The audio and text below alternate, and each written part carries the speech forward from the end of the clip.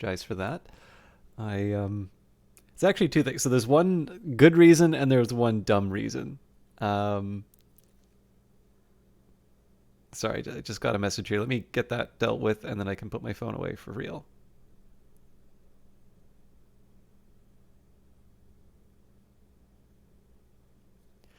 Okay.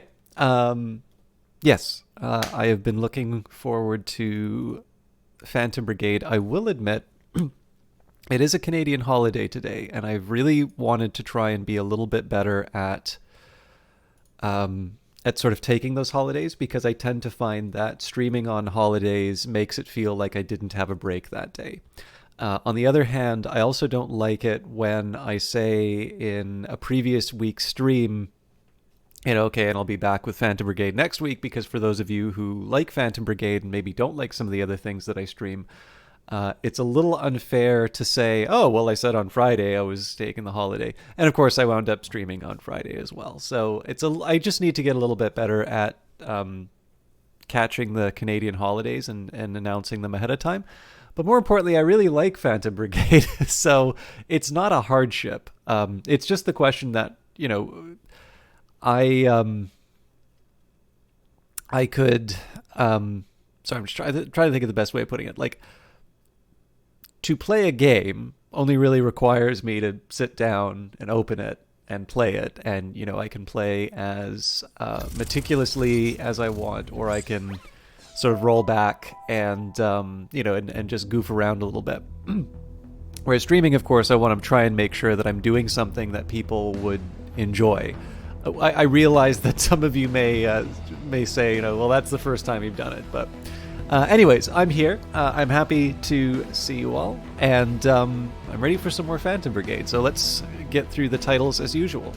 Early Access, welcome to Phantom Brigade. We are excited for you to experience Phantom Brigade and to have your help shaping its development during its early access period. During the course of development, some aspects of the game might feel rough, sparse, or buggy. Every month, we'll release a major update which will include bug fixes, new features, and quality of life improvements for players. We appreciate your patience and feedback throughout this process as we work to deliver the most important features and fixes. From the main menu, check out our Early Access roadmap to see what's coming next for Phantom Brigade. Reach out to us via the Brace Yourself Games Discord community, or read the latest patch notes for the latest changes and known issues. Thank you for joining us on this journey, and we look forward to making Phantom Brigade better and better with your help. How's that for timing? Seizure warning. A very small percentage of people may experience a seizure when exposed to certain visual images, including flashing lights or visual patterns. These seizures have a variety of symptoms, including lightheadedness, altered vision, eye or face twitching, jerking or shaking of arms or legs, disorientation, confusion, or momentary loss of awareness. Immediately stop playing and consult a doctor if you experience any of these symptoms. If you or any of your relatives have a history of seizures or epilepsy, it is recommended that you consult a doctor before playing. And of course, I'm going to assume that warning also extends to the broadcast, so while there is always an incentive for a broadcaster to have the largest audience possible, if this is something that might cause some problems for you, please exercise discretion. And also, maybe it's better to say, I shouldn't just be closed off on that sort of thing. If there is something I can do to the broadcast to make it more accessible along those lines. If there is, I don't have a lot. One of the reasons I don't have a lot of adornments is I don't know what sort of the knock-on effects are. I also just generally like having sort of the stream be focused on the game, with the exception of maybe a few notifications and people follow. And admittedly, I should probably be changing those anyway, because the movie thing is okay, but it's, number one, it is like videos of other it's other people's stuff. It's actually the one time on the stream, other than the game itself, where I'm, broadcasting something that I haven't secured the rights for. In the case of streaming, it's usually a little bit more informal. Obviously, if a developer is given a key for promotional purposes, there's sort of this implied permission that you're able to broadcast their things. And it is something ideally we should be doing a better job of getting track of, but just getting those formal contracts in place. To make sure that you have permission in order to cover the material appropriately. But one way or the other, we don't need to expand the scope so much.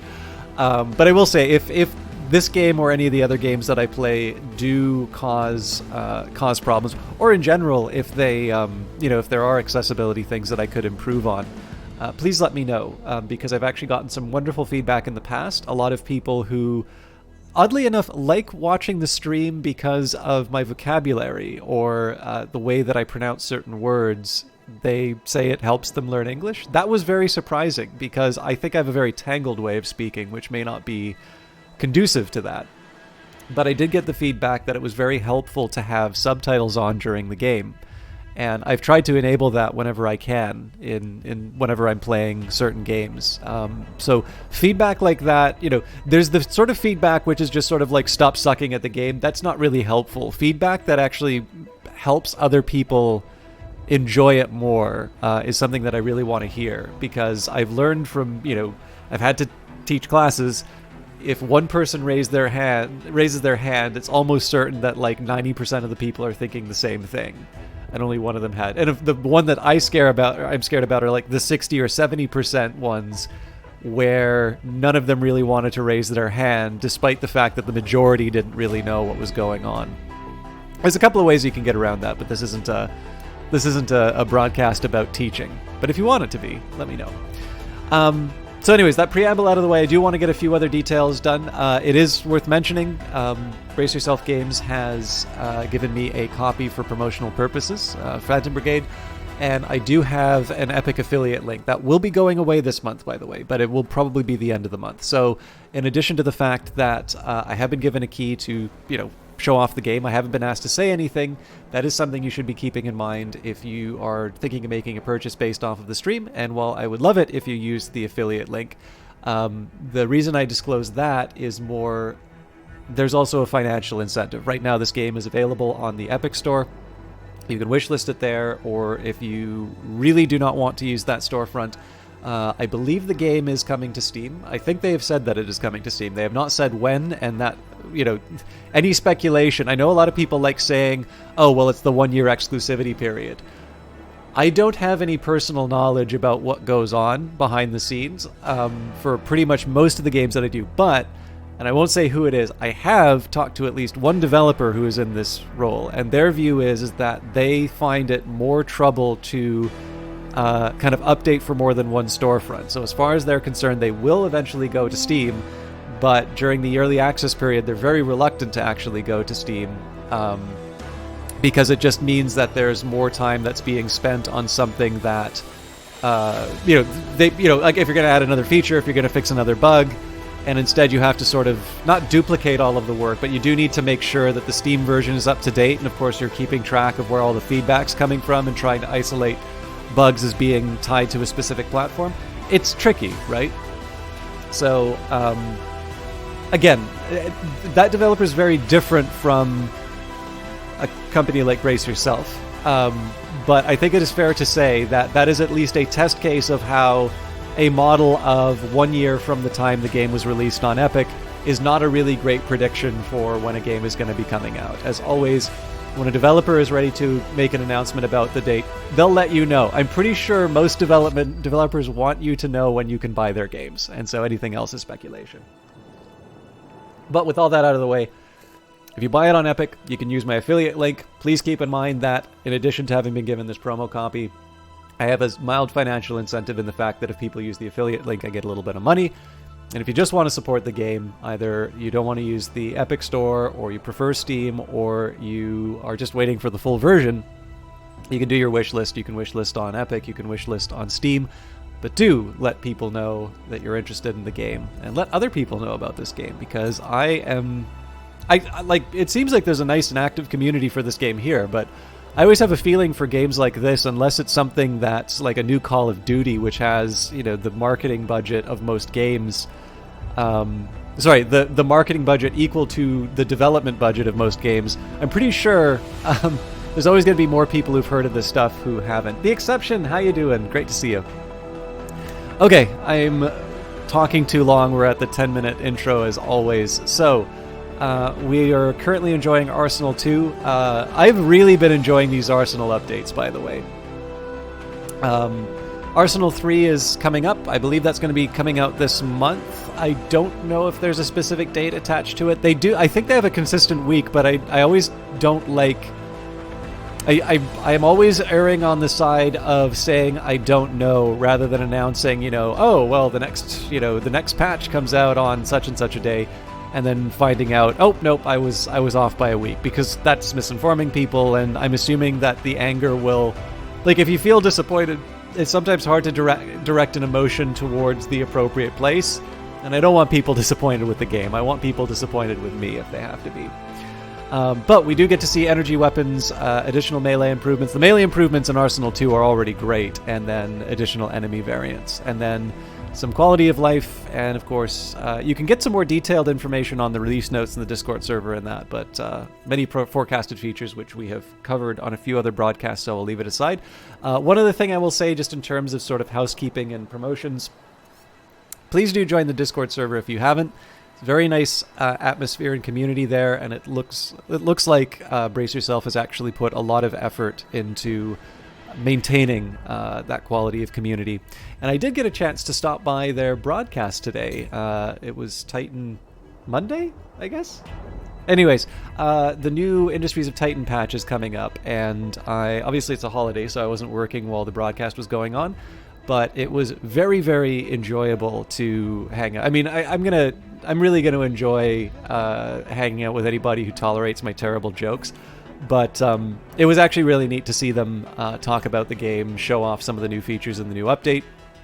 And there's one I'm really looking forward to showing, but we'll save that for Wednesday. But that's another channel I highly encourage you to follow and check out, because they're very good at showing their games, and I'm sure it'll scratch that itch while I'm not broadcasting. And sorry, the exception. I did see your message, but I was getting my shout outs and comments and such out of the way. I'm doing okay. I'm feeling. So I was up really late last night. I was recording the new Elder Scrolls episode, and I've actually I've had a 2-day program running in the background. I turned it off for this because usually I wind up with these hard crashes and I lose all of the work if I have too many things running at once. It's a really demanding program, so I think it's a lot to ask to have Phantom Brigade running and OBS and this other thing I was working on. But it's a shame though, right? Because it's two and a bit days of work. And I know every time I interrupt it, it causes just a small little problem, which is easy to fix, but it's different from just setting it and forgetting it. So other than that, I'm a little tired. I'm a little behind on what I wanted to do today, but I avoided all productivity this weekend, and I just played some really good games. And it was actually really fun. I feel bad about it because I didn't read as much as I wanted to. I did get through a book, but I kind of wanted to really make some progress on stuff. But it's actually been the first time I said is I'm not going to stream for gaming, or I'm not going to stream. Sorry, I'm not going to game for streaming. I'm going to game and I'm going to play stuff that I've wanted to try and I haven't touched yet. And I got through a lot of really, really great stuff done. I'm back to work tomorrow, which is probably going to be a bit of a shame. Although I've noticed the new Industries of Titan patch releases at exactly the time I start a meeting. Ooh, possibilities. No, any future employers, it is important for you to remember that I'm a diligent worker who always leaves his gaming to streaming times and outside of work hours. But yeah, no, overall I'm doing well. Sorry you're feeling a little tired and behind on your own stuff, but I hope you're able to get to a better plateau in a little bit. I have delayed it enough. Let's go fight a convoy. Now again, these are level 16. These are going to be tough fights. But I wanted to start with a bang, and I kind of I talked my way. I talked the momentum out of the broadcast. So Mule 1893. It's a convoy raid. It's from the army, a mobile squad that transports valuable parts and subsystems to frontline units and between locations. Often heavily defended, retreating with assets rather than eliminating all units is recommended. A hostile squad is passing nearby. Our base is now within their sensor range, so moving would reveal our position. But we have the upper hand for now. If we're not prepared to face the enemy, we may be able to execute an emergency retreat, but now could be a good time to strike. Alright.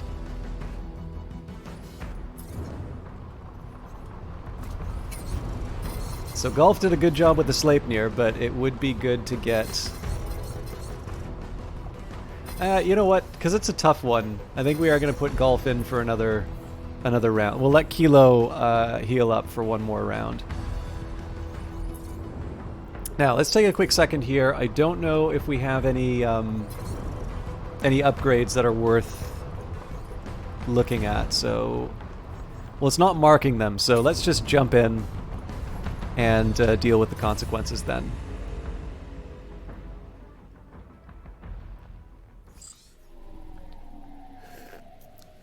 What a persistent bunch. Command won't commit any more drop squads to this site, so let's get this over with. Interesting. Okay. So, it seems like there won't be reinforcements. It's a little inconsistent with what the...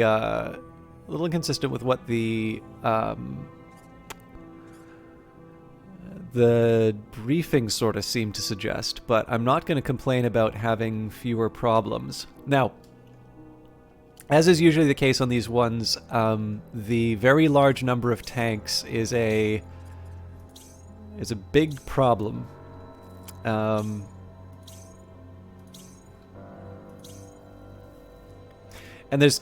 I always kind of feel that there's two ways of approaching this. So the really important thing is that these are high-level enemies. They are capable of doing a lot of serious damage to us. And so we want to be very, very careful in terms of what kind of damage we're willing to accept. There's a couple of things that I have to sort of tilt things in my favor.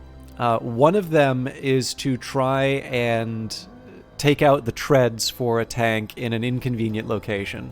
Now, the problem is that where we're facing right now, this is actually not all that different from the last time we did one of these convoy raids. So, where are my units likely to be? You know, somewhere around here, or somewhere up here taking the objectives. Now, if I take these tanks out here, well, they're still going to be able to fire on the objectives. If I take out the tanks over here, again, they're able to fire on the objectives. What we were able to get away with last time was the fact that we had sort of dropped into this area and we were able to drag the tanks sort of into this little fun house where we were able to dodge behind different hills and such. And that option's sort of close to us now. You know, this offers a little bit of cover, but that's going to vanish as soon as the tanks start moving around the side. So, disabling the treads is not really an option here.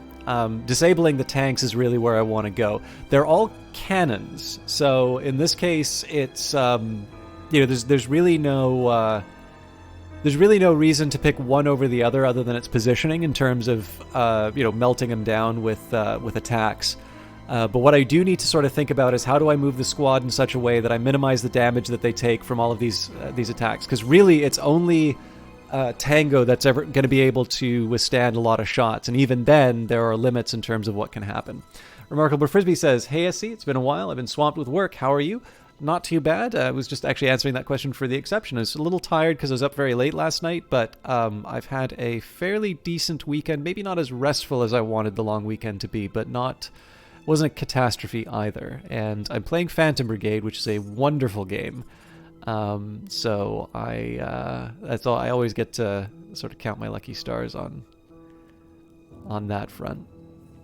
All right, let's see what kind of mechs we're dealing with. So the other path that I've got is to take out the mechs right away. That's my preferred one normally because the weaponry that they're carrying tends to be quite frightening. Of course, with cannon. It's a little more ambiguous, let's say. I can get in close, sure, but then there's also going to be more distant tanks over here. Like, in general, this is not a great situation for me to be handling. So in this particular case, it might actually make a bit of sense to try and take out the tanks. Oh, but even then, we've got a heavy machine gun, which is going to be ripping apart my my units. And it's the Sleipnir that they want to hit it with. Okay, well that makes life even more interesting. Okay, well let's see what I can get away with.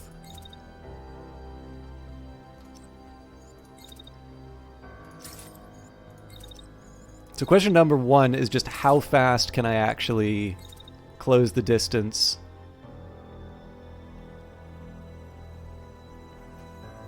This is a possibility.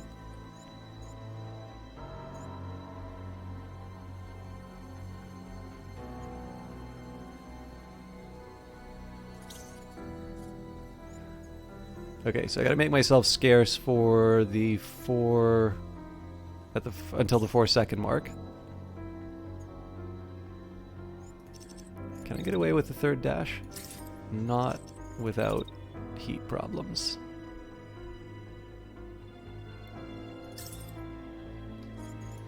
The other thing I'm curious about is it's not the best choice in the world, but I can at least get can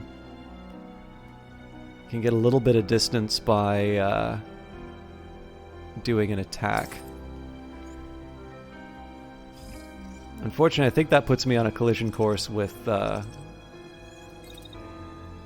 this fellow, so let's...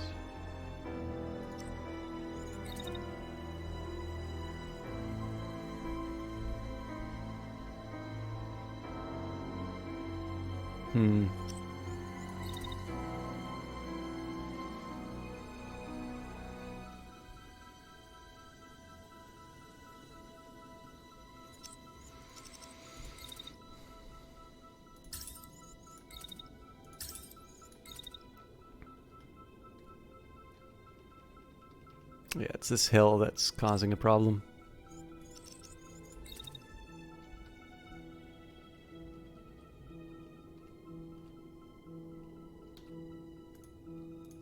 So the thing that makes me nervous is basically the prospect of colliding with this guy immediately following. So I think I'm just going to say discretion's the better part of valor. I'm probably going to wind up taking some fairly nasty hits on the Sleipnir. I'm a bit nervous about that. So one thing I do want to try, just in order to minimize the danger. So number 1, I'm dashing, which is one improvement. The next thing I want to focus on is this unit is the one that sort of seems to... Oh, okay.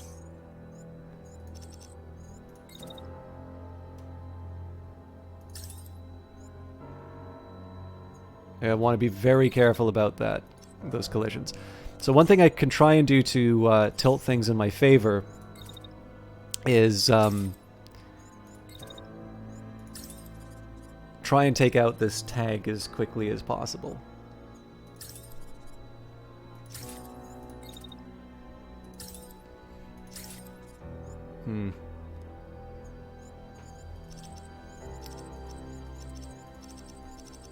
So if I walk it...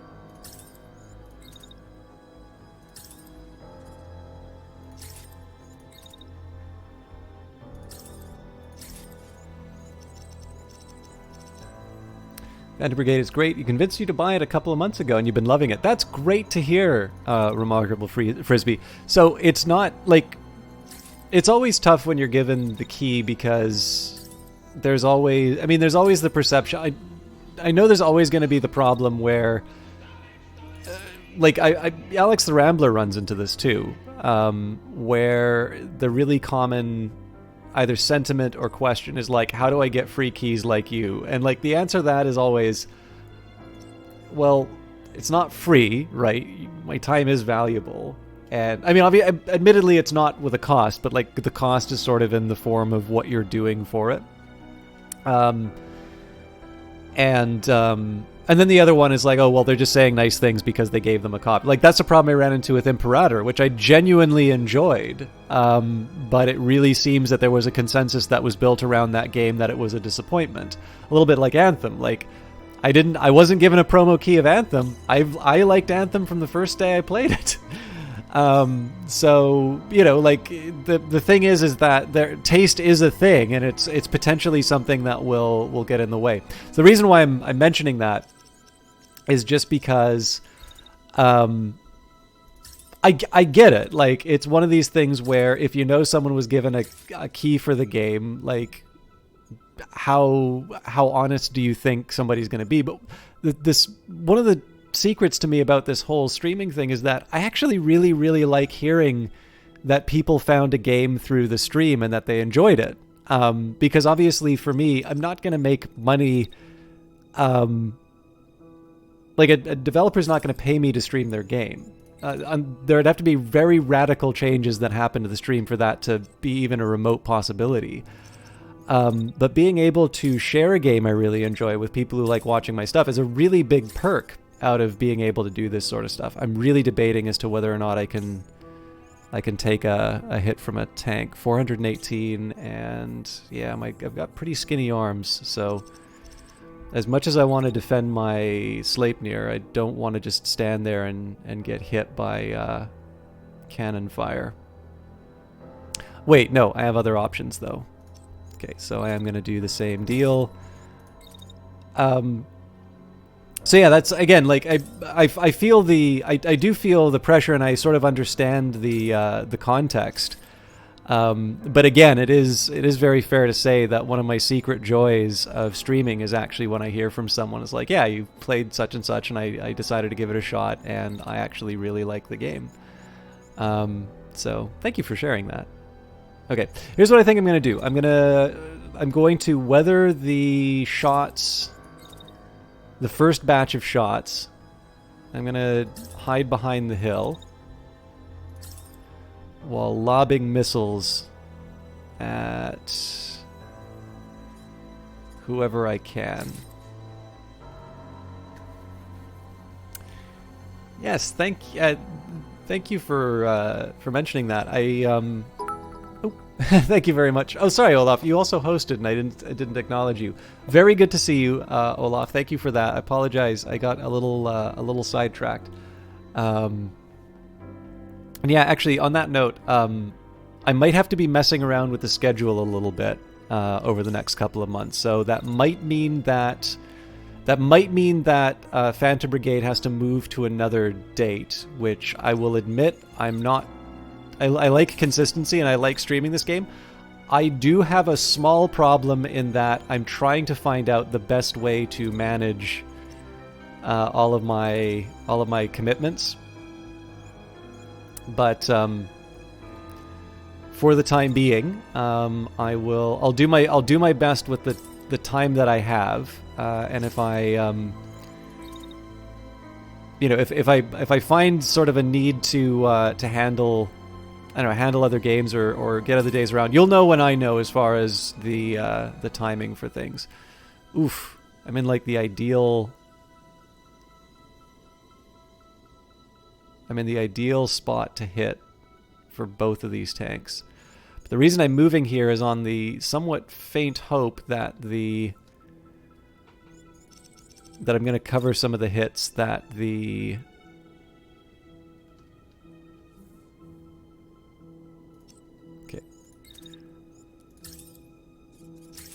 hope here is that I'm taking some of the hits that the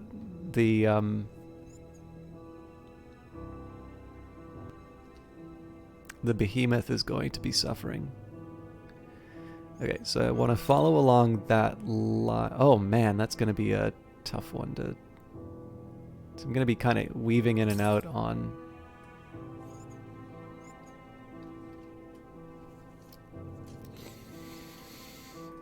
Okay, and then I'm going to do something really weird. I'm actually going to run like hard on this unit. And it's specifically so that I can block the incoming fire here. So I will get hit in the back, but it won't be sort of an ideal range situation. Okay, now the Hermes is also under attack. Good lord. All right. So that one, I think I'm just going to take advantage of speed.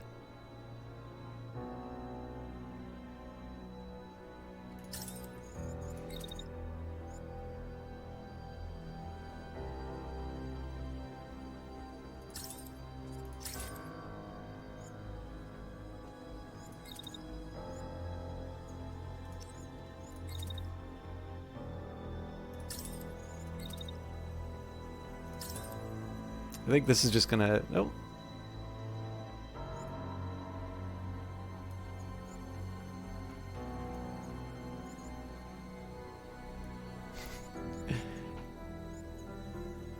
Okay, so he's going to be coming after me right after that. So if I just duck behind the hill here. So basically I'm just trying to maximize the damage that the Hermes does. Okay, and I got to stay behind. So can I do anything in the middle? Potentially. There's a little bit of heat damage, but you know what? I think in this case I'll take the risk. I just kind of want to throw some... So the problem that I have right now is that I'm closing this distance, but it's not like I'm actually really doing any damage to people. I think this was too hot, right? Yeah. So let's see how this turn pans out.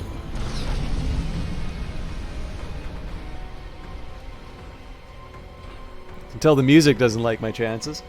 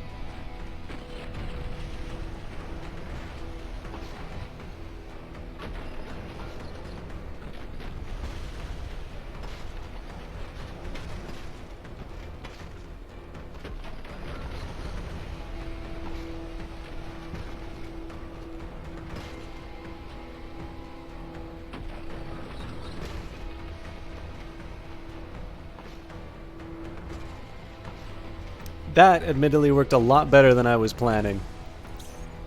So all the damage on the shield. So far nothing on the behemoth.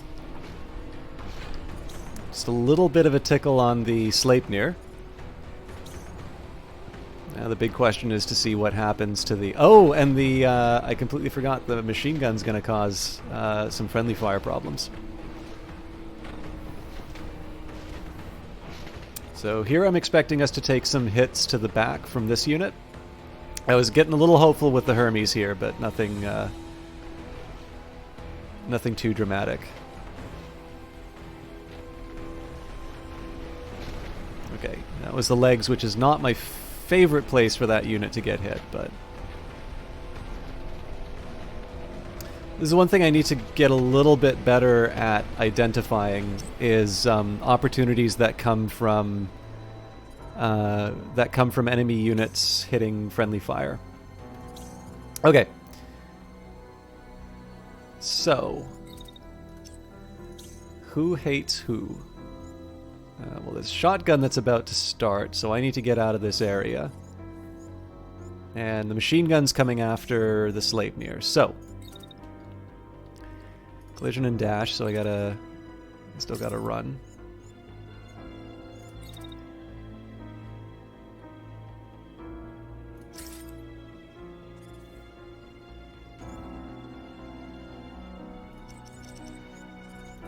Okay, so now the question is there a way I can turn that slash into capturing the objective as well? So we do one of these swipes. Some cannon fire that comes after me. If I do a dash immediately afterwards, I take a little too much heat. Okay, so then my second best is to try and tilt my melee attack and try and fold that around so that they hit their own units.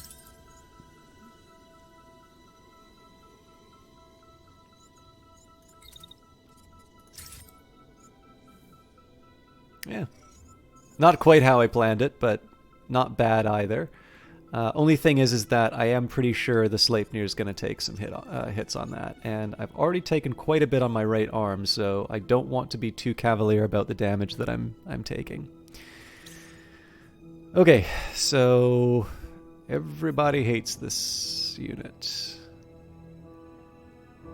So some shotgun fire coming in. I'm not too worried about it, if I'm completely honest.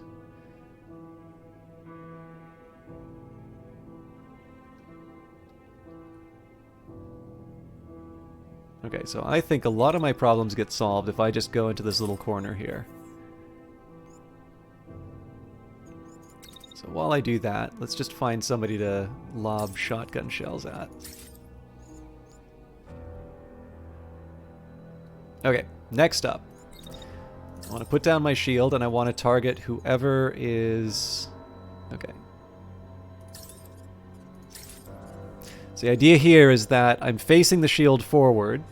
I got my back to the... I've got my back to the cliffside. So basically I just get to turtle up for the duration of the attacks.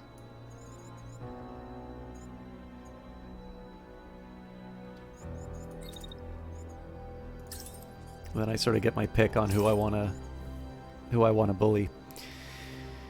Okay, this is starting to take shape. Now the Hermes kind of needs to do these little hit and run missions that I've got set up for them. Now, ideally, I would be a little bit more focused on who's threatening at what time. Unfortunately, I sort of have lost that privilege given the circumstances. Okay, so can I just get that run?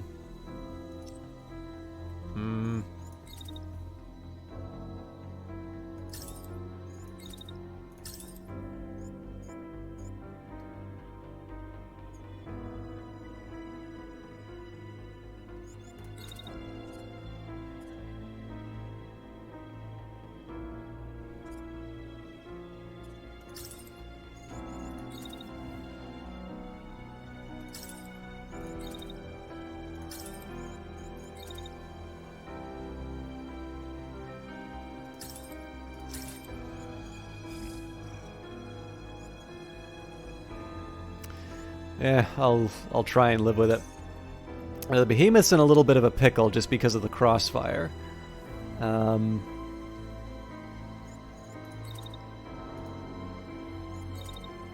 they don't really have any allies to help out. Ooh, okay. Well, it looks like my decision's been made for me in terms of which side of the hill I'm going to put myself on, so...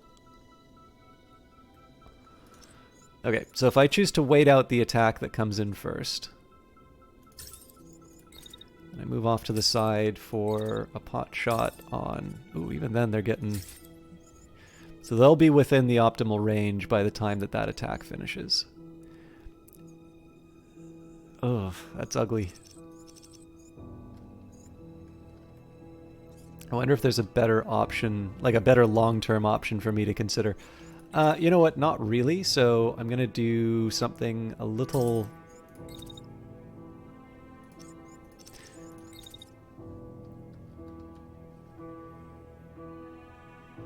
So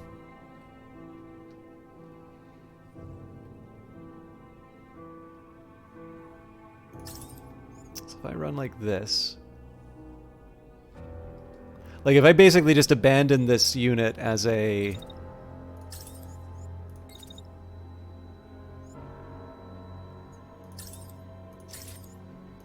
sniper, and just lob missiles for the duration of the turn.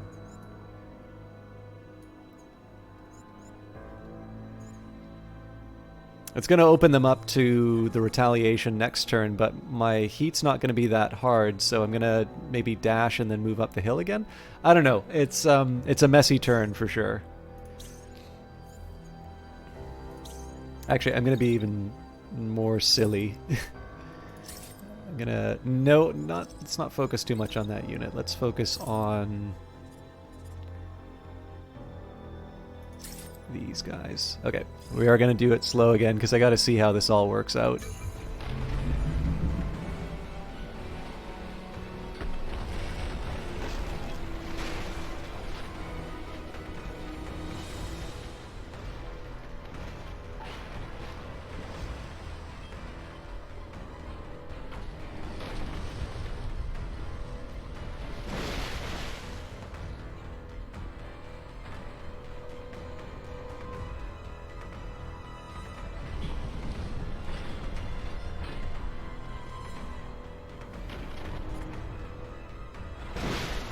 Okay, that's a crash.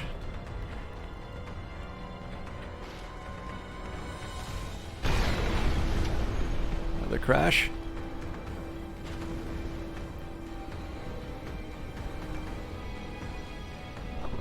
It'll be awesome if this works, but...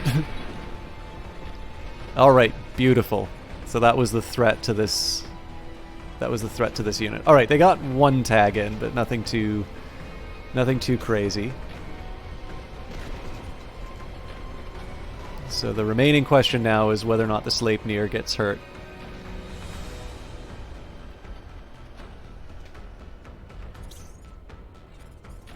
So again, it's important to remember, like, if you look at the damage that I've taken, even off of just a couple of little touches, there are some consequences here. Like, this is why I'm so nervous about getting hit, because I've really put myself in, I've really invested heavily to these kinds of extremely fast but very fragile units. But the good news is, like, when they hit, they hit.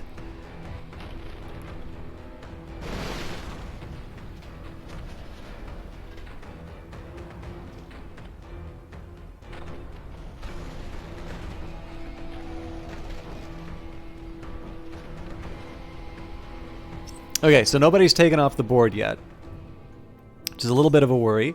This unit's surrendering, good news. I'm assuming these folks are going to want their revenge soon. Oh yeah, he's heading straight for the Sleipnir. So, ideal would be to... Alright.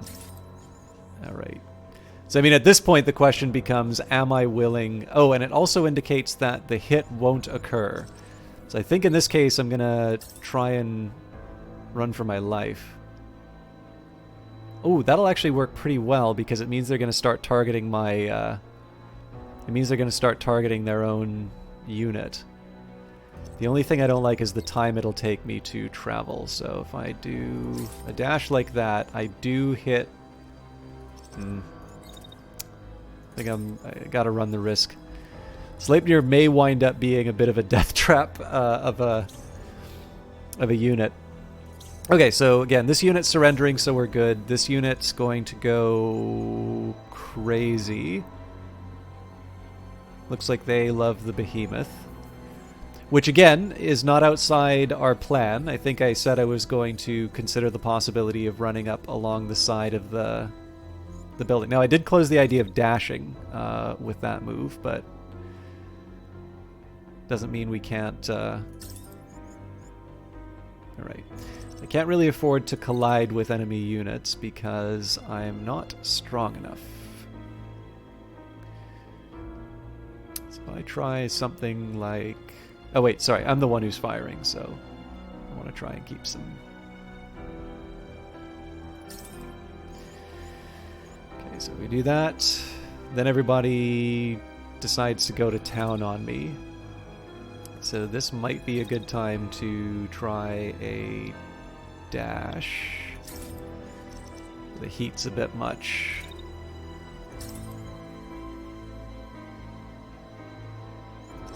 Okay, so if I just made a beeline for the hill like this,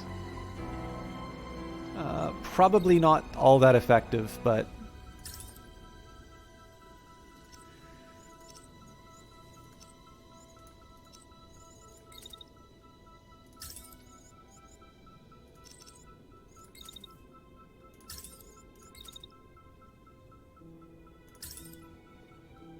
I may not commit to this, but I do want to see what I can...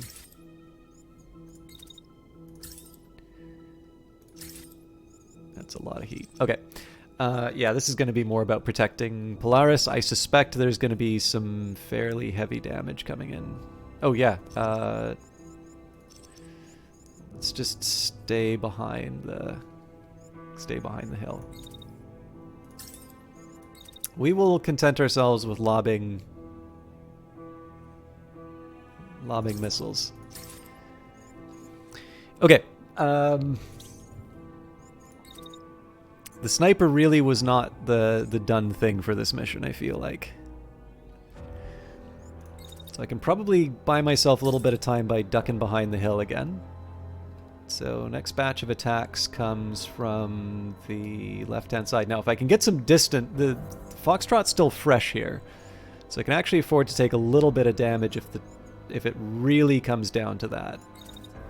So I'm gonna try and face into the attack just in case there's any stray bullets. So I think I'm gonna try and do here is I'm actually gonna run along this. Yeah, this guy wants me bad. Well, I wonder if the... Okay, well.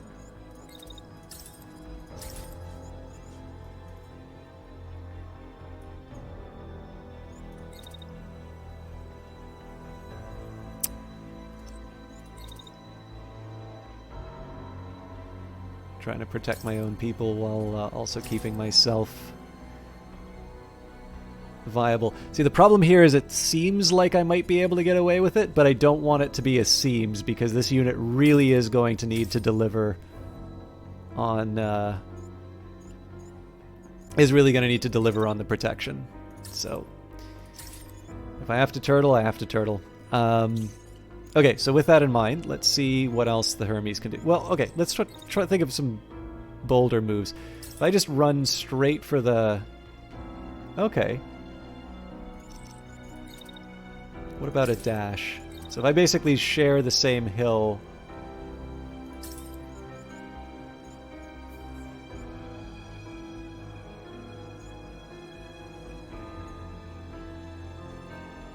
This is insane enough that it might actually work. The only thing I don't have a good answer for is, what does this get me?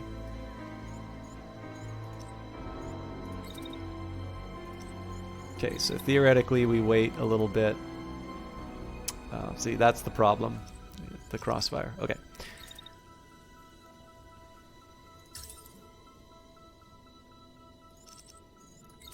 Okay, let's back to the drawing board. Wait out the attack. So I'll let distance be my ally here, I think.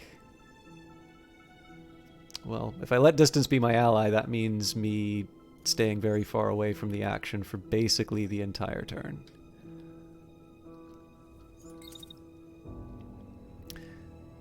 Okay, so if I were to just say, hang the consequences, and we just run along the side shooting whatever we please.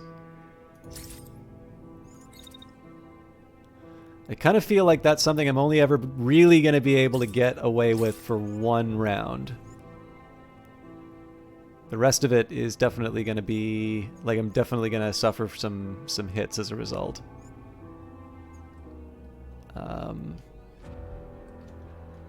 Let's see how this turns out. I also really want to double check what the Sleipnir's up to. Oh, hang on.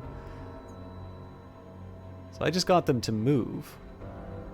There's a lot more I can do this turn, though. Okay, so this... I've got to... Okay. This is really important for me to focus on. This is the solution to the whole problem. So... we whack this guy.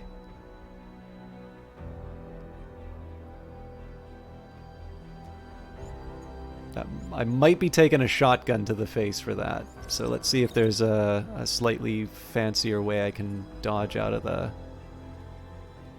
Not without the range penalties.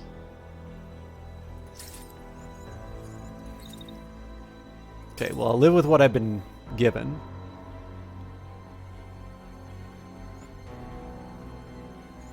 Okay, so the problem is that doesn't actually really solve the most immediate problems I have. However, I am going to redirect my attention towards this unit. It's not very effective, but that shotgun is a threat, so let's see how it turns out.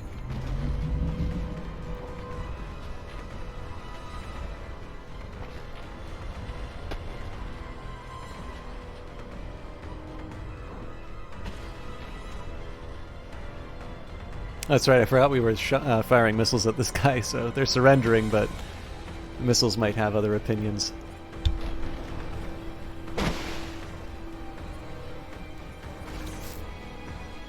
Okay, not looking good on that right arm. It was probably a mistake to just do a straight run.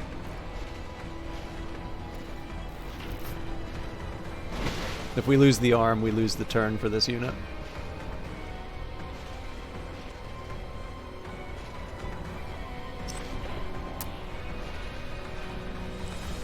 Too much concussive damage in the back. That's what got Kilo last time.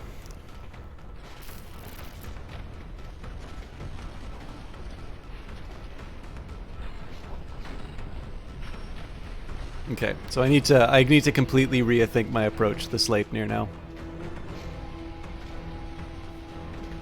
And sorry, there's so much more action going on here that I should be paying attention to.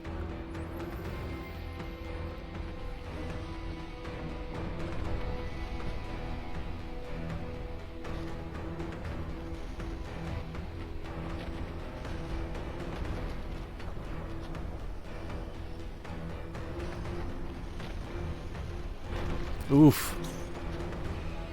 Let's try not to kill the B team, please. Ouch.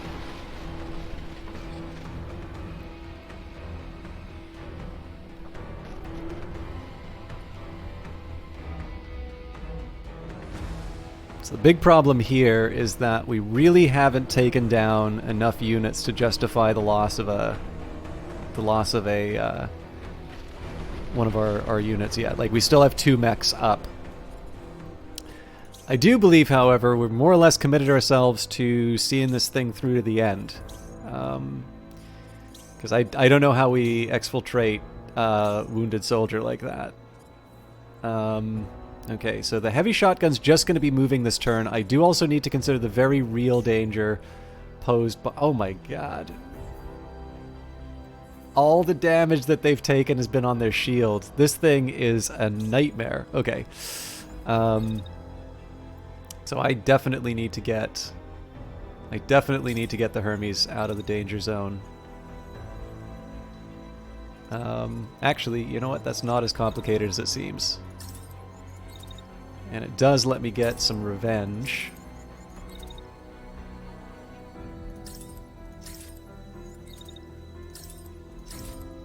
I don't know if it'll save the I don't know if it'll save the body of the Sleipnir. I think that's kind of at the mercy of the enemy units. But I do think we're going to get some really good hits on the shotgun bearer. Okay, so still lots of hate for the lance.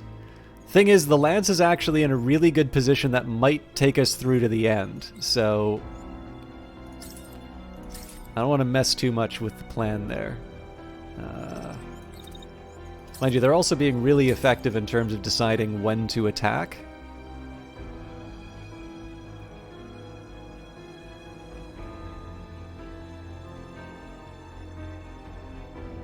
Okay, here's how I'm going to handle this.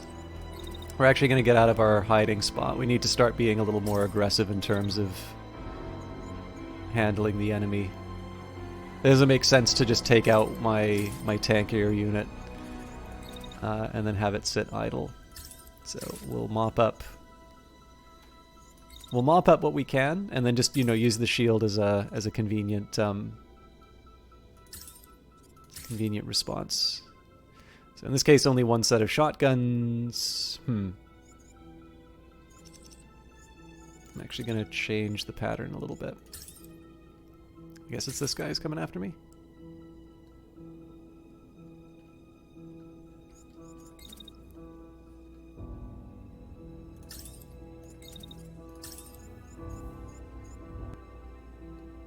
I basically take the full brunt of that, so let's change the positioning a little bit to...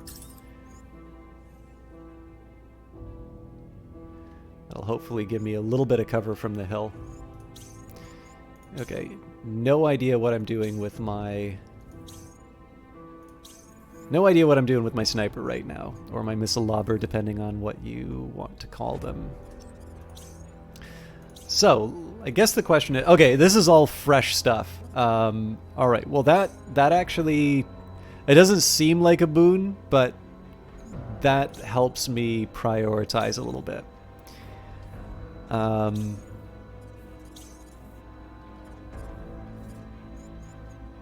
I've got a new best friend.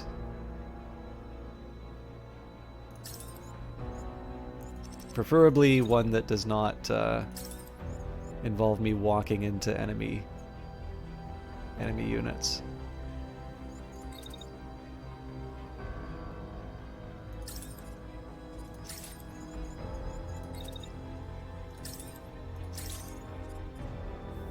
Well, I really wanted to hit that one, but looks like I'm somewhat limited.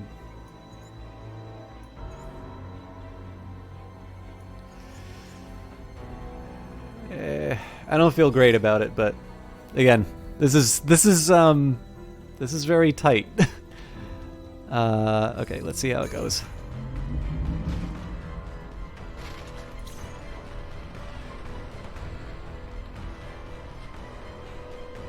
Too many barriers getting hit, not enough damage going out to the things that I really need to see get hurt, so we'll hopefully mop up a few tanks. And then we can start focusing on the deserving.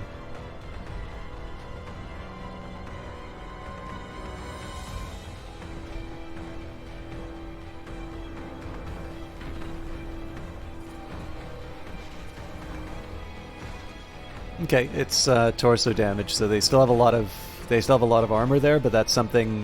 One good shotgun is going to solve that. We may also get them when they turn our back on us.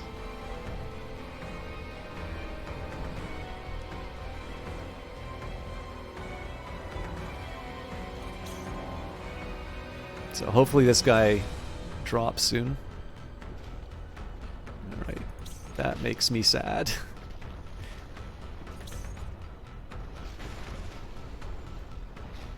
Ooh. I'm still getting some hits there. Okay, it's a crash. It's not great, but it's not nothing. I really thought I would be better protected. I know it's not like a full machine gun, but that is not good that my right hand side's getting taken out. We just took out that we just took out the right arm on that, so that's good. That basically earns me. That's taken a mech straight off the field.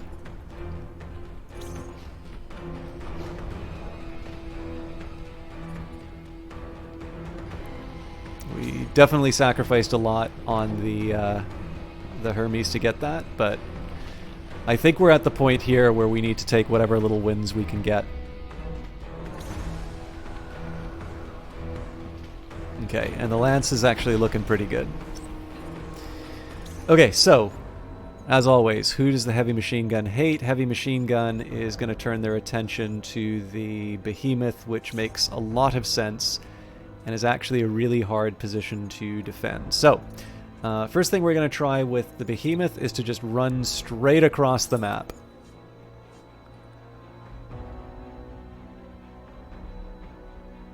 And that's exactly how we're going to keep this thing alive.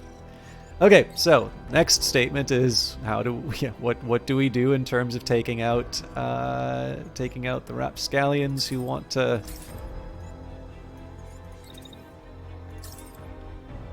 destroy my beloved homeland. Honestly, at this point, I think I'm just going to keep pounding this guy with missiles. The missiles are not doing a whole lot, but if I'm going to be moving this whole turn, I think it's better that I just actually, you know what? This one I'm not going to because I'm going to be in hiding.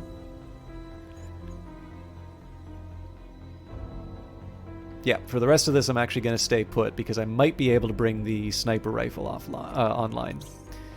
Okay, so next set of questions. Who hates the Behemoth? This unit's about to surrender, which is good. This unit's about to eject. This unit's still active and firing. This unit's active and firing. This one's definitely active and firing. These guys are all fresh, so I don't see them surrendering anytime soon. But here's how I'm thinking about this. These three over here are actually really dangerous where they are because they're good at long range. However, if I can reduce the problem down to 3 units in this area, that's something that, like, the shield and charge them strategy is sort of designed for. So perhaps the question now is, what's the best way that I can take out the remaining tanks that pose a threat in this area? Now, I've got a lot of missiles that are sort of aiming towards this guy. I'm just really not sure I can afford to wait. This guy does seem to be a little soft, so here's what I'm going to do. Let's move up the hill. Going to take the long way, sadly. So first up, make sure the shield's pointed the right direction.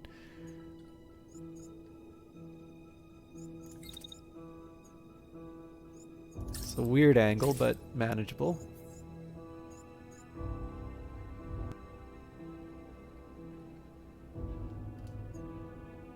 Right, so another tank that's coming after me here. I do have my back facing them, which I'm a little uncomfortable with, but we do have a reasonable amount of support. Okay. Throw up the shield to deal with this unit seems best. And then the question is, where do I position myself for the next part of the next part of the defense? Okay, so I think I'm pointing at the wrong... Oh, no, we're fine. You know what? I'm actually going to go bounding forward a little bit. I'm really committing to this this idea, although maybe I want to give the target of the missiles a bit of a wide berth.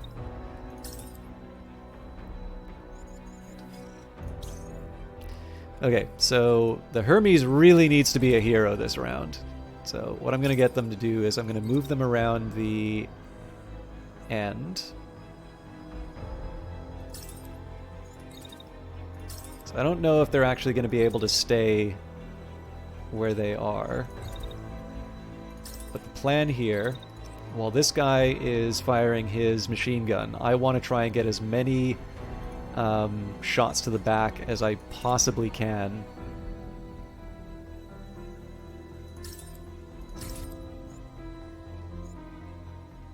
Technically the angle's a little bit better over here, but I also want to try and take an objective, so... If I stack them up like this, I'm assuming I overheat. Maybe I'm willing to do that. And if I try for a third, too much. I'm willing to take the sacrifice here because my outside option is to just run around the edge of the bridge. And again, I'm sorry for being exclusively slow-mo on this one, but I really feel like next time I start doing convoys, I should do the prediction option to see if... sorry, I meant to slow it down. Lots of happenings there. Was he oh, he was targeting my... I think he was targeting the Hermes.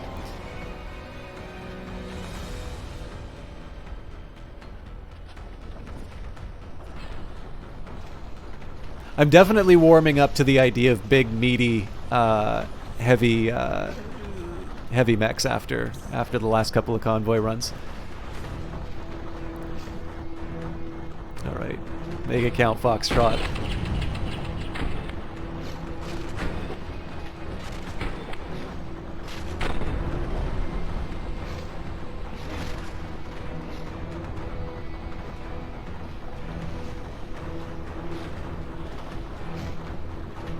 I don't know if I count as being in the zone.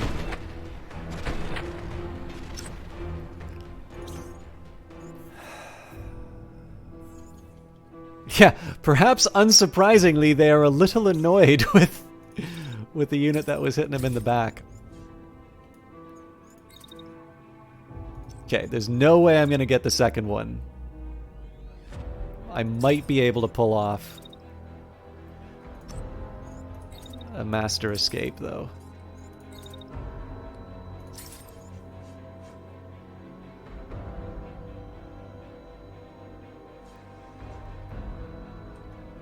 It'll be daring, but boy, I like the idea. Well, okay. If I just... Okay, so if I just walked it... Oh yeah, I take... that's how we lost the... That's how we lost the Sleipnir. That's not happening.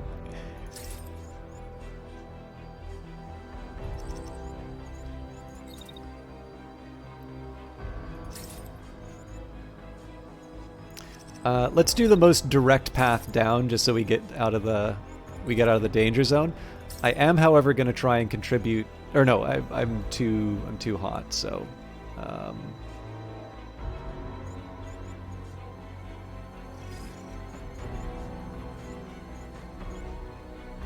actually probably don't need to move after that. So yeah, there's going to be some heat problems for sure, but I think the extra chip damage is worth it, if I'm completely honest. Okay, what are we looking at here? First of all, where are my missiles heading? Is it really this guy? Okay, so this unit's ready to surrender. That's good. So the plan that we were working with in terms of taking out units on this side, so I can start playing tank volleyball, is starting to pay off. So if I just want to start blowing people up, I mean, he's going to attack me no matter what. So it's not like I'm really doing anything by solving it. And if I keep walking forward, so I at least get to crash into this one. All right, this is definitely shaping up into a very workable plan. Whoa, maybe not quite ready to eject.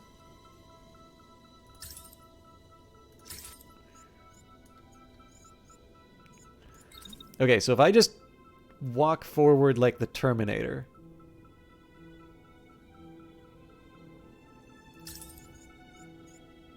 Okay, shields down for the collision. That actually also takes some of the heat off the behemoth, which is good. Again, trying to take advantage of as many bits as I can. Okay, so this is one problem here, is that there is a shot to the back.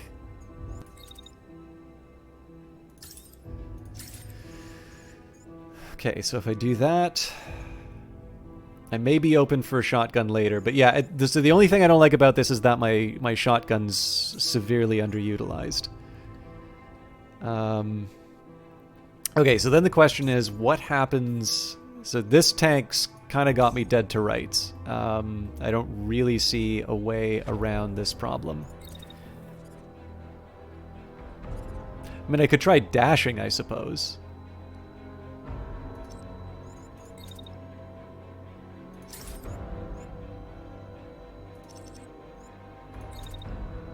That's an interesting prospect, actually. So if I just start walking, dash when the attack comes in.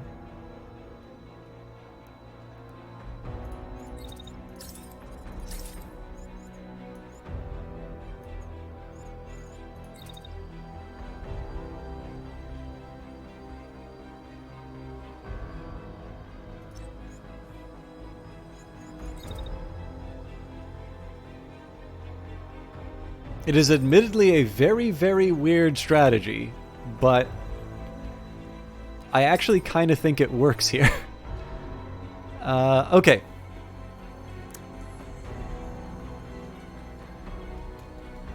So I kind of want to keep an eye on what's happening in the background here until the 3.5 second mark. Probably 3 seconds to be safe. Let's see the magic happen.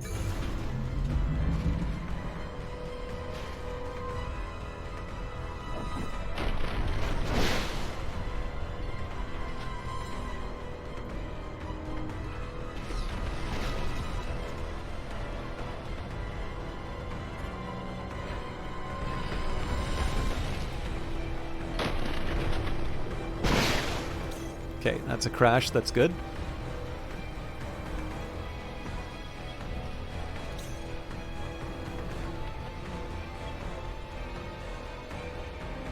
So dashing does help with the dodge. And looks like it didn't do a good job of communicating the crash. This is gonna hurt a lot for the behemoth. That really sucks that that crash didn't happen.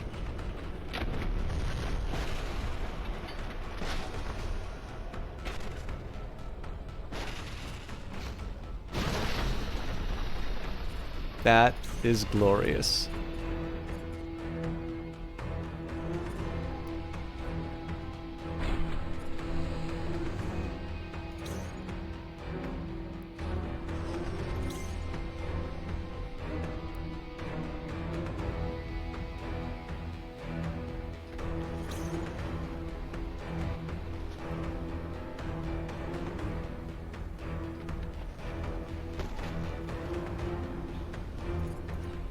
So I'm lucky that right now I'm getting hit in all the meaty bits, but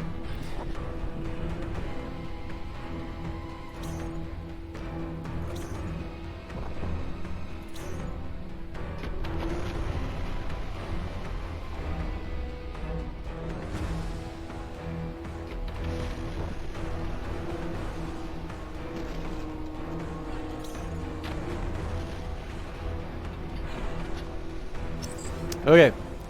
Command of the base is circled around the perimeter. We are ready to pick up the squad up if needed. Okay, so this guy's going to be limping this whole turn. Very unlikely I'm actually going to be able to achieve this objective. And looks like I am still taking a lot of damage on my arm. So the name of the game here is to try and do as much damage to this unit as possible without taking any heat damage. Next thing I'm going to do is... So I'm going to wait the duration of the attacks. I don't think I can afford to keep the...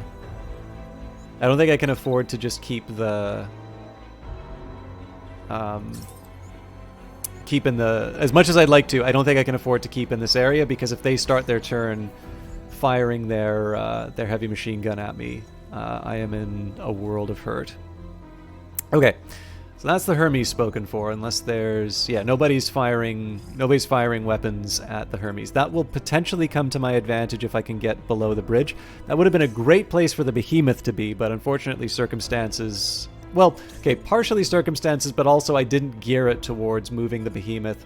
When they were over here, I might have been able to try and refactor them so that they would be on this side of the bridge. Either sniping, and if they couldn't get a sniper shot, they'd be taking the objectives. But the objectives aren't quite as important to me now that I have a unit on the ground. Okay, so this guy's still going to be shooting at us. This guy's still going to be shooting at us. Yeah, everyone hates us. That's the lesson for today. So the best thing that the behemoth can do right now is actually get to cover.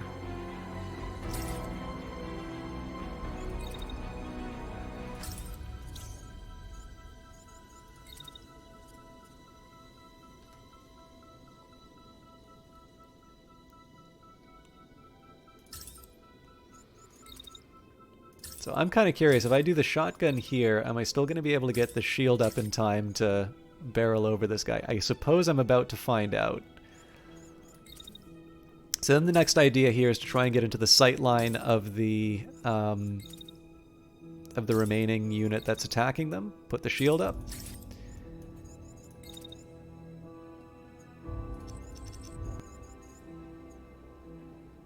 Okay, that works. And then conclude with a friendly shotgun.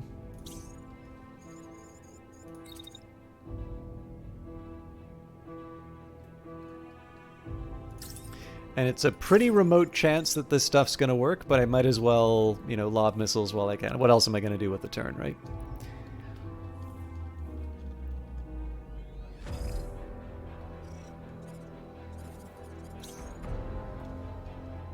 I'm going to try and get that action in the background, but obviously the real drama is going to be happening on this side of the map.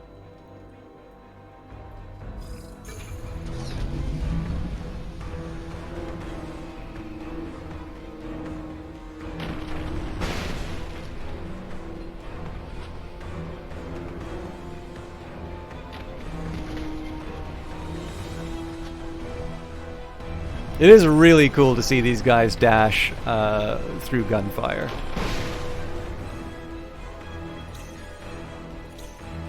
Okay, shield up.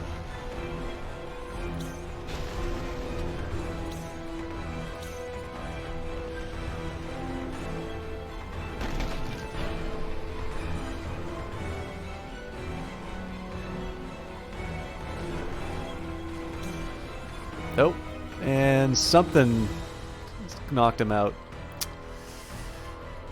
That's a really, really hard loss there.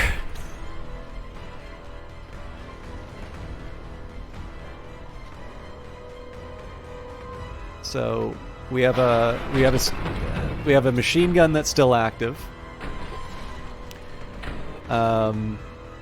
We're down to 2 units, and they've got enough tanks to really cause us some problems.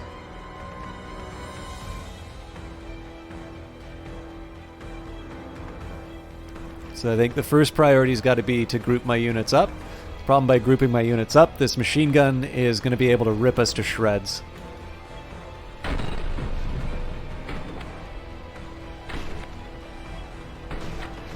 Oh.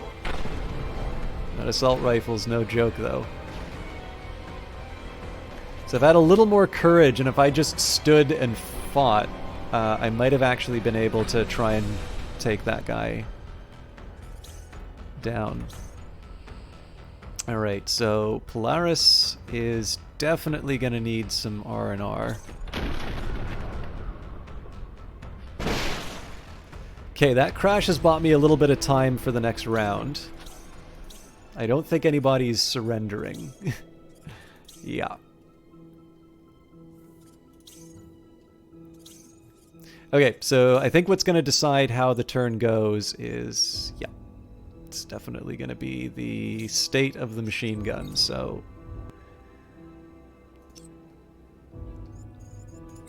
it's potentially going to take out my... okay, so if I can...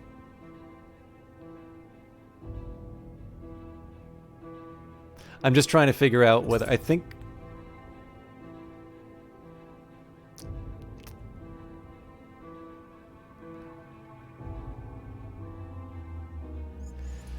yeah, I just gotta risk what I just gotta risk being where I am and sort of hoping for the best.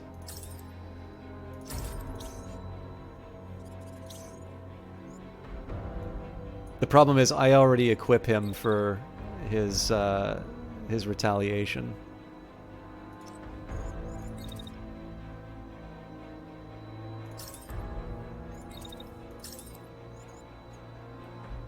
Yeah, there's only so long I'm going to be able to do that trick. Let's see. We'll see how it goes. I'm going to feel very nervous about it, though. Okay. So we're going to be finishing the attack off on this fellow, but I can safely ignore them for the better part of the turn. The real question is, when do all the attacks... are they still seriously attacking? No, okay, all the love, all the attention's on this unit. Okay, well, the first most obvious thing in my view is I want to move in close like this, throw up the shield.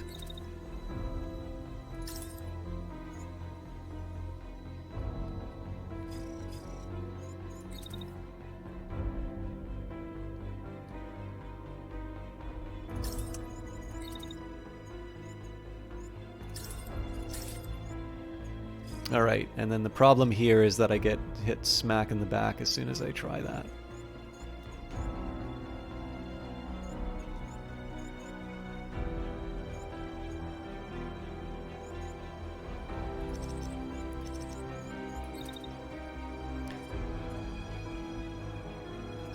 Okay.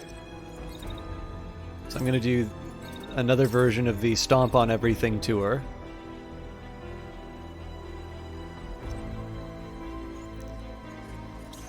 Okay, so this guy attacks me at 2-3. This guy attacks me at 3-4.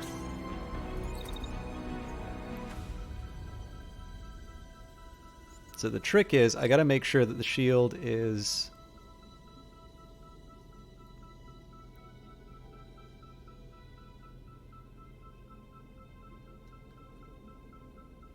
shield's gotta be down by the 3-8 mark.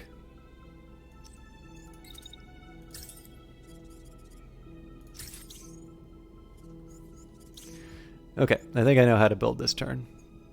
I'm probably going to mess around with what I've set up here in terms of movement and such, but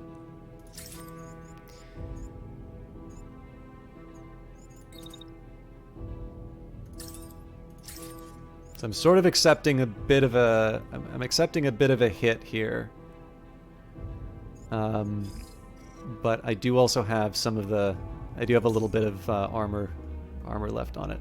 So first thing I want to see is what happens with the Hermes.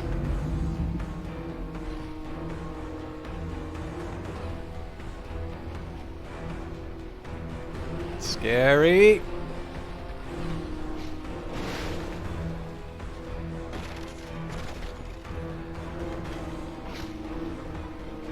Alright, some hits, but not in vital bits.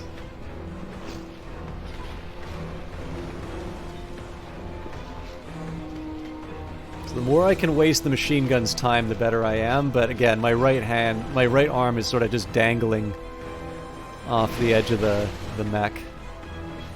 So this thing's not down yet.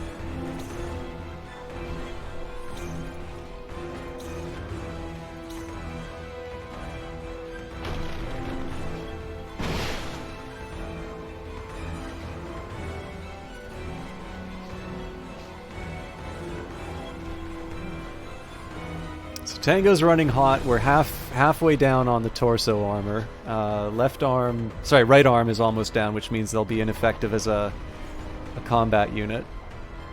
It is a grim scenario right now.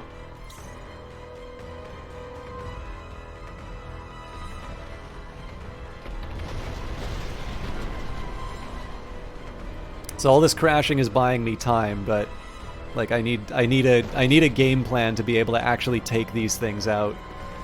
The one bit of good news is that all of this is now immobile.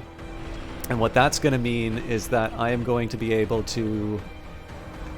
am I really hitting the shield?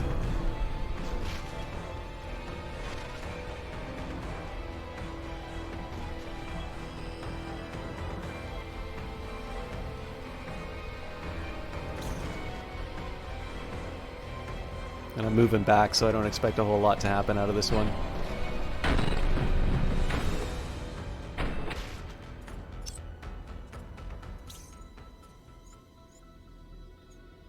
So, I mean, no surprises who they're coming after. That was 100% the right call to move to safety. But again, at the 2-second mark...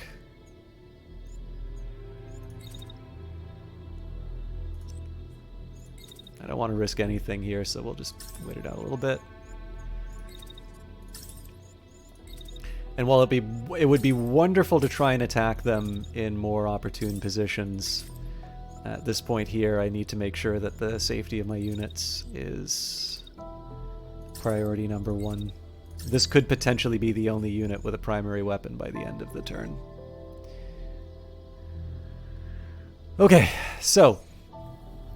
Anybody surrendering? Yes. Good. The rest of these guys have some fight in them.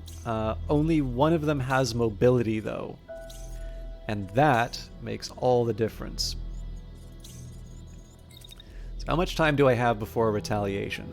Pretty much none.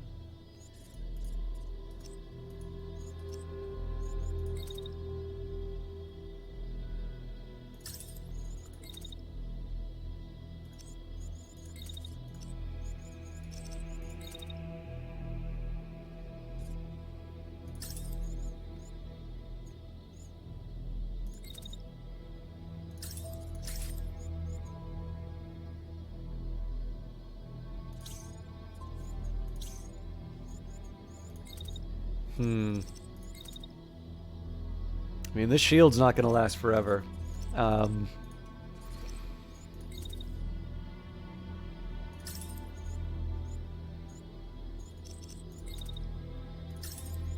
So I just do a defensive turn here.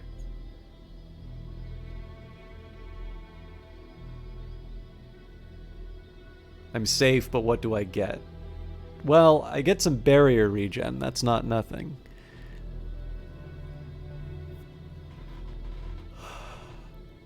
This is a tough one.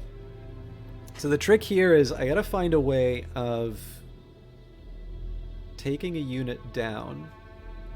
No, hang on. This is the right call. The only possible improvement would be if there's a way for me to... I really wish I knew who this shield was targeting, because it definitely doesn't feel like it's this unit.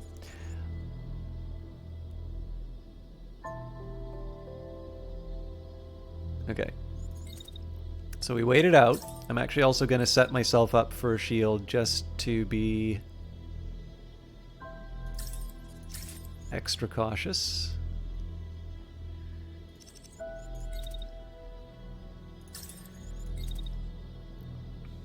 Oh, but he wants seconds. Okay. Nope, then we wait it out.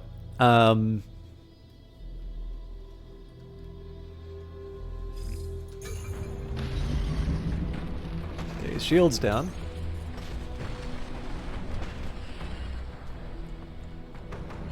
I was not expecting that.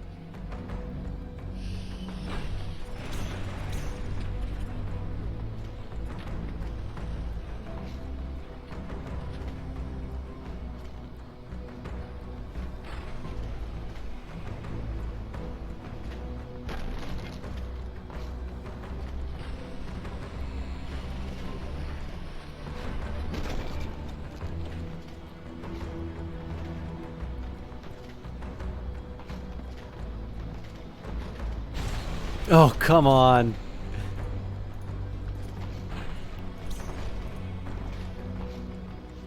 I should have probably known that, but I don't think it gave me one of those usual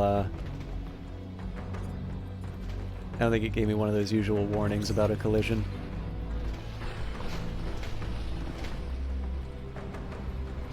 Okay. So this is the key here. This guy's, as soon as his shield's down, he looks pretty fragile too.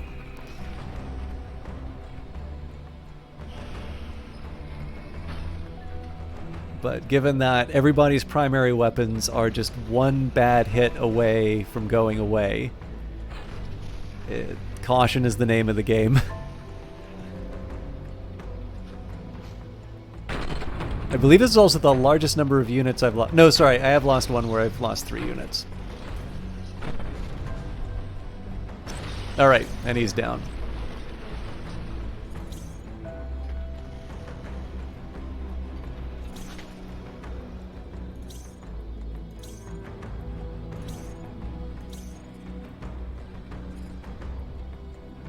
So the Hermes coming into play is going to have a pretty... There's a couple of big changes that happen, which is number one, its speed is going to... So, like, it looks like everybody's basically just going to be pounding on the... okay, he's surrendering, so that's actually good news for us. So everybody's going to be pounding on the lance, which is exactly what they should be doing. But I do have one big advantage right now, which is nobody's going to be paying attention to the Hermes as it comes rocketing into the battlefield. Now, the catch is that I get 1 turn of that advantage. So I better make it count.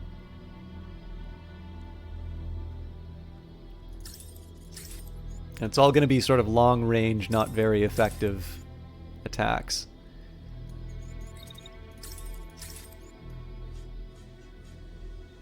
Alright, so that's basically all that I get to do. However, it's not like the lance just kind of stays idle. So the thing that's good here is that they're now all nicely lined up. I'm not quite ready to put the shield... Like, so I want to defend myself still, is the idea.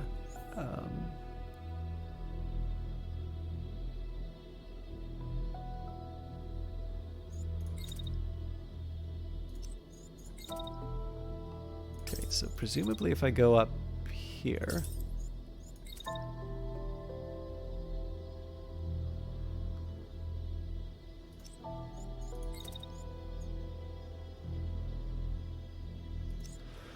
Well, you know what?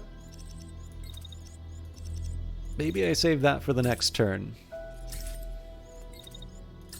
Maybe it really is just as simple as hiding behind the hill. As soon as the attack is done... Okay, I can't even wait out the attack. Alright, fair enough.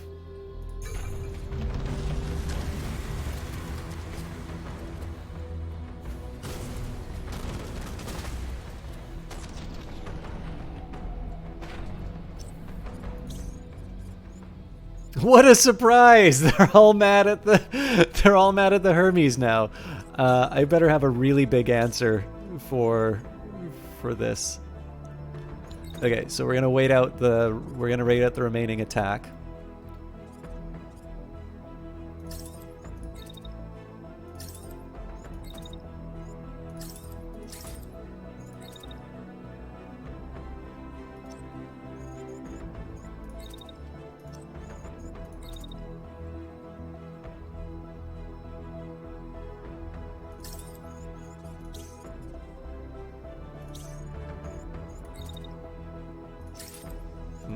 Too much heat.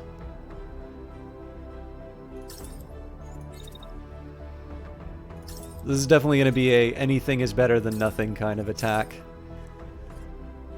I really don't want to collide with that thing. It might force me though. Okay, that shotgun's going to do like nothing, so in this case we'll just move as close as we can. So, Hermes, how are you going to get out of this one? By running behind a hill. Yeah, because all the attacks come immediately afterwards. Okay, this is child's play.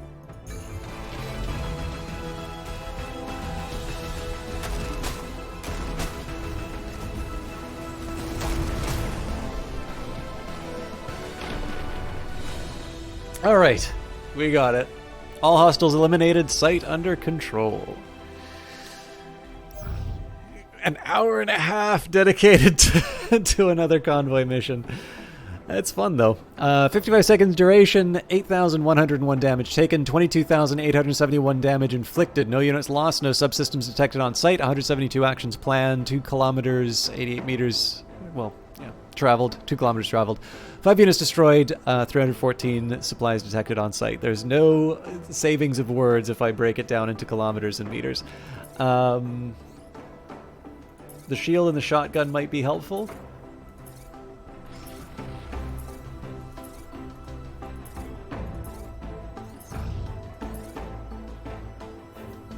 It's all gray, it looks like. Well, we're salvaging, but the real advantage of the salvage is just the time it gives us to let our pilots heal up. Oh, good lord. Am I ready for another convoy mission? No. I might try and take the army base, though.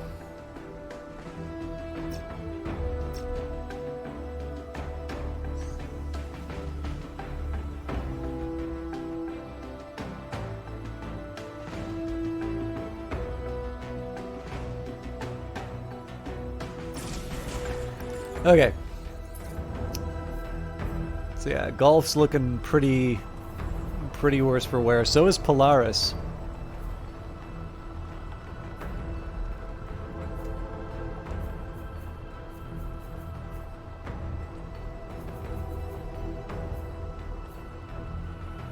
I think I'm gonna try bringing Polaris in on the next fight. It's not the smartest decision, but they are another team mascot, and I think the likelihood of them running into a situation where they get hit, like we ran into, is a little. I think that's generally less likely. So let's go for the army base. It's the close. Well, hang on. Maybe there's another approach I want to take here, which is to also go for the more distant targets. And what that's going to do is that's going to give me a little bit more time for recovery. So here we'll recover the farm.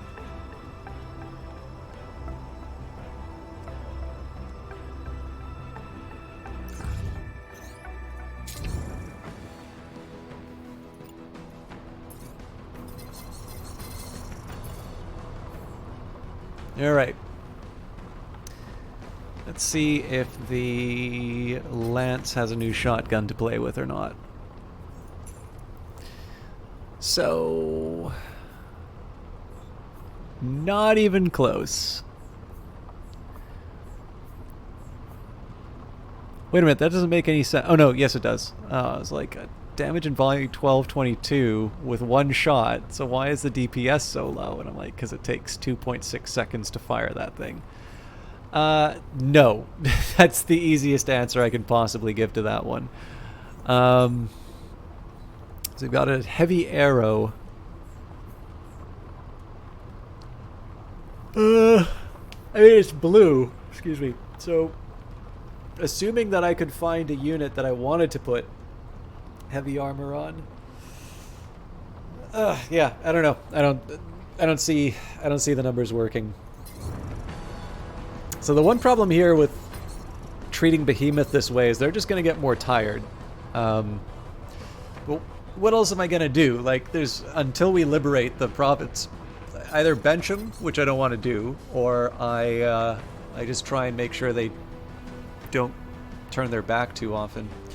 All right, Tonsberg, facility to liberation. It's a farm. It's a civilian facility. While it is not enforced, units that guard it may be more challenging and will often call for reinforcement.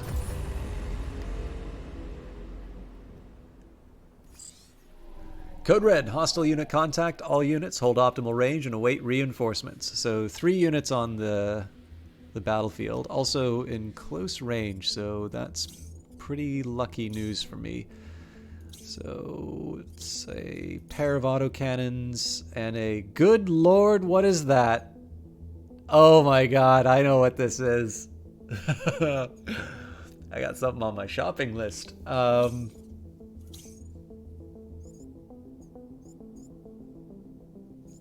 Okay, so one of the easiest things I can try and do with the Sleipnir is to run in,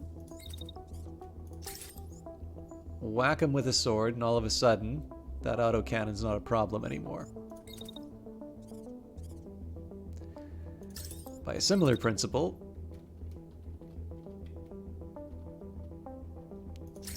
running in and whacking the guy with the ultra cannon.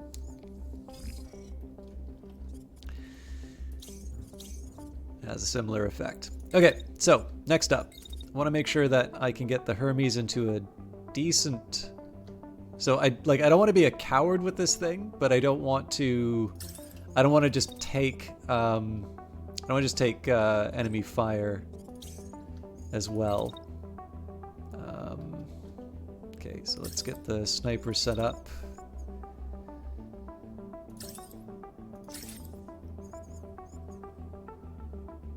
Okay, that works well enough.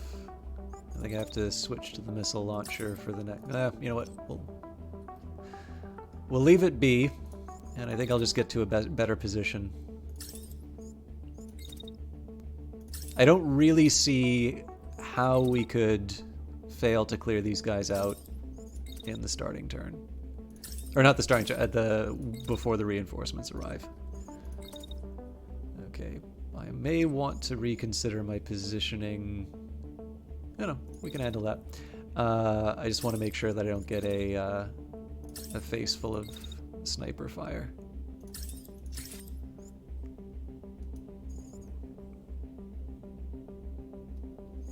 Okay, you know what? Maybe it is actually as easy as all that. So I just run behind the hill.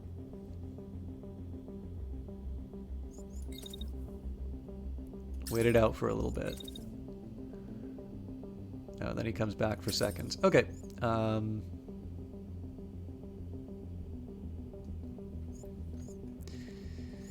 Well, I think my answer to that is to take whatever opportunities come out of...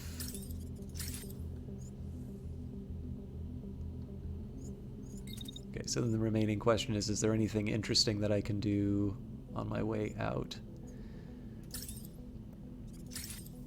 Again, I mean, it's the assault rifle. It's not going to be setting records or anything, but how close can I get before I burn up?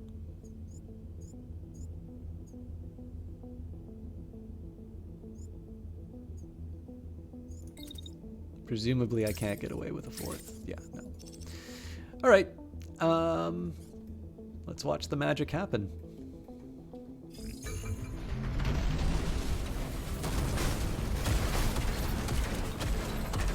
Not quite what I had in mind, but did the trick. Oh man, he already lost his weapon. I wonder if they just put him on like gave him a really fragile arm so that I could pick up the weapon as scrap. So I mean, he's out. Like, there's nothing to do.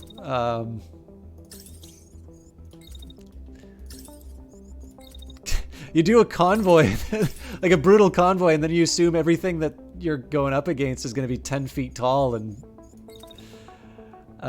ready to just destroy your squad by looking at him. Okay. This is considerably more relaxed. Let's get I'm gonna get the sniper into the city because reinforcements are arriving soon. I guess I can move the Sleipnir similarly. And then the remaining question really is, what do I do with the Hermes? So the attacks...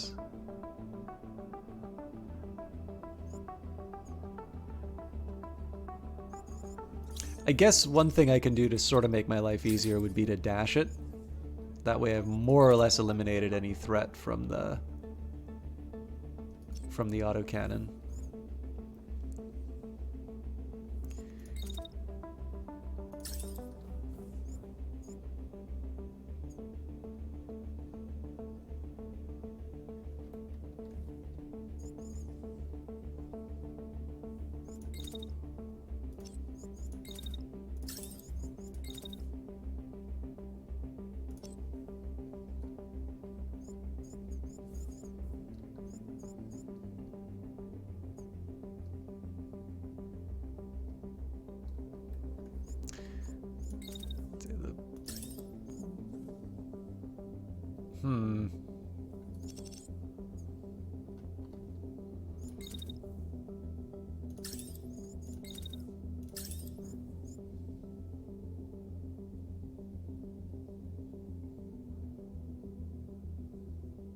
All right, that I think does the trick. So that's just me trying to dodge the autocannon. The autocannon is not that threatening on its own. I could also probably take the Sleipnir and do a little bit more inside here, but honestly I think the lance should be enough.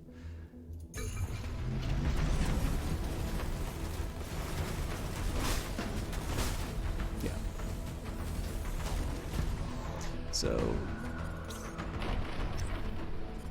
the remainder is just going to be trying to find out where the reinforcements are coming in and preparing for them.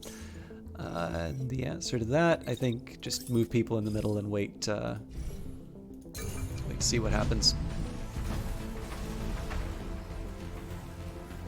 Hopefully we get that heavy weapon. From what I understand, that Ultra Gun is sort of designed for suppression. If we pick it up, we'll be able to test that for ourselves. But that is one of the new additions. All right, so they're kind of coming in the opposite direction of where I was moving. But the good news is all the people who are out of position are the fast-moving ones. So I'll try and get the Sleipnirs close to the... Okay, those hills might be a problem, depending on where they move. Looks like there's only 2 that are arriving. Let's just double check that, get a nice wide view of the battlefield. So it does look like there's another phase that's going to be coming in. It doesn't really seem like there's...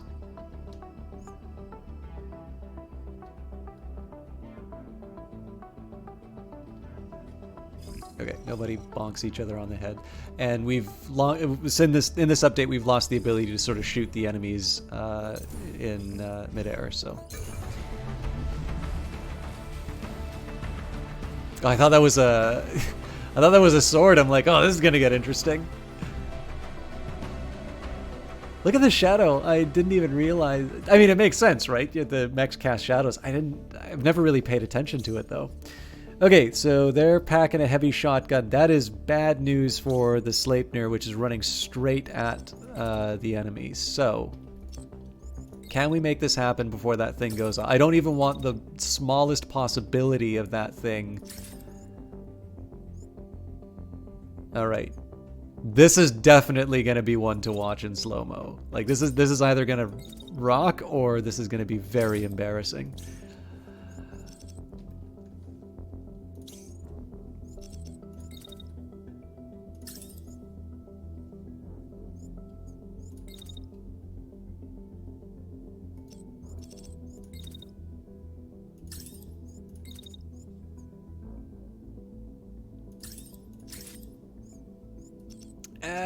Let's give my ally a little time to move.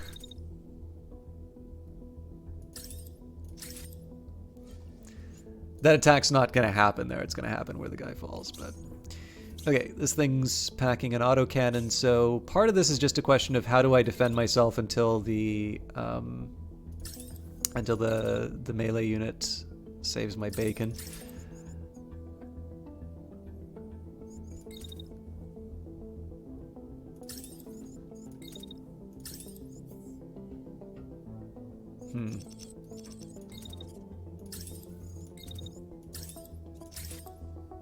Gives me something to do.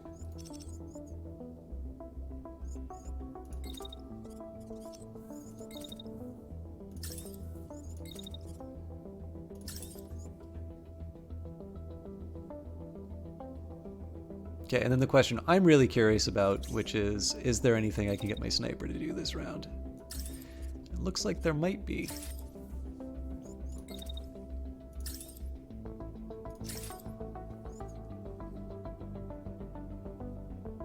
There is some risk to the Sleipnir that I'm imposing, and I don't really see... Yeah, I can do that all earlier. It's within my realm. Okay, this is good. But clearly the hero moment is happening here.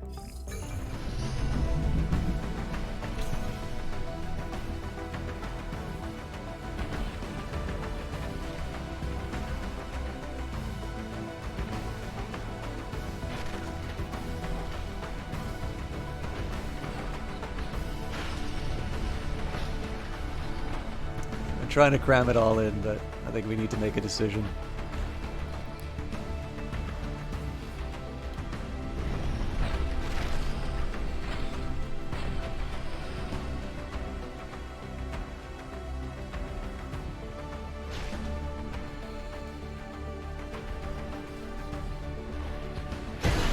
Thank the maker.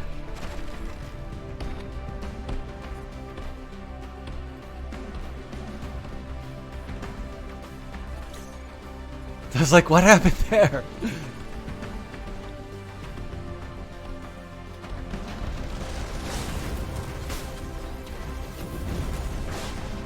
Oh, good lord. You melted him. Alright, so I guess we wait for the reinforcements?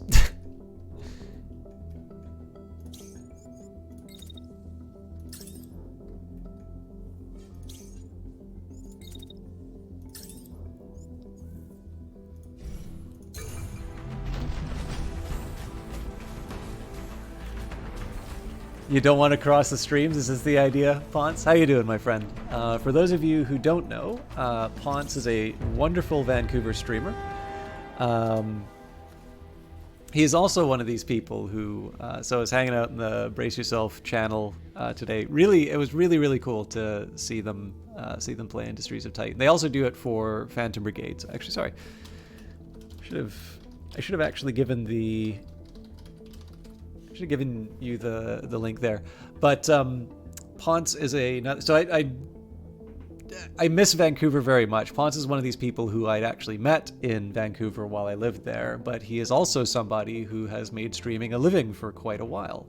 I got to watch him play Risk of Rain 2 most recently. He did I think he did a fun job of that, particularly because, I mean, Ponce is one of these people who registers quite quickly when I'm being a clown in chat. So one of the things, I mean, one of the easiest ways you can lie to people and have them believe it is, you know, tell them something they want to hear.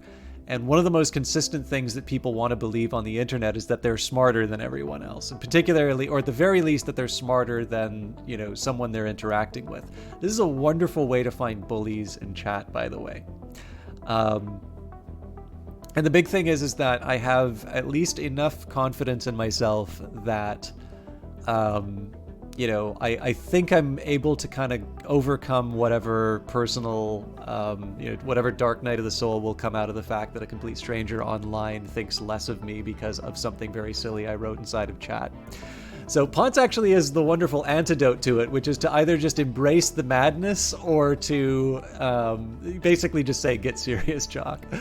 But it was particularly funny because he was playing Risk of Rain 2, and I got to see, and you know how, so if you've ever played Risk of Rain, there is the difficulty setting for the mission that, or for like the run that you're on, which is, you know, like easy, medium, hard. Like most difficulty settings. I'm sure I'm not blowing anyone's mind to know, to let them know that Risk of Rain has more than one difficulty setting.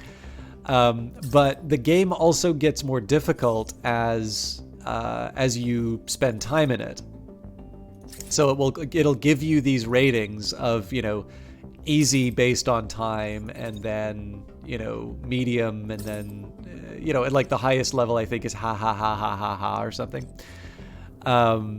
And it gives you this really interesting tension between like trying to achieve your objectives, but also giving yourself enough strength to be able to handle the later bosses. It's a really good game. It's actually one of the earlier games I streamed. There's a video somewhere in the archives, I think, of me winning a pretty good. For some reason, I seem to like it was worth saving. For some reason, it wasn't the first time I'd beaten the game.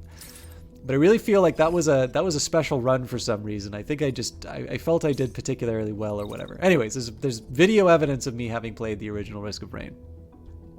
But again, playing the clown, said to him, was like, "Oh my God, why are you such a noob? You're playing on easy mode." And Ponce responded immediately, but there was obviously a couple people in chat who were like, "Oh, that's that's the time-based difficulty. Don't you know anything?" So anyways, it's kind of fun. Ponce, the reason I mention it is that Ponce is really good at identifying when I'm just being a clown and like reacting, usually in a more humorous way than anything that I'm pulling off. And the nice thing is I've got the green sword in his chat, so I also think there's a bunch of people who are like, "Oh, this guy's wrong, but he's a mod, so I can't say anything." Which is completely an abuse of that sword. I'm probably going to be unmodded as soon as soon as that revelation comes across. But Ponce is unflappable. He's a lot of fun to watch. He's a streamer from a city I miss deeply. A guy very fun to hang out with in person, and I highly recommend checking out his stuff. Have you played Phantom Brigade yet, Ponce? It is definitely a really good, really good turn-based. I'd say it's a turn-based tactics game by way of Hollywood. Like, it is visually second to none, and like you just get to set up all of the cool moments you would ever want to set up in a mech game. Oh, this is definitely one you should check out. I actually think the Brace Yourself website has a "Are you a streamer? Would you like to stream this game?" If you'd like, I can try and rustle up that link for you if you are so inclined. I think let's exercise some mech hygiene here. We'll throw up the shield before we start. Well, I guess I can do one shotgun shot and then follow up when they're in a little bit closer range.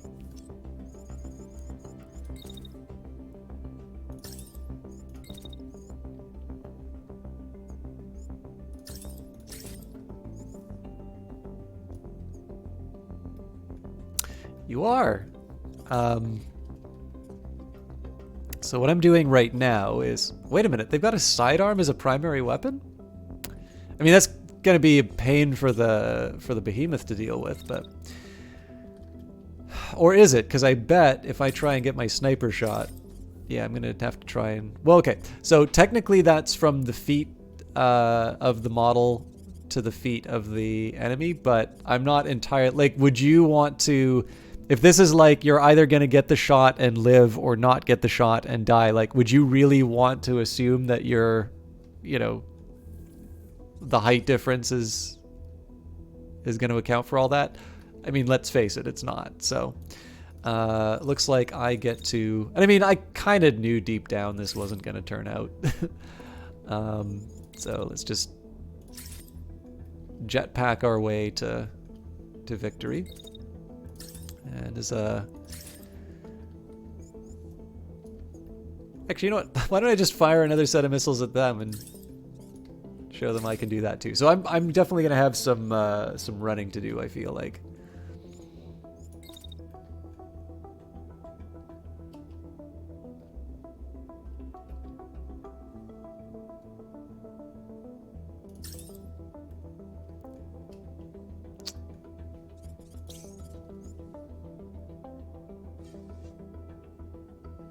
I mean, those things might be... Okay. You know what? I'm going to take the chance that those things are not able to hit me on this round, but hopefully we can have some very impressive rocket dodging. At this point, I think the Hermes... Okay, there's actually a couple things I want to do. So the best would be to somehow get the Sleipnir in before the 1.5 second mark and take out the missile launcher. That's not going to happen. Okay, run in. So they do... Yeah, that's not so good. Okay, so I'm going to put a building between myself and my antagonist. Maybe tuck in a little bit closer.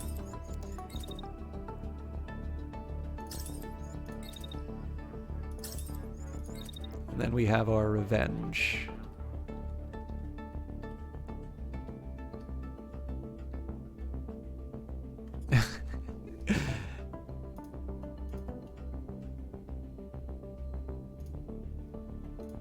It's a deal so good I gotta silence it from the chat.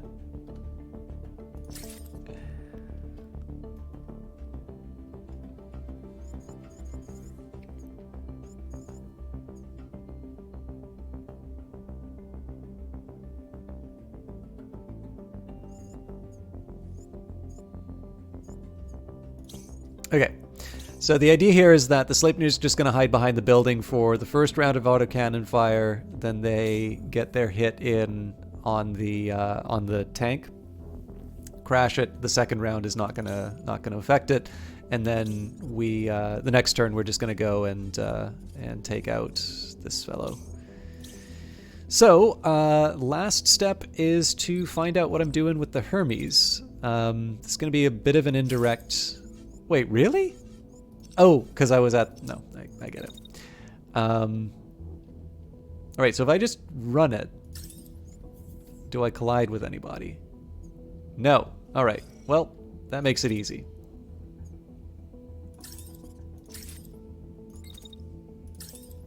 And then we just let her rip and call it a day. So, because Ponce is here, I'm going to show you. So the other thing that makes this really good. So basically, you can see the usual setup, right? The idea behind this game is that you have a technology that gives you perfect insight into what your enemy actions are going to be 5 seconds into the future. So if you played Into the Breach, it's probably the best comparison, because for Into the Breach, even though it's turn-based, you will have this, this sequence of, so the turn-based in this case for each individual unit. So you know that one unit's going to move at the start, another unit's going to move at the end. This one, everything happens simultaneously, but you're sort of given this timeline that shows you, what enemy is going to attack you, no matter where you're moving. So your whole role is to craft a strategy based on what you know is going to be happening within the 5 second window. So essentially, the other payoff in all of this is when you get to hit the execute button and see it all go in, because if you hit the space button, you get to make it go slow-mo. Although I should think about there's not a whole lot happening at the start of this turn, so I guess the first thing is watch him leap from building to building. Lars can't afford too much concussive damage. They're already rather fatigued, so...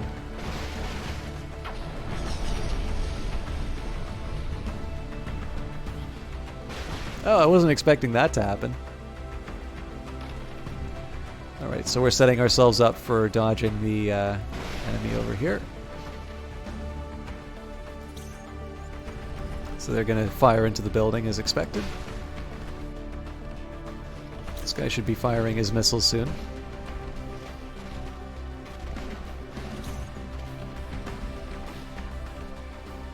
Star Renegades? I haven't seen that yet.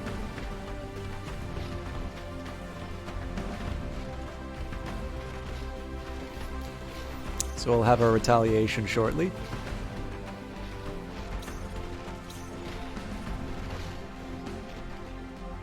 Okay, so by far one of the most stylish moves is the melee.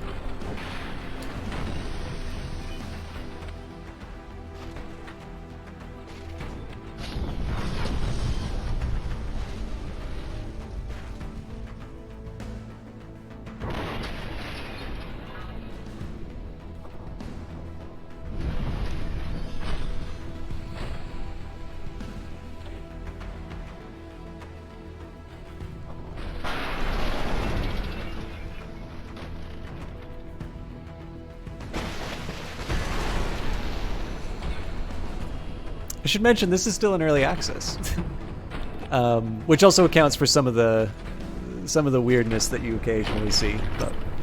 But, so, a few things I need to deal with. Number one, the giant missile that's about to land on my head. I probably should have seen what that is. Okay, so this guy's already ejecting. Doesn't mean that the missile's not gonna come and wreck me though. So that is a one-shot compact missile launcher, is effective at eliminating groups of targets and units behind cover. And that thing is gonna hit me for, well, 279 is not the end of the world, but let's see if we can do something to preserve the health of the behemoth. Especially, again, I'm trying to avoid it taking concussive damage. So first thing we're going to do is dash to the side.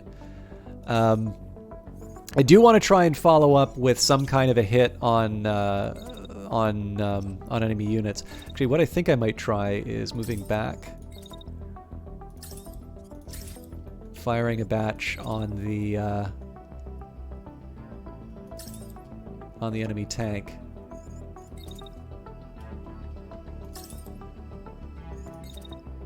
I'm mostly just trying to do, so it's kind of a big circle. They're more or less in the optimal fire range for the duration. Okay, this guy is inactive. This guy is going to be surrendering. So if I can, I'd like to try and get my the lance to go clobber. Oh, it's a little hot, so.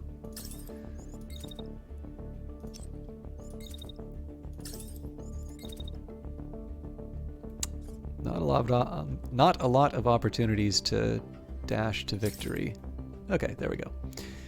So I'm trying to do here is I'm just trying to get a move in on the tank, because that's going to be the last standing enemy unit. If we can take that out before the end of the turn, so much the better. Alright, so I'm going to move the Sleipnir out completely. I don't want them anywhere near the bullets that are going to be firing after them. And then the other thing that's working out for me is nobody's been firing at the Hermes here. So I'm just going to take them from their high ground spot. It's not the optimal range, but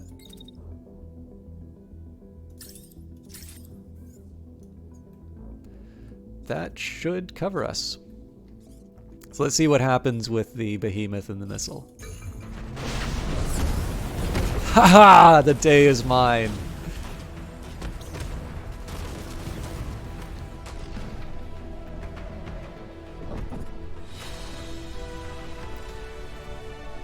That's what that looks like in real time, by the way.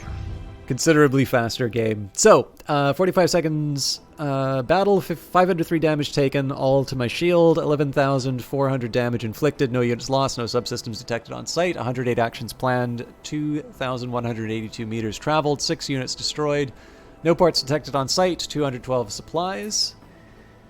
Oh, come on! We took out the arm, but we didn't get the big gun.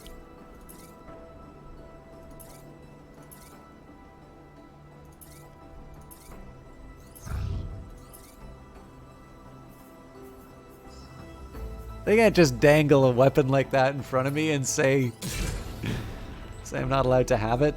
All right. So I'll have a small repair on the lance, but honestly, the rest of this is just cleaning up the... rest of this is really just cleaning up the salvage. We'll get a little... I mean, I'm assuming that... oh yeah, Polaris is going to get more and more tired as time goes by. There's really no easy fix for that. As long as I keep doing battles, that's just gonna... I think that number's just gonna keep going up. That's fine. You know what? I want to see how... I want to see how strong I can go on wearing out the sniper.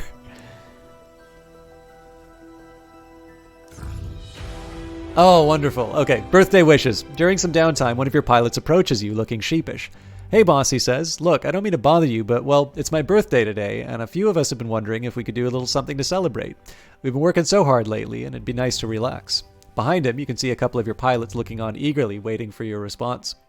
So we could do a small party, let them eat cake, 2 hours lost, 100 supplies, and we recover 15 fatigue. Very important for some of our group. We can sing happy birthday. lose 5 or remove 5 fatigue, or do nothing and be a jerk. But no, we will throw a small party. I know I went on a little bit of a rant regarding the complaint that I saw on somebody's list. Somebody actually changed their review recently. They kept the fact they were annoyed by they kept the like you're an ass part of the review, but they actually changed it to a positive review after almost 300 hours in the game that they'd said was not worth the time.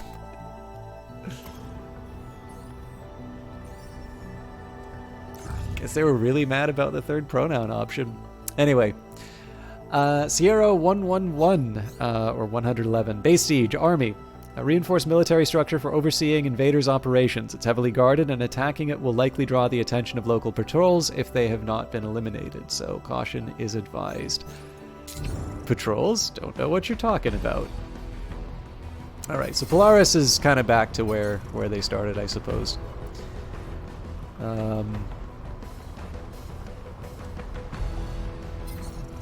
Thing is, they've been in 90 combat encounters. Like, you know, Lance has to be in every encounter now. They are the mascot. But Polaris is my next highest. I just can't just pull them out of a... I can't pull them out of the missions unless it's really, really important. Just want to do a quick audit of the new parts that we got. Nothing too dramatic. I'm assuming there's a lot of grays, yeah. And to be honest, it's not that surprising because I think this is a relatively low area compared to where we were adventuring before.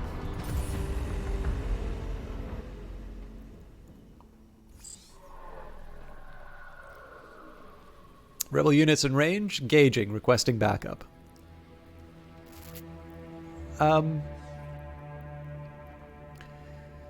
If you could just give me a second, I don't want to spend too much time away from the...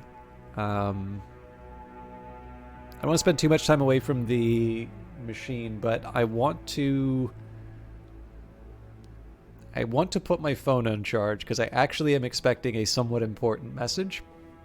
I'm just noticing that I've got 1 second left, so if you would like to grab a glass of water or get a stretch or anything like that, feel free. I'm not going to mute the stream or anything like that. It shouldn't take me too long, but I am going to be back in just a few seconds. Also, Ponce, let me know what you think of this game, because I think you've done XCOM before, but I'm curious if this is your kind of thing.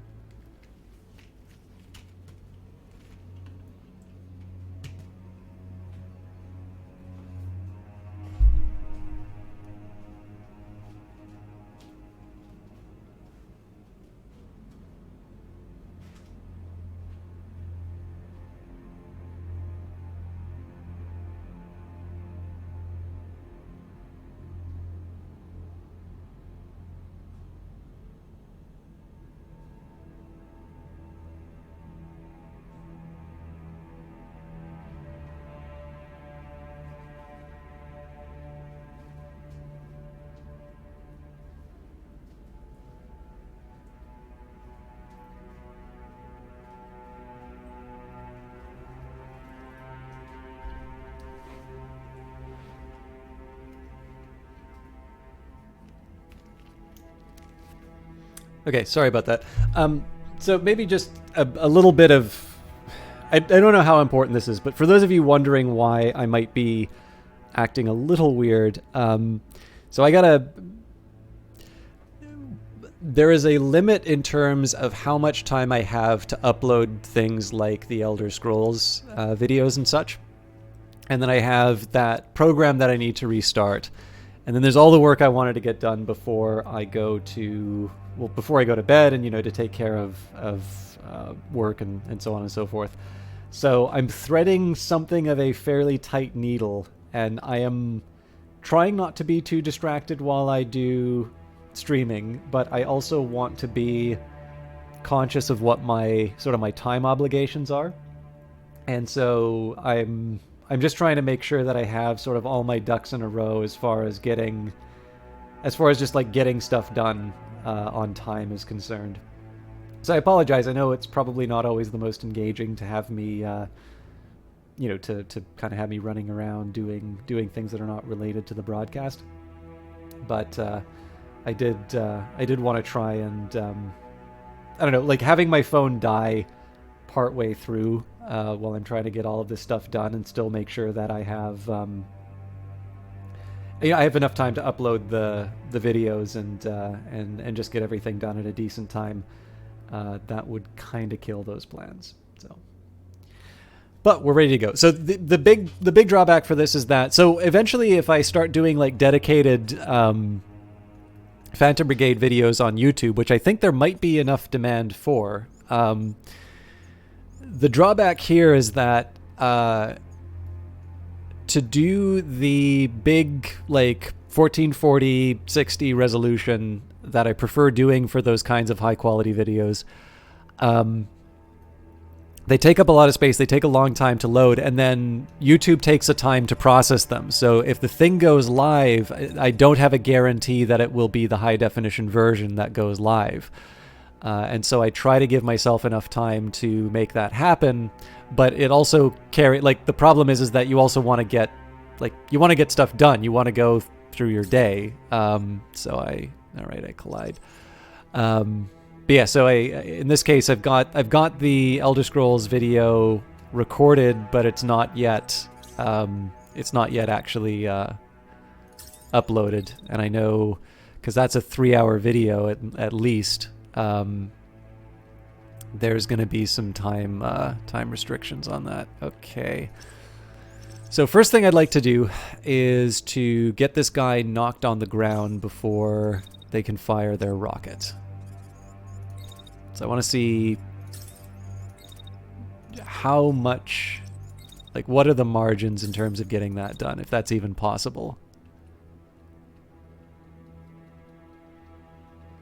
And also, sorry, that my timing constraints probably, that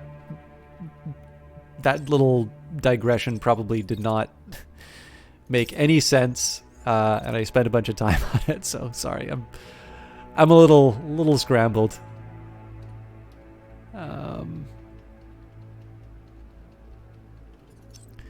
So what I'm trying is a second best. Again, ideally before as soon as the missiles fire, it's, it is what it is. There's nothing I can really do about it. I wonder if I just stand and wait. Well, that's okay. Yeah. The angles are all wrong. Ponce knows a thing or two about swords. I'm sure he'd be able to get me out of this pickle. It's all wishful thinking at this point. I should probably just admit that it's... Oh, see, it's so close, though. If I did something like that, maybe. So when I get that collision and strike message, try and show you exactly what's going on. So it's like this, it's the wall of the building. So we could just do a small adjustment to the attack angle. I'm good.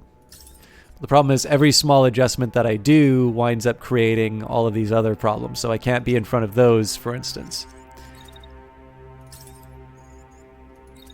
Especially when they're being wielded by giant mechs. Definite skill carryover.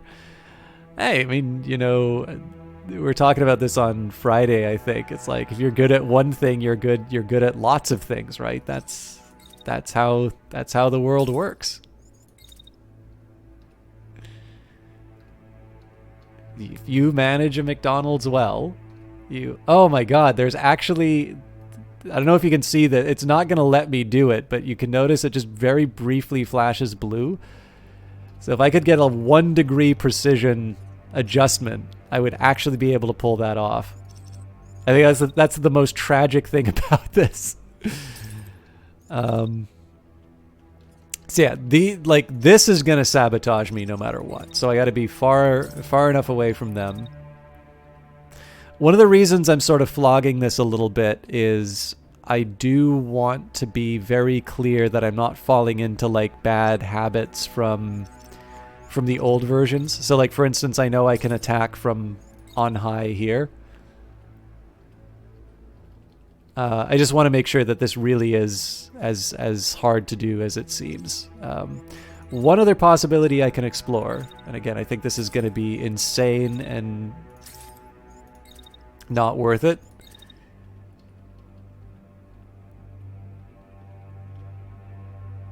Holy smokes, really? It doesn't stop the missile from being fired, but that's actually kind of cool that that works. Okay. Also, I didn't notice, but this tank's carrying a new type of... Oh, come on!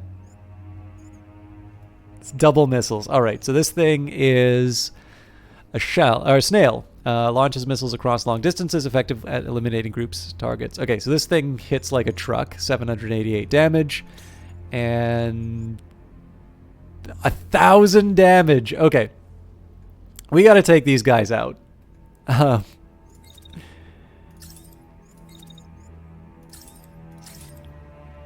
Maybe not in the middle of the building, though. Okay, I think I'm just going to have the Hermes stand up front and let her rip.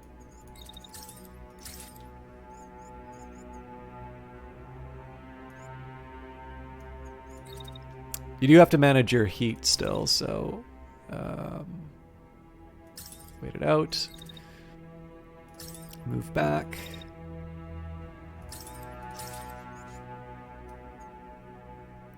So what I'm trying to do here is get this attack as early into the timeline as I can, because this gives me... So notice here I've got a quarter of my heat that's been dealt with. If I did the attack later in the timeline, then that would just mean that I'm starting the next turn with less. Okay. I do know I'm going to have to do something to protect the behemoth. Oof. It's ugly, but...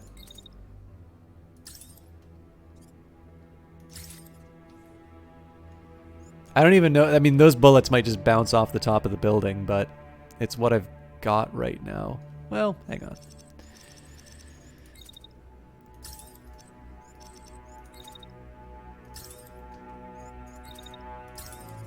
If I did that, oh, that's more encouraging.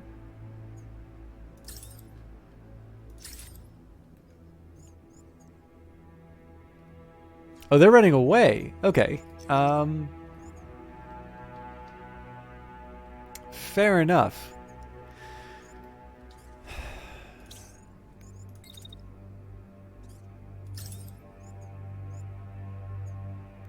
So here I'm just going to get the Sleipnir to wait out.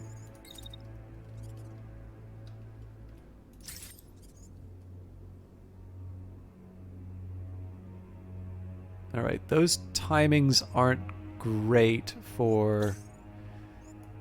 If I can... This is the thing that sucks. Now I gotta delay the start of the attack. It's better if I don't have a friendly fire incident on my own guy.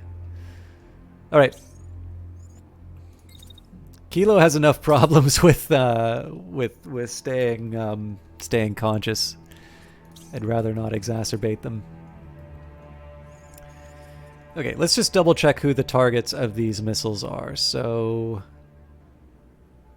Okay, so it's Tango who's targeted by the main one. It may actually hit in time as well.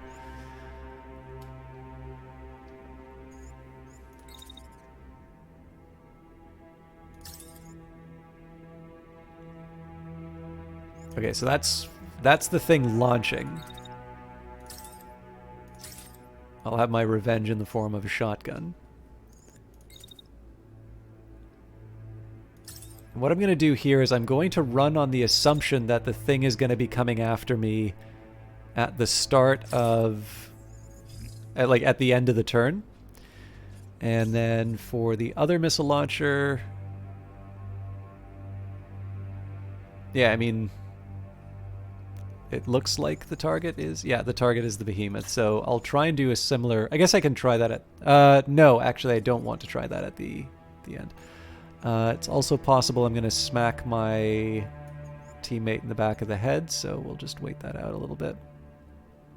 If I wait too long, though, they get away, so...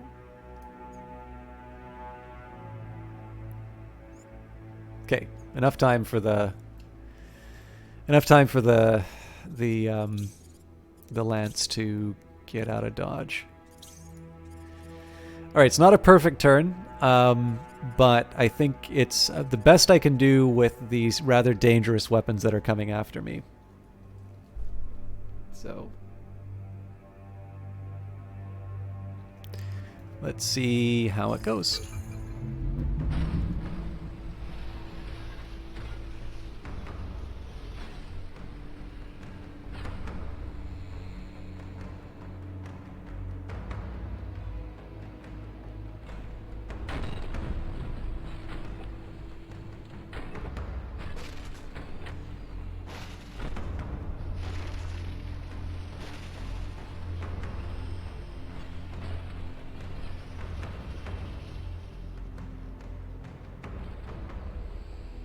Okay, so missile's gonna fire on Lance.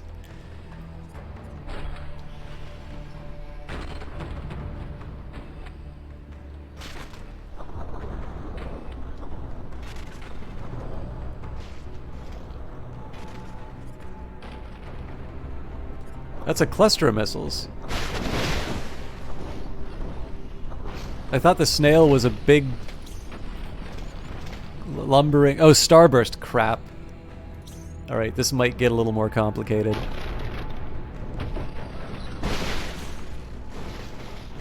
Good news is they're really close to falling.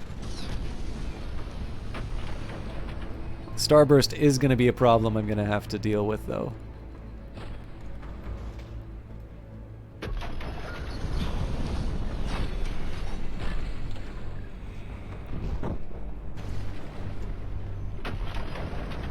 So I can see one of them coming after the lance right now. I'm hoping we dodge out of time, but I want to see the hit first. Nice! He's totally out. Bad guy's coming to get me.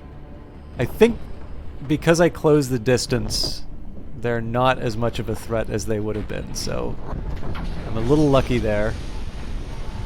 And then the remaining question is, what happened to the snail that was coming after...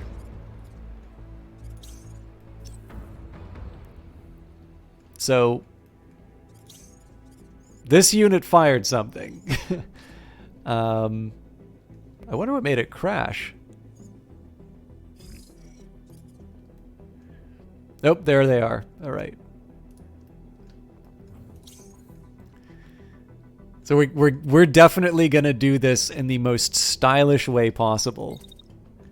I'm very bad at estimating how long it's gonna take these things, but we are gonna wait like half a second. Full second. Oh man, how brave do I really feel? A fifth of the turn?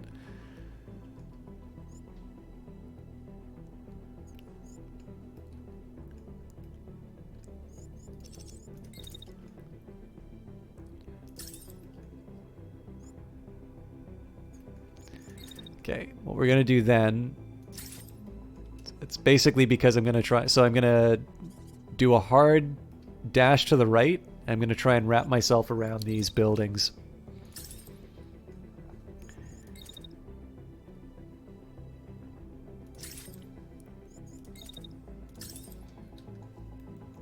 So this is mostly an escape round for the behemoth, but this is because I don't really think there's all that much that I can hope to get done.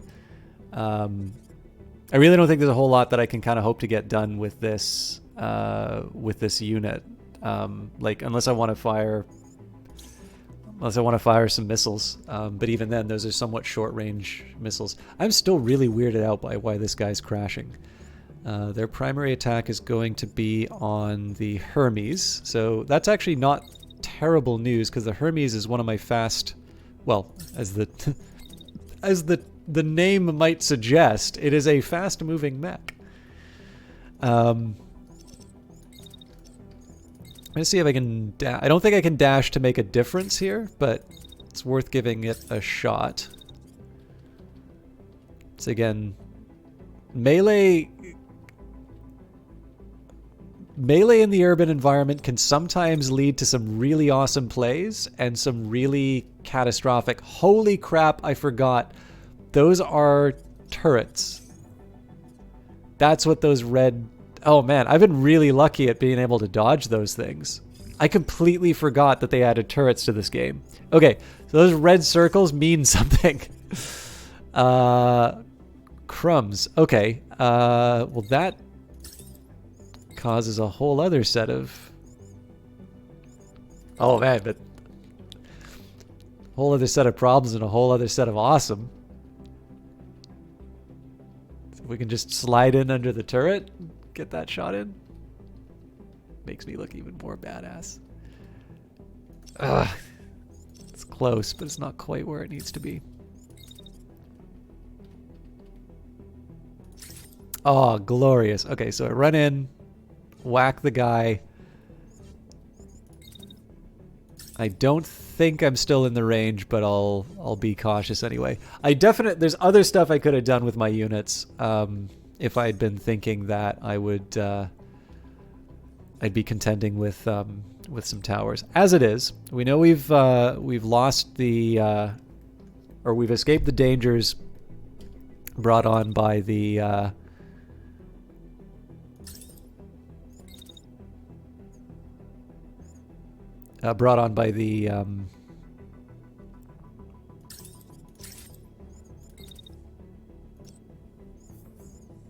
yeah, it's only active at one. Oh, that turns out pretty well, actually. They stop looking for me the second that I move into their region. That wasn't planned, but that worked out pretty well. Okay.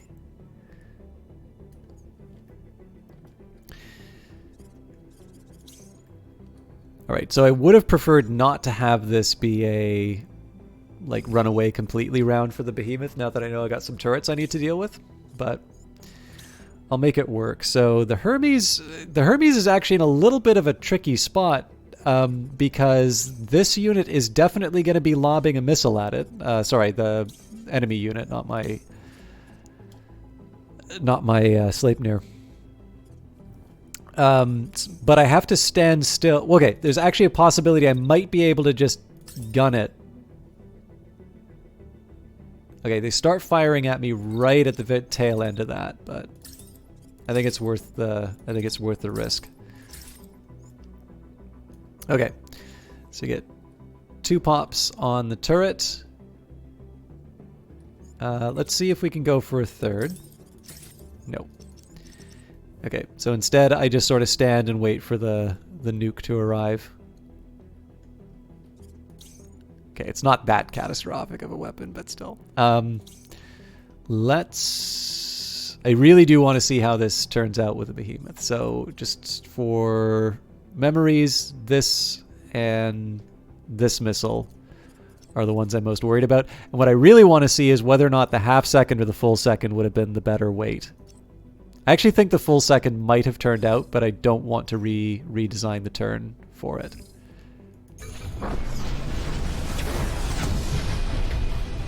Okay, well, if I waited the full second, I would have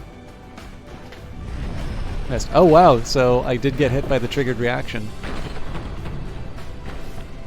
Those things hurt.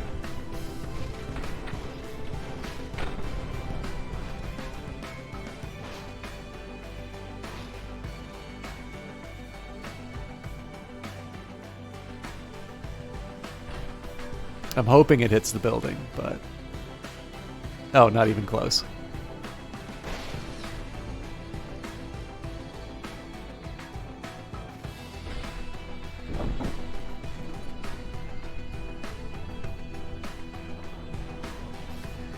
Okay, so it's fired off its payload. Okay, some concussive damage taken on the Hermes, not great. This thing's still standing.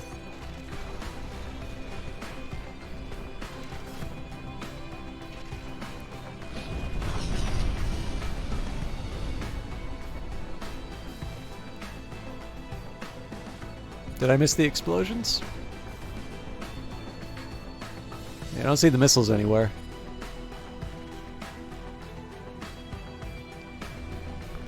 So we're really spread out for what's going to be the next round of reinforcements.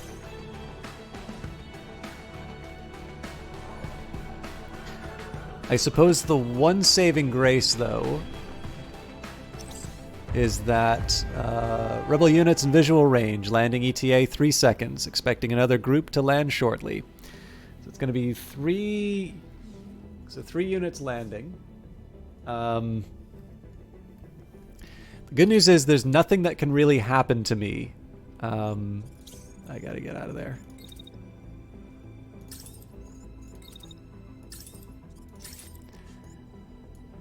So, like, if I want to try and do something, there's nothing for there's nothing for me to target. I just want to get a read on where the enemy units are arriving.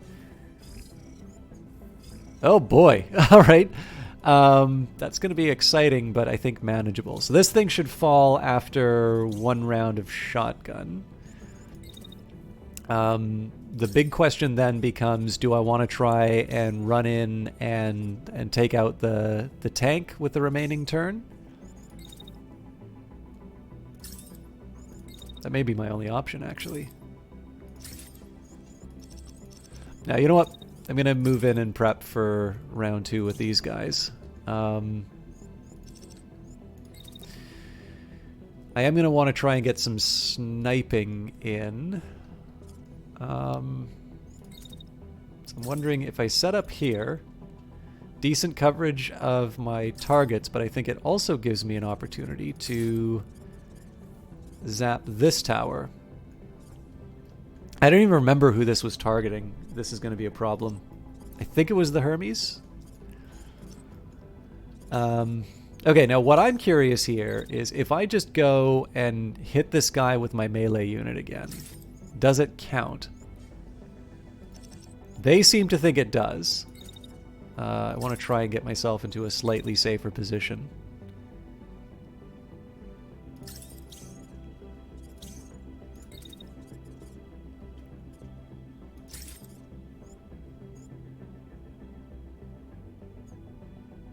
Ooh.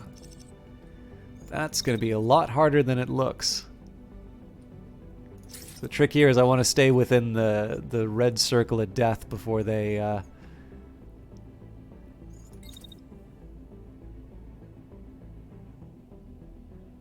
Okay.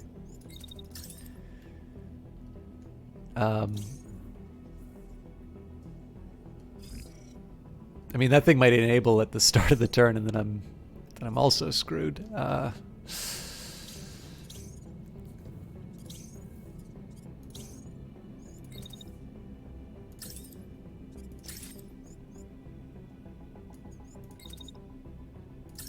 So I don't really have a whole lot of options. I am going to make something of a heroic assumption about how long it's going to take those missiles to come after me. And my answer is going to be a really weird one in the sense that I'm actually just going to run behind a building. I'm not going to try and dodge it.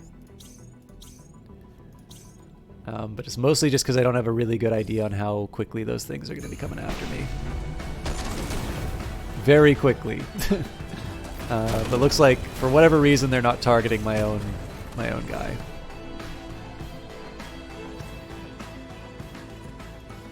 All right. So...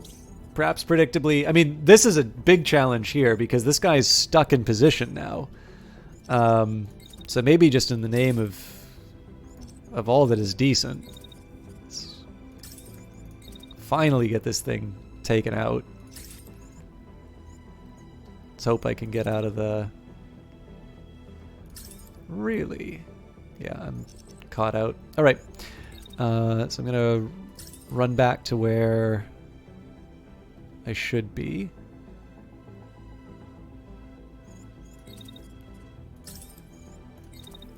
So I don't get to join the party till next turn, it looks like.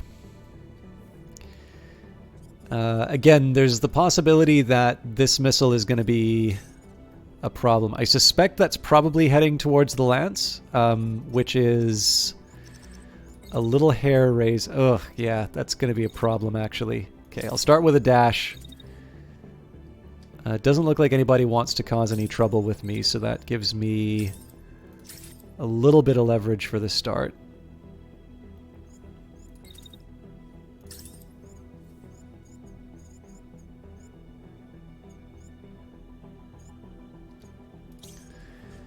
And then, oh, Jesus. All right. The ultra heavy. Okay. No point in sniping. I just got to get out of the the danger zone. Oh, it's actually, yeah, it's also possible that that missile's intended for the behemoth. Okay. So if I run forward, I mean, again, I am losing the sniper out of all of this, but I think it's a decent, enough trade-off. I really can't afford to be suppressed while there might be a missile coming after me. You know what? I think I'll just eat the hits. And let's see. Whew, they don't make it easy. All right, we'll do nothing.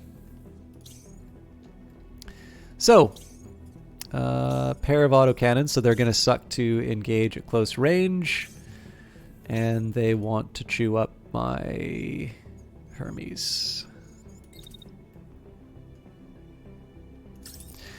So I can angle things a little bit to my advantage just by hiding behind this pillar.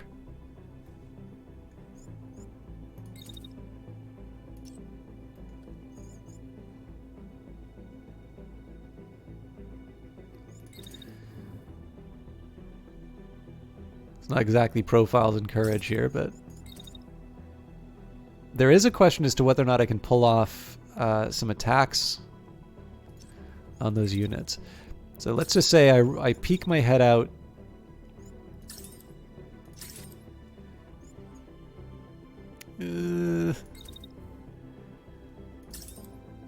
Might be something that happens here. Okay, so attack. Okay, so we get to safety in time. That's just a really lame way to use my unit.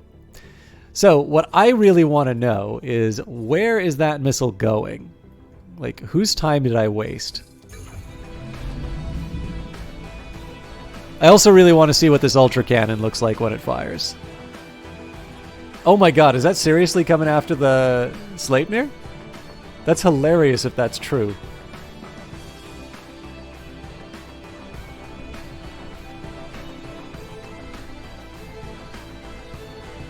Because he's just warming up to, or she rather, is warming up to take revenge.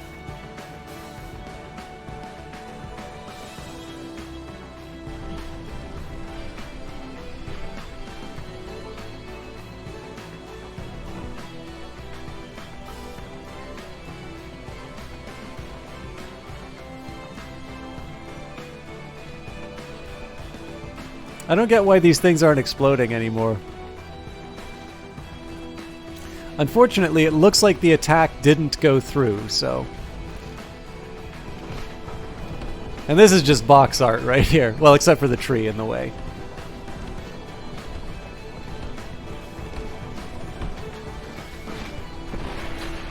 So yeah, it looks like we failed to do any damage to this thing at all. Oh, I'm crashing, aren't I? Okay, that's really lame. I really hope that gets fixed in the next update. Because, like, I can get not wanting to, like, take out an enemy unit. Like, so if it's already crashing and, you know, maybe you don't want to make the game cheesy in the sense that you get to keep pounding away at it with your sword. But the fact that you can then trip over the same... You know, the fact that you can trip over the same unit, that's not great. That's kind of where you feel like the game's out to get you. But I guess I'll know for next time. Overall, though, not a particularly inspiring turn. Oh, and new reinforcements. Okay, what are we up against? Alright, they're on the far side. 3 as well. Hopefully those tanks have autocannon. Alright, so there's no possible way that that attack's gonna work.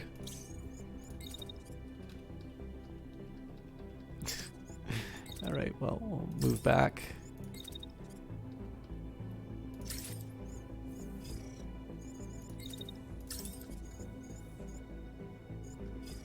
I'm probably going to take damage out of that, but honestly at this point I think I'm just I'm gonna accept my fate.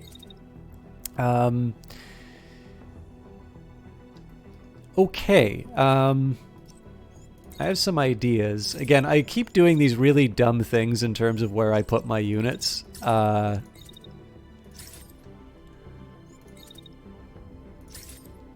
like, is this going to be useful? Not really. The one thing it'd be useful for is hitting this unit, and then, yeah, except that there's something in the way. Okay, let's... I'll just do an old-fashioned walk.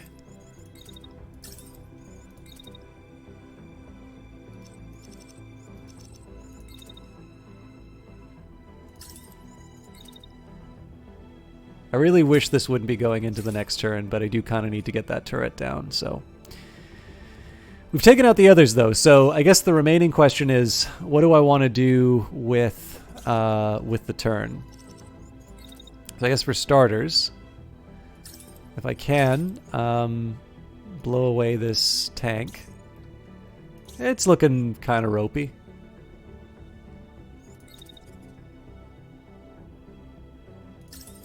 If I just walked up, I'm in an even better shot there.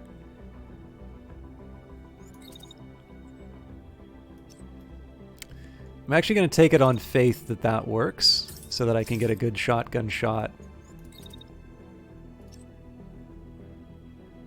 into the back of the enemy. As a precaution, I'm going to stick up my shield, but... Okay, this guy still wants to take out my Hermes. So we'll duck behind the building for the start. So he's going to be moving through here. So I figure I can probably get an angle like that. Take the shots.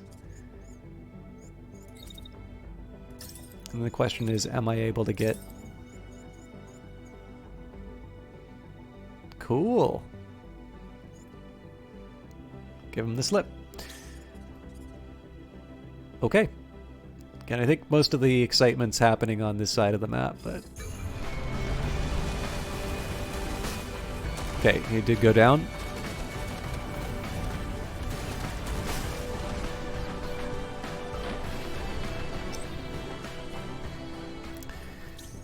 So this unit's still up and causing problems. This unit is... Oh boy, do they hate my... Well, so I guess the good news is that they're close range. Their right arm is also almost gone. So if I'm feeling really brave, I can just go toe-to-toe with the shots and hope that I take this thing out before it does me harm. How much damage does this thing do? 1268.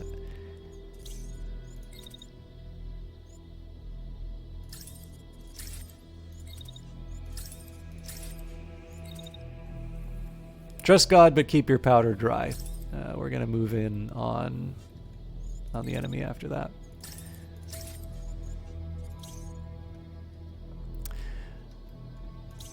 All right. This is a bit of a problem. I got to get out of here. Actually, at this point, I think just running through... Yeah. I think in this case, we'll just run through and give them a greeting. So, autocannon, and a missile launcher. Okay.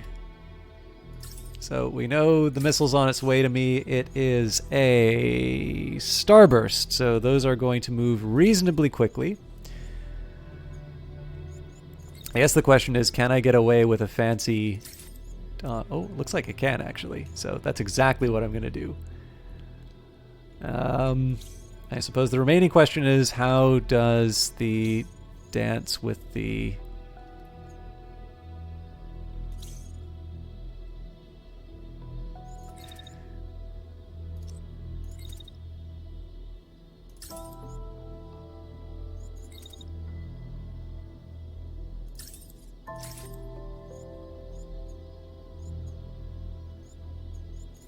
Right, so the idea here, I do kind of want it, now that we've got reinforcements on the ground, I do sort of want to get the Hermes back into the fight properly.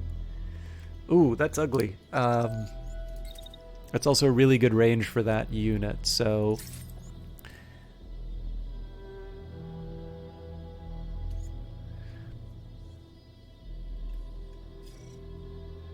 I'm a little uncomfortable with that landing. So it's not a perfect escape. They're probably going to get some good close range attacks on my guy.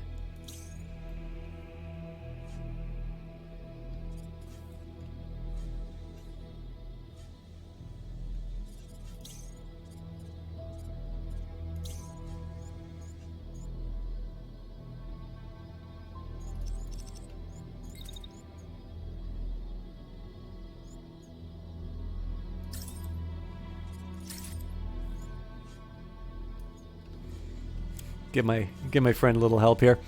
All right.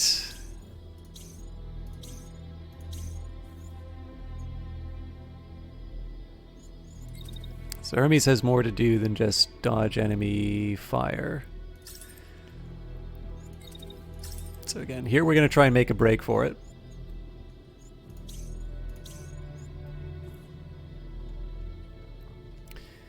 All right, so obviously this is the hero moment.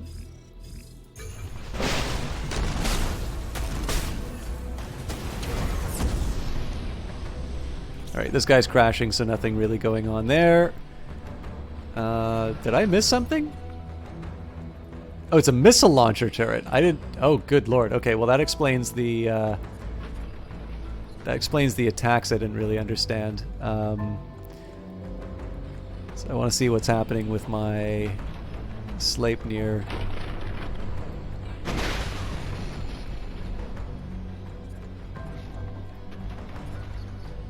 Oh, that thing may not be down.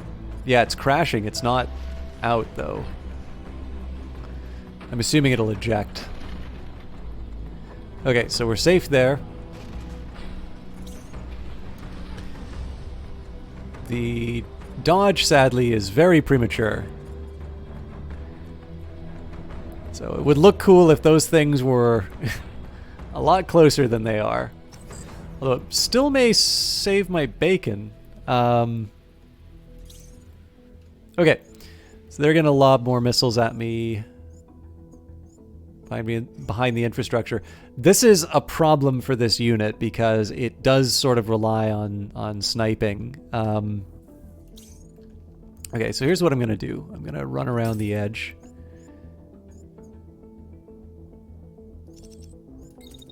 Let's run part way, and then we'll dash to our existing location. Okay. So then the question is, let's say I do something...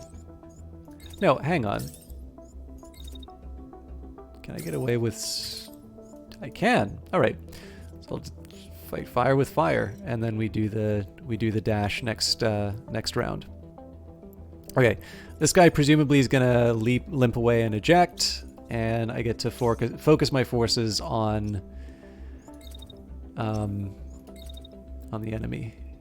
So first things first, can I get the Sleipnir in to... Not with those protections. Okay, so let's try and get them to wall up. Ah! Alright.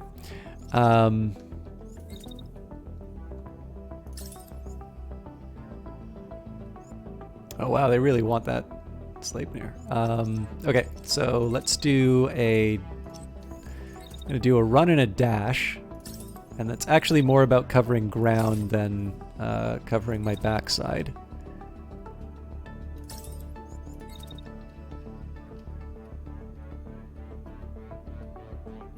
There we go. But it's not going to have any practical effects for this round. It's really just going to start them crashing next turn, but it does keep my Sleipnir protected. And then the nice news is that the rest of my people can kind of come in and start demolishing the bad guys.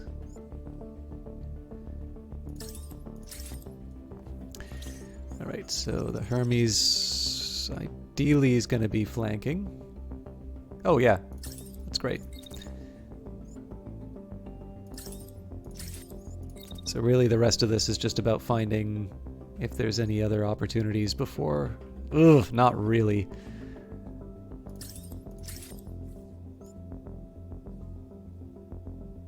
It's a little bit of a Hail Mary, but it's what I got. I guess that's not the end of the world because I've already got a shotgun pointing at the guy. And then the sniper... Well, the sniper's already... It's doing its whole missile thing, so... Let's see how the missiles turn out.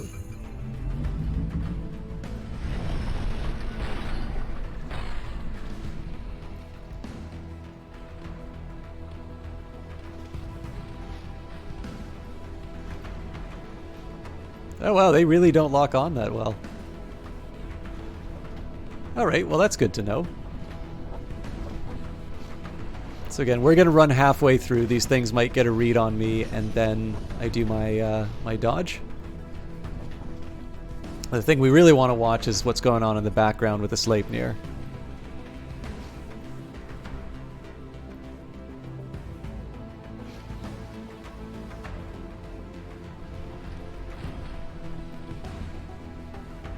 So yeah, they're hungry. They see what they want. We charge up. Sayonara! Oh no. Well, could have been worse.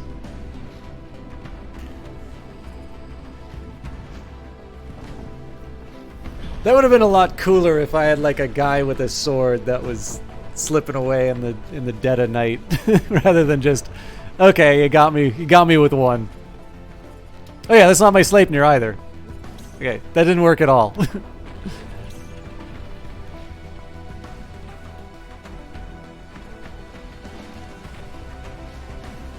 I'm sorry, Ponce. I tried to be cool like you.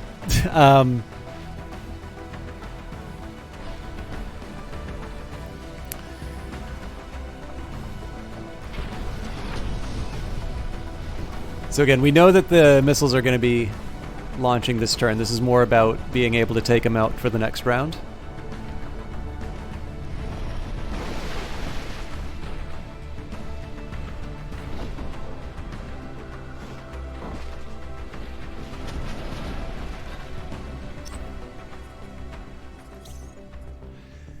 All right. I don't think that attack is going to go through. We're going to hit him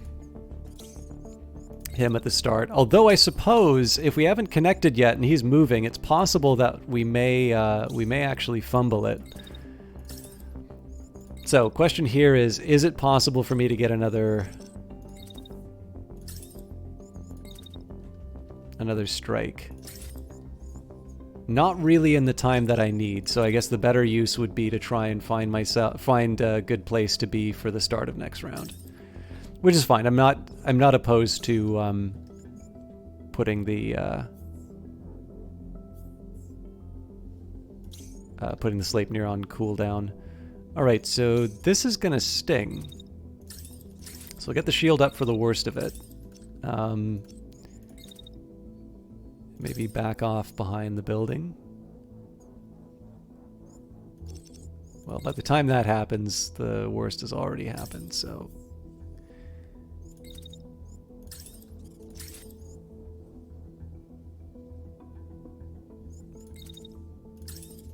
This is a case of, just because I have a shield doesn't mean I need to take the damage, so I'm going to dash off. Hey, Jared J, how you doing? No problem at all. I don't know if you want to be identified. I mean, given the fact you're talking about the dev stream, I don't know if you want to be identified in your role. I'd love to tout you and say what you're up to. I'll leave it to you as to whether or not you'd like me to identify you as any more than what you are. But I actually really appreciate the follow that you gave me a little bit earlier. Man, it is so weird to see what's going on with the... We saw this last stream too, that apparently like once one of the tanks blows up, it really wants to find its home in the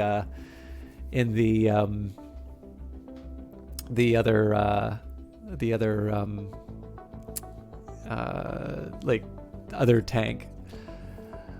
There's actually a funny thing about the dev stream, because I mentioned this a little bit earlier. I do really like the Brace Yourself dev streams, but the drawback is because I am in the eastern part of Canada. Normally they tend to happen while I'm at work, and I do still have illusions of being a diligent worker, so it does tend to mean that I miss them. But of course it's a holiday today.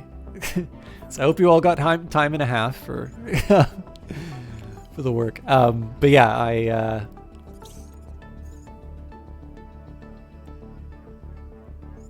I got to come in and be a pest in the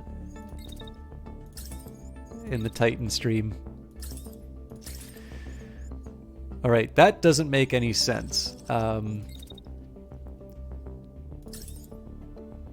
normally so cautious about protecting my units, and then for some reason I really wanted to just take that autocannon to the face.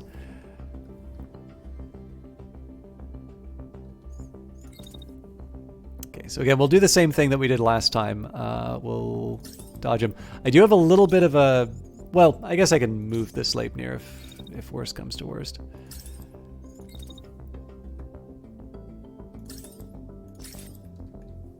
I'll move that. Okay, and they do want revenge. Drat! So peek my head out, turn around. Close enough.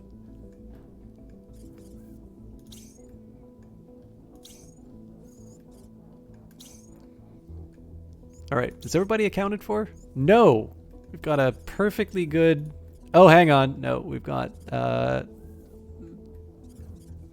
Yes, we have missiles coming after them. Okay. Is there something I can accomplish before... Holy smokes, no. Alright, you know what? They will be very well positioned to get rid of the last of the turrets, I think. Okay, so we're going to do the exact opposite of what we did last time. I'm actually going to sneak behind the building. Again, we will do the dash. But the ending destination is going to be so I can severely inconvenience their defensive structures. Alright, so let's watch this work.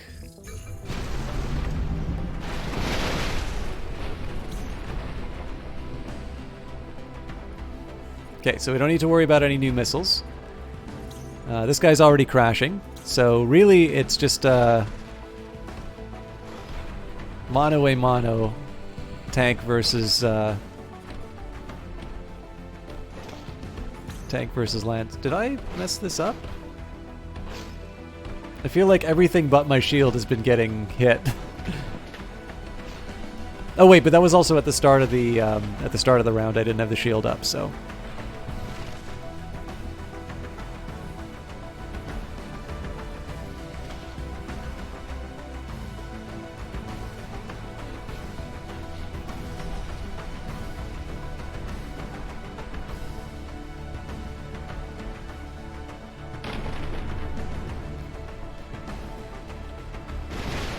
Okay, cool.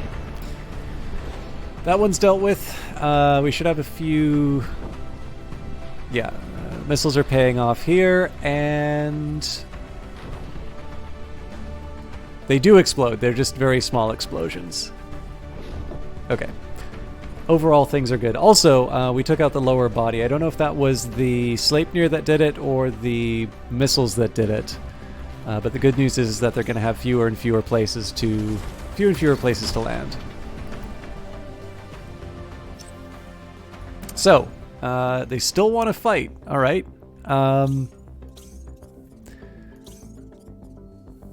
This guy is surrendering. This guy is toast. So yeah, it's really just the mech and the turret that are left.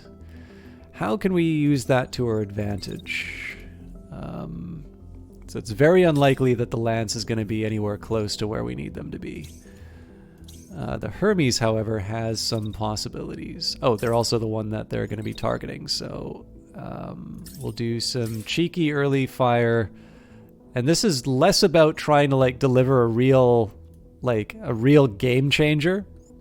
This is more about just being able to get shots off before they threaten me. I mean, if on the odd chance that I have some miracle shot that winds up, that winds up taking out the enemy, I sort of want, I want to take the chance.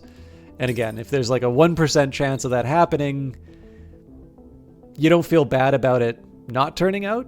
But on the odd chance that that happens to be the thing that saves you, you look like a genius, and it makes for a memorable stream moment. Sorry, Jared J. I just thought, you're not working right now, are you?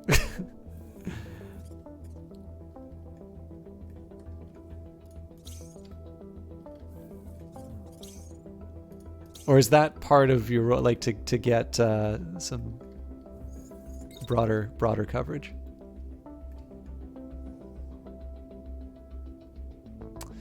Also, I should probably just settle on. I'll just keep it to myself. Okay. We've got the shot on the.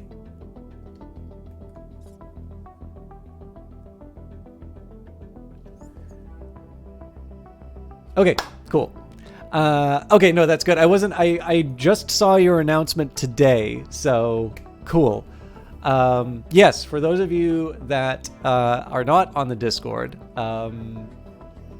Brace Yourself game. So, first of all, one great reason to be following the Brace Yourself Twitter account is they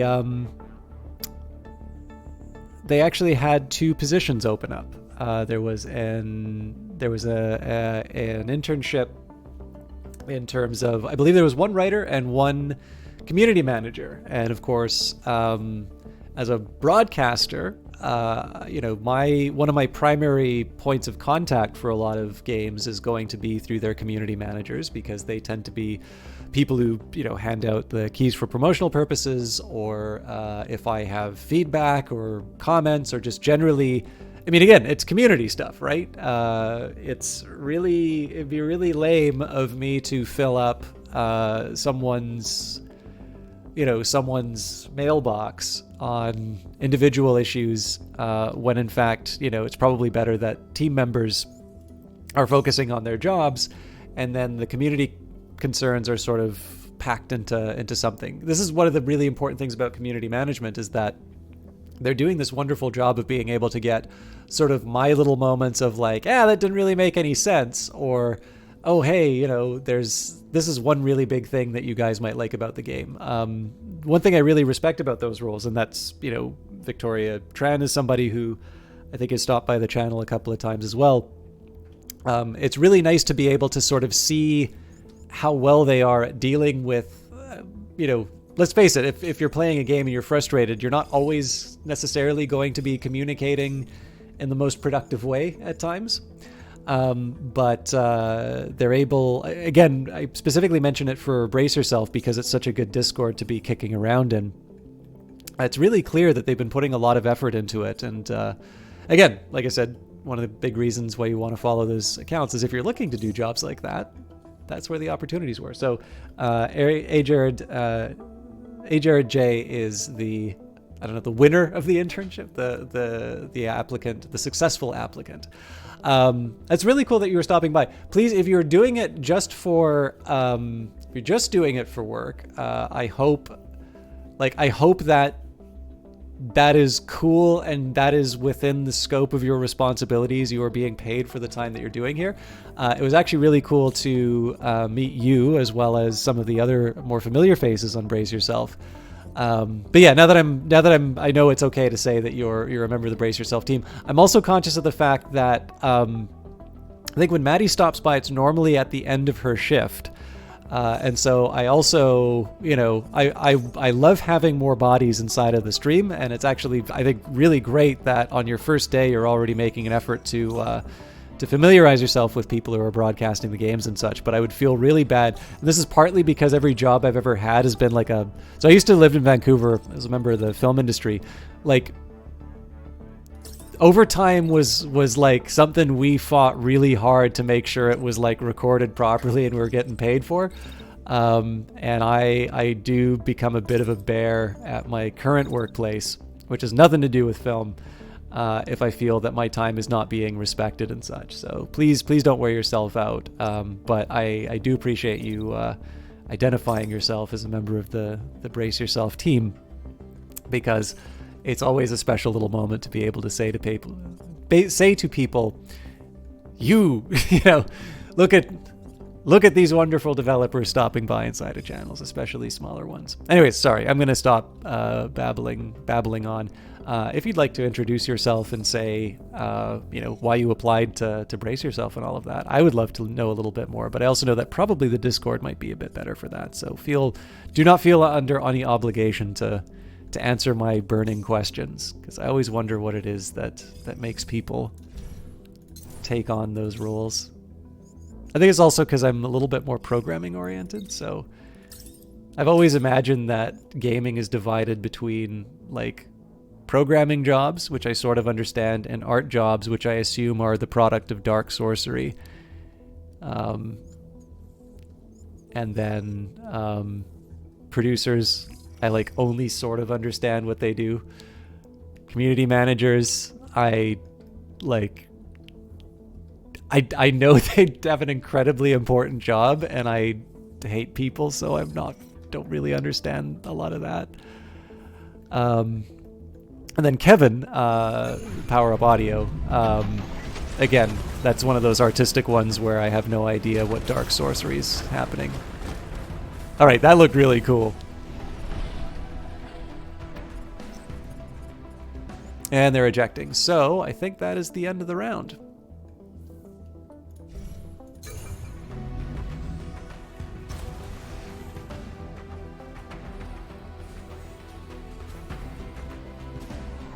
Also, chat, please do congratulate A. Jared J on the internship. Please do feel free to be welcome. I know for some streams like this, when I'm definitely in my own head as far as the game is concerned, I know it causes the chat to be a little bit quiet. But if you'd like, definitely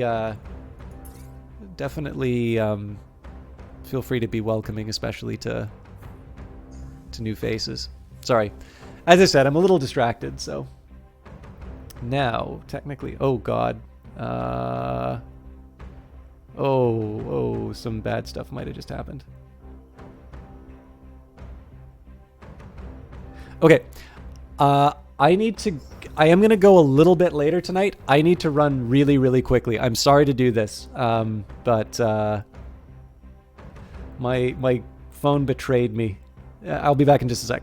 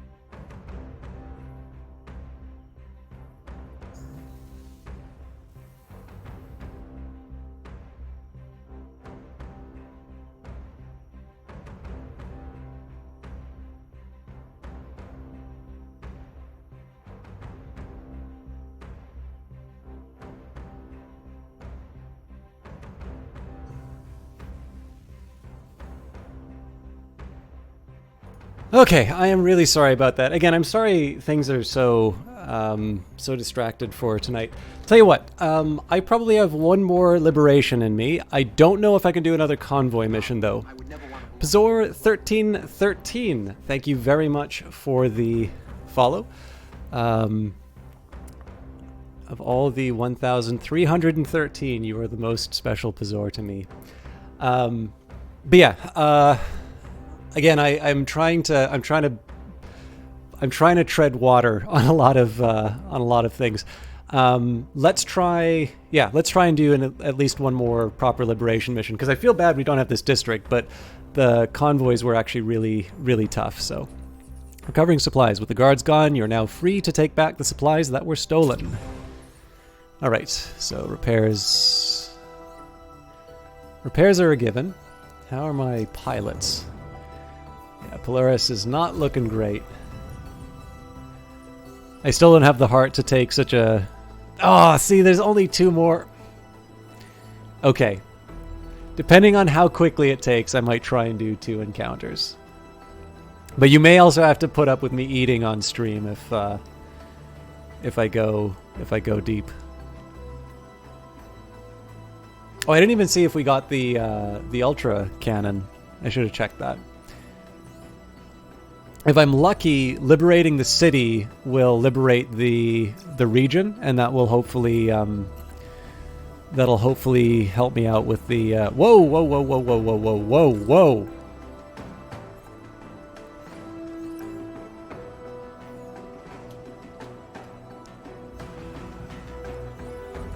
I wonder where they're headed. Well, one way or the other, let's go claim the city. They'll probably lay siege, so we should still have enough time, but I am going to have to be careful in terms of the salvage that I do. Right, Bodo. Again, I'm sorry, apologies. I'm really bad at the pronunciation on these things, so I could be butchering it.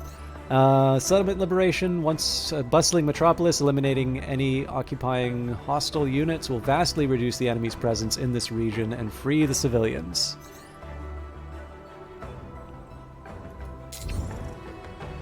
Oh, you know what? If it says salvage, I'm wondering if there was a region I was supposed to return those supplies to. That's what I get for being forgetful. Alright, let's see if the Hermes has anything it can equip. So again, grays don't really mean a whole lot to me. Ah, we do have... Okay, we've got a couple of primary missile... Well, we already had always had a snail, though, so that's maybe not quite as exciting as it could have been. Okay, the arm... No, that's fine. Lower body... Yeah, nothing too dramatic there, so let's deploy and deal with the...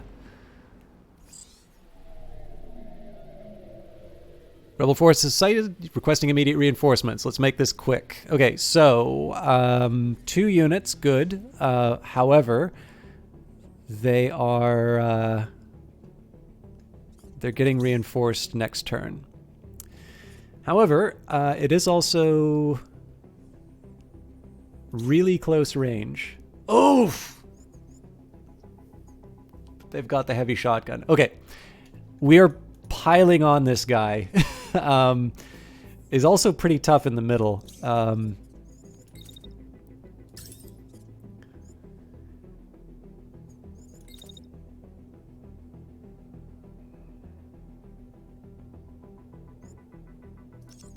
Alright, so I think it's better that I just throw up the shield and be ready for the attack.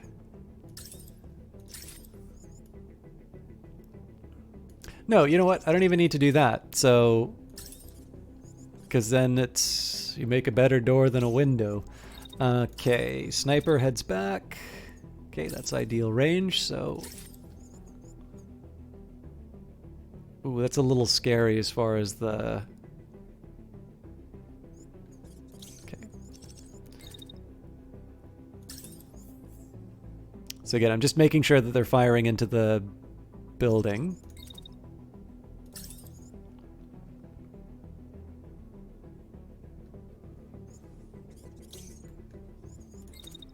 This is great. Well, I mean, I saw this movie called 300, and they're all like, we must meet them at the hot gates, where their numbers count for nothing. The only problem is there's only 2 of these guys, so we're the ones who outnumber them. But anyways, so this guy's kind of going through a choke point. I'm just trying to position all my units so that they've got their optimal firing inside of the sort of in this little kill zone. And of course, the hope is that we're going to be able to pull this off.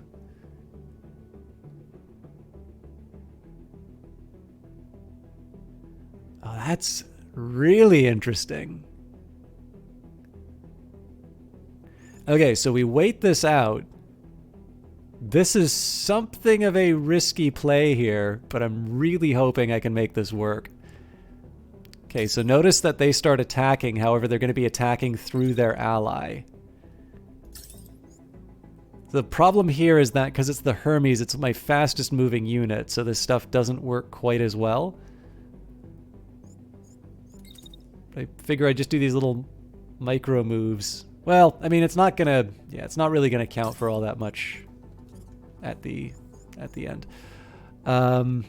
Still, we'll see if we can get a little bit of friendly fire going on there, and then the end we'll just head back. We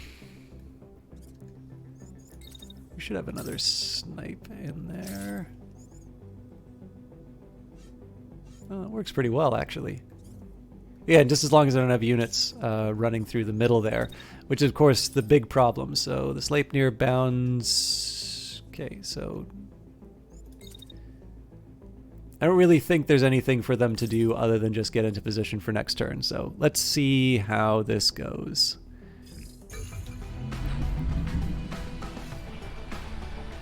I screwed up. I moved this unit. I wanted to fire the shotgun. That was stupid of me. We missed out on so much damage we could have done there. What a persistent bunch. Command won't commit any more drop squads to the site, so let's get this over with. Oh, good lord, they are jumping right on top of my sniper. And they look like they are heavy boys with shields. Okay. Let's try and take advantage of the snipe. Oh yeah, actually, this is great.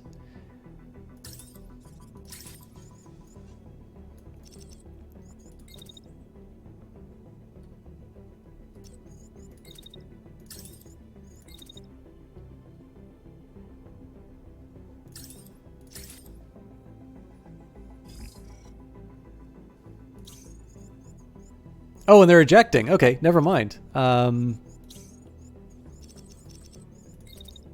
we get ourselves a nice full, basically a fully intact unit out of that. Okay, so I'll try and take out the tank if I can. Well, we don't actually know if they're going to do anything. They're kind of crashing. I'll do the snipe, but I won't do anything else. Okay, this is going to be very painful.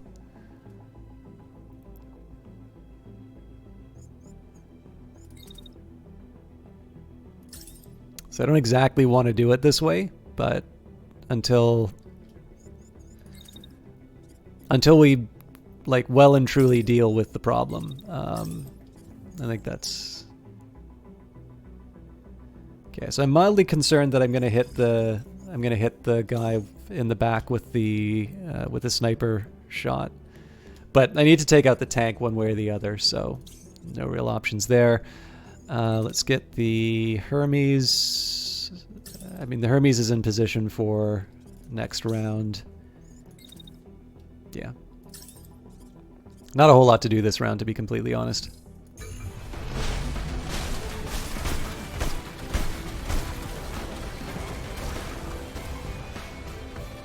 Alright, well, we got our prize intact. This guy's doing nothing. So we may have to clean him up at the end of the round, but okay, so heavy shotgun, not great. Also heavy shotgun, not great. So, first question, the best thing that the Sleipnir can do to remove threats is just hit them with the primary weapon.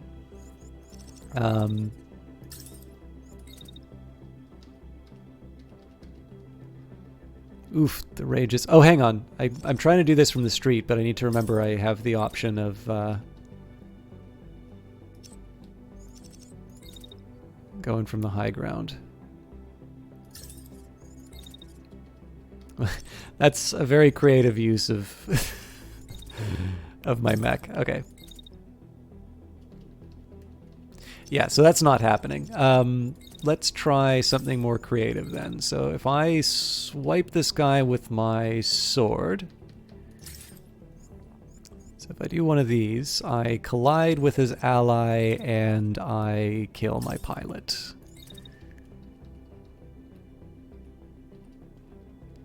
Aha!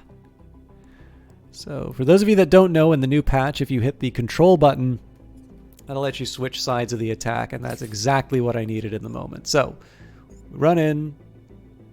Alright, so he does start firing the shotgun, which is a huge worry on my part. But it's the best I can do.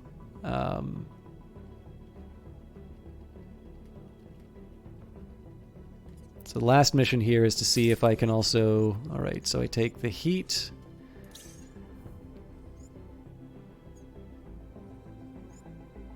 So yeah, the only problem I really have with that is that for the heat that I generate for myself, it doesn't really accomplish a whole lot.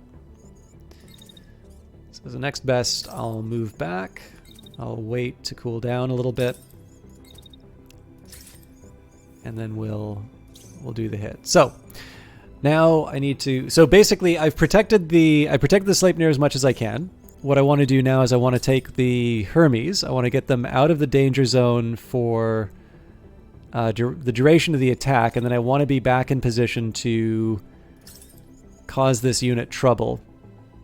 The good news is the Hermes is my fastest moving unit, so it's actually not that difficult for me to...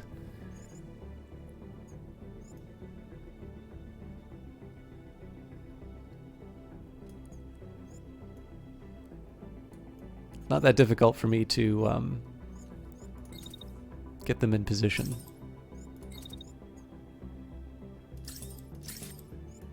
I want to be a little conscious of heat, but I think we're good to go.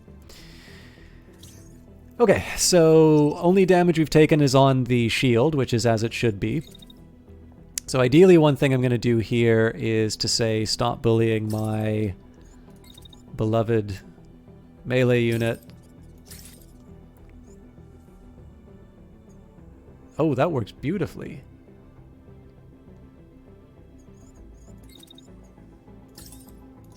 So I'm not actually attacking the unit. Basically, I need to anticipate that the body is going to be somewhere around here.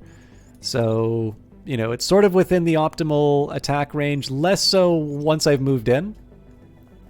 The Sleipnir is moving this way, so there's no real danger of friendly fire. But we're still able to sort of kick the heavy while they're on the ground. And of course they've got barriers, so once we eat through those barriers, they're actually pretty soft. So let's see how this turn turns out. I'm definitely going to slow it down for the shotgun moment. Who doesn't have orders? Oh, probably the sniper. That would be the second time I make that mistake. Okay, let's. We'll just lob the missiles at the original shotgunner.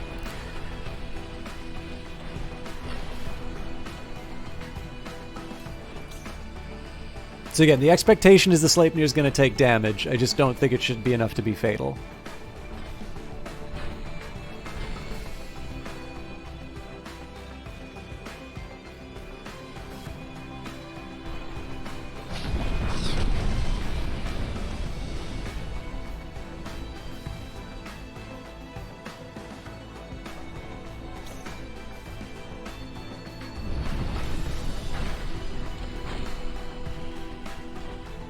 Please tell me I attacked the right one.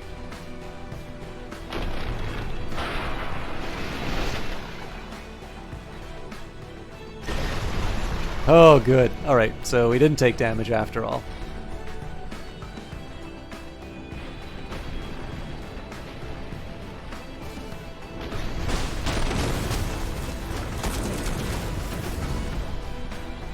Well, that turn's gonna suck for them. Commander, the base is circled around the perimeter. We are ready to pick the squad up if needed. So, by the way, if you want another major selling point for this game, all of the damage kind of gets calculated. They work it out. Oh, wow, this guy's given up already. Okay, so assuming that they survive the shotgun blast that's heading towards them, let's focus on our comrade here. So they should be falling. They should be falling this turn. And actually, I'm gonna do something weird here. I'm not actually gonna open fire on them because their torso is quite damaged already. I'm actually even gonna hold off. So I want to see whether or not they surrender after.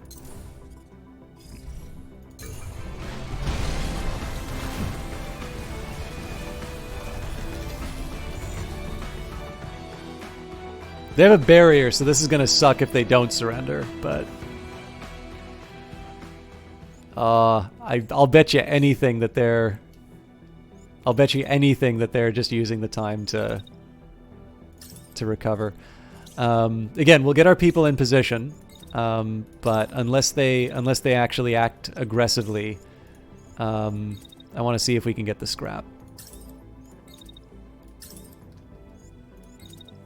I'm gonna guess all of this is about recovering the barrier, but...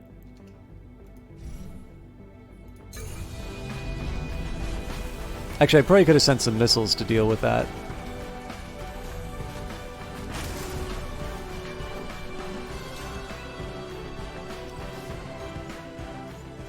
Alright, well...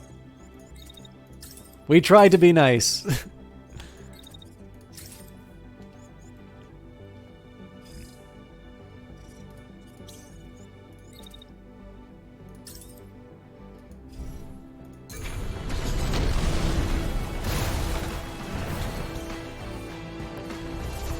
I actually kind of want to see how long we can do this for.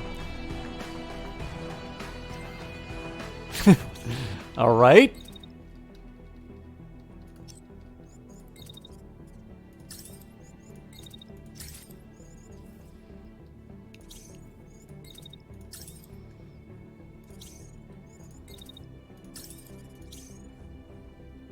Do want to be a bit careful that I don't you know, I don't get so arrogant that I wind up taking unnecessary damage on my own guys, but... actually, they're doing okay... They're doing okay with their barrier now, so let's give them a little incentive.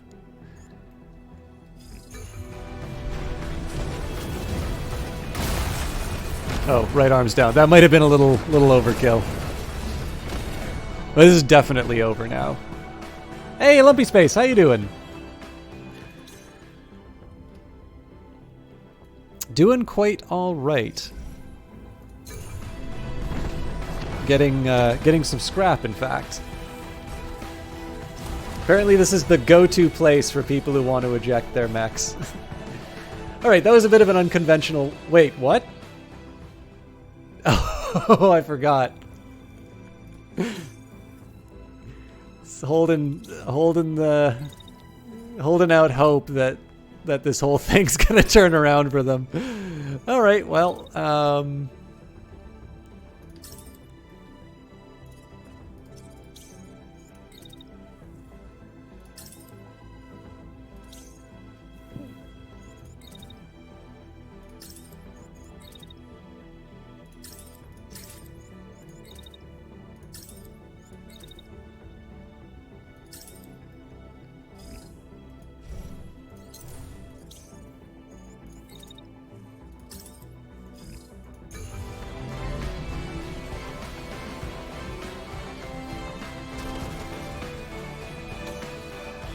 like a warning shot.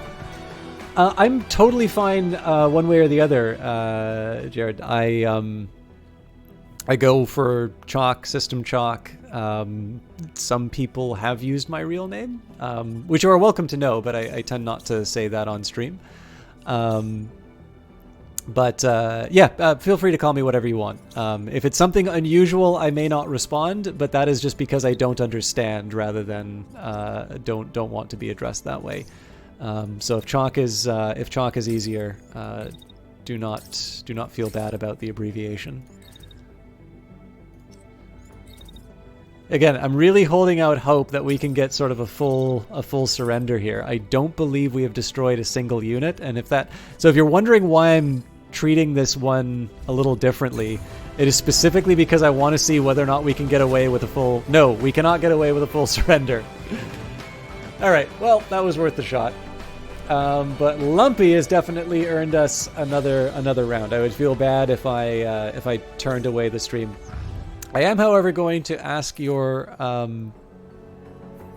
Ooh. So these shotguns might be good for my units.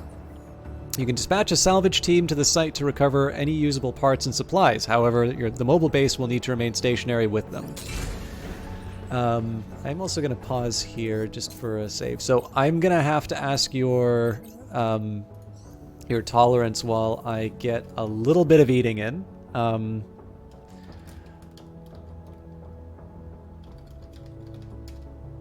But I will... The trade-off is going to be that I'll be able to do this a little bit longer. So just bear with me for a second. I'm going to mute the mic real quick, and I'll let the timer run. Never mind. Freedom! You have successfully liberated this province, and the people rejoice. The relief is palpable. One of your pilots wanders over to you as you watch the people dance in the streets. I know there's a lot more to do, she says, but shouldn't we celebrate the small victories? Absolutely, yes. This is exactly what I've been waiting for in terms of getting Polaris, their fatigue dealt with.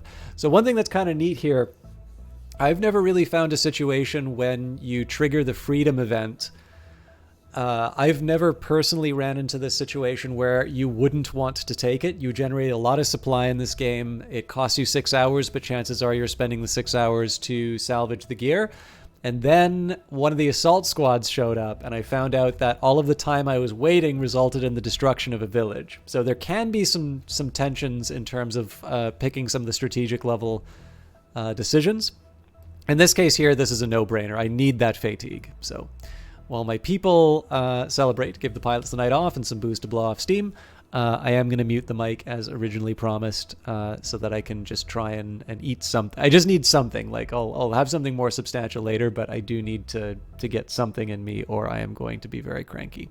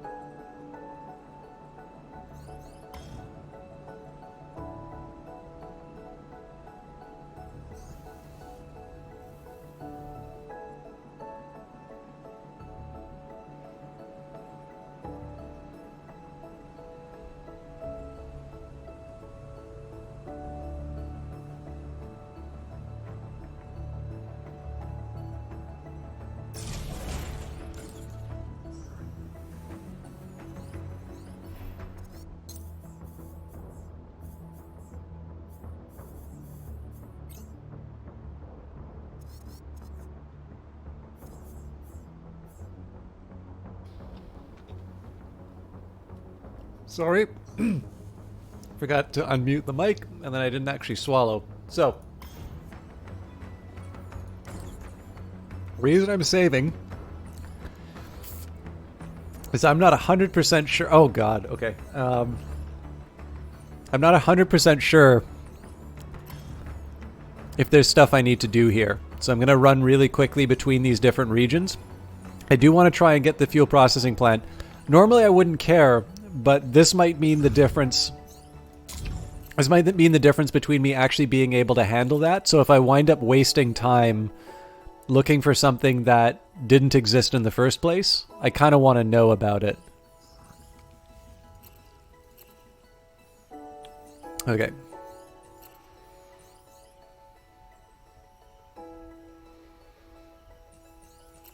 It's possible the camp is what we need. Wait a minute. So we have the fuel processing camp?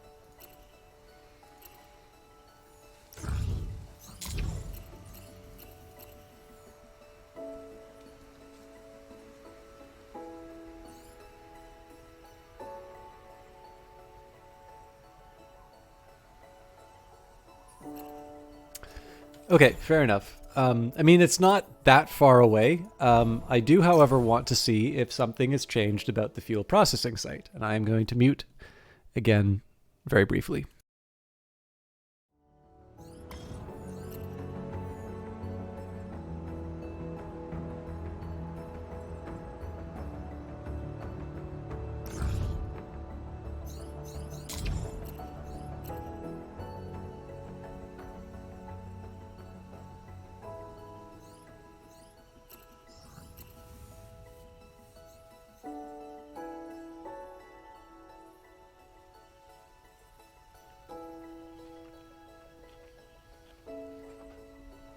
Okay, so I'm happy we got the district back.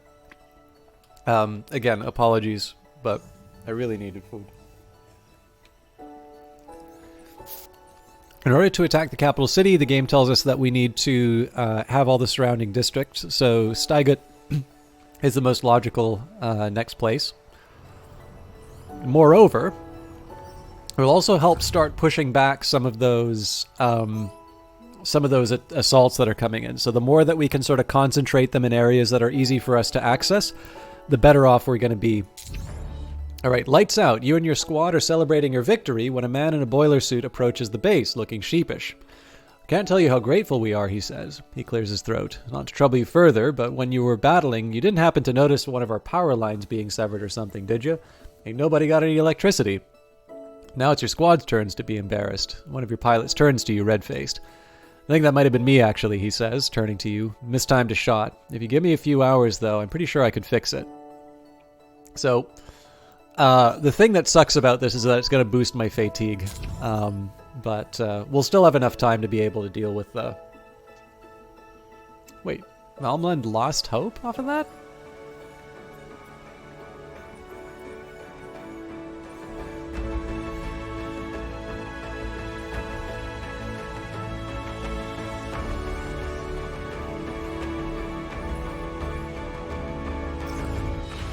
Power move. Your pilot got... By the way, Brace Yourself is pretty consistent in terms of its good titles. Crypt of the Necrodancer, Industries of Titan, Power Move. Some of the updates for Phantom Brigade have had some really great titles as well. So this is one of my secret joys, is whenever there's a new update, I get to find out the fancy name that they... Actually, if you have not read the patch notes for... Phantom Brigade, I do recommend it because they have quite a few good little subheading names for some of the weapons. Your pilot roped in the rest of the squad to help, and they carefully reconnect the power lines. After a few grueling hours, the sound of electricity whirring back to life reaches them. The man who reported the problem comes out of his house looking very pleased indeed. Thank you, he says. It would have been a lot harder for us to fix it without those mech suits. It was our fault. It was only right that we fixed it, your pilot says.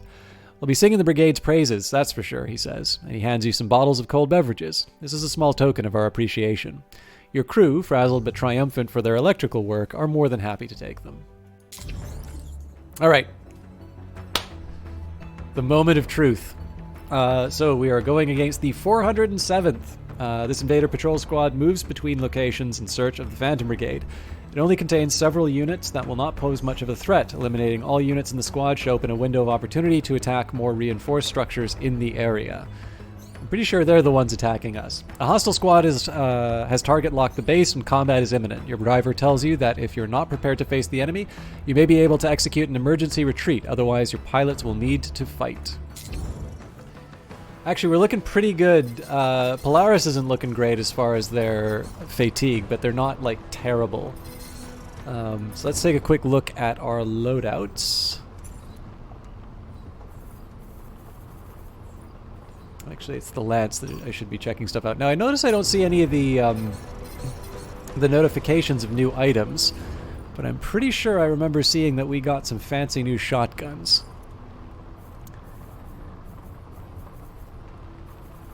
Maybe we didn't.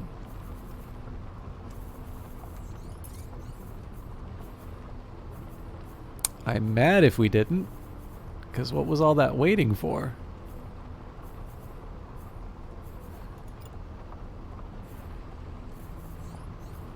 I think the auto is the one that I had previously. Okay, I feel like we had more from that previous encounter than we really did.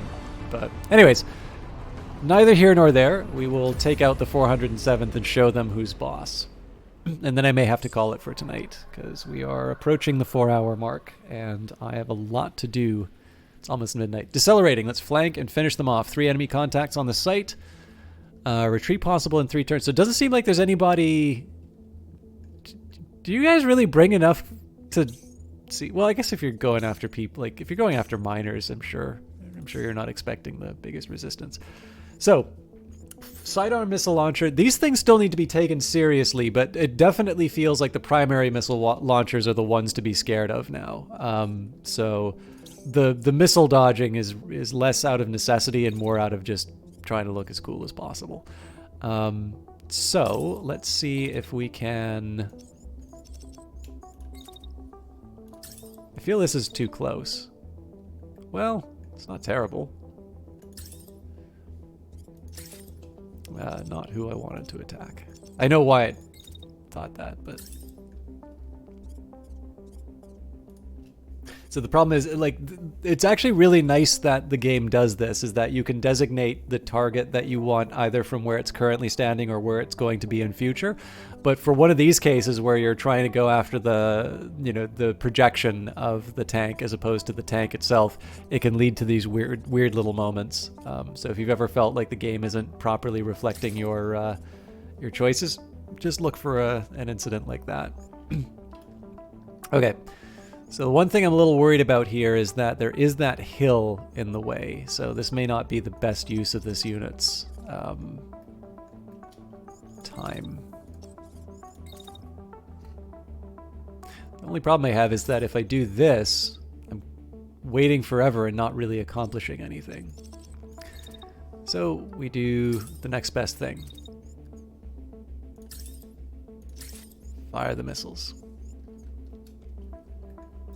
We'll just get everybody else to clean up the rest. Now, we have this wonderful little area where we do not need to worry about the autocannons at all.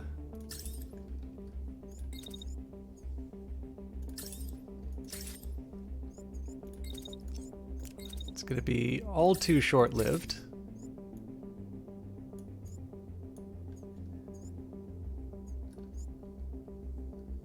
But I will make the most of it while I have it. I think if it's possible I'll be in range, so if I do a dash and a run, not really, but I can probably get myself into a decent enough spot for the next round. Yeah, and my heat's recovered, so they might start the round firing at me, in which case I'm sort of screwed, but other than that, I think I'm okay. And I bonk my units on the head, which is not the done thing. Okay. Lance walks first, then dashes.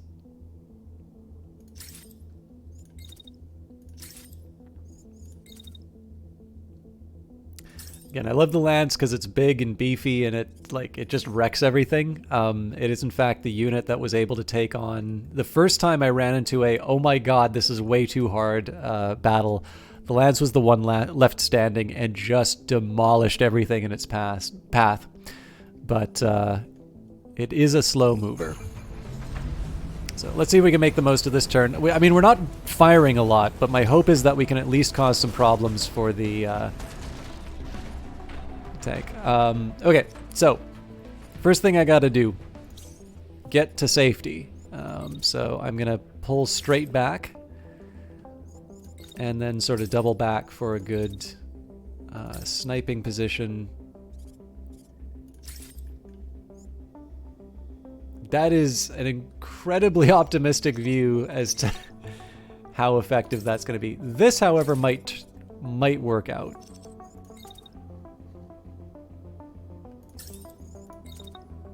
I hate having stuff that runs over into the next turn, but...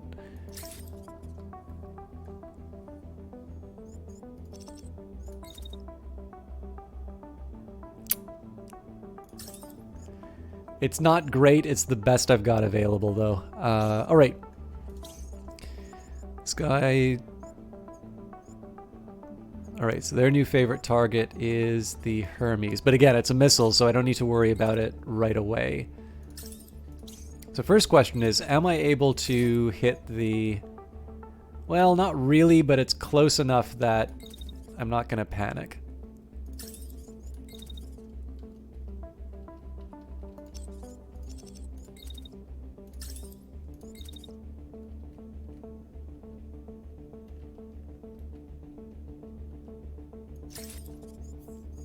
It's admittedly a weird angle, but I think it'll work out. So I'm a little worried about the fact that I am going to get pinged a little bit by the autocannon fire, but I think it's close enough that I should be comfortable.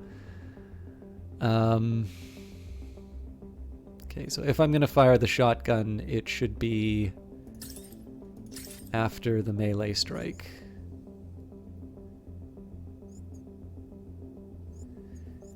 And then my other attack would come... So again, the ideal here is after the Sleipnir's clear, there's a shotgun on the tank for follow-up.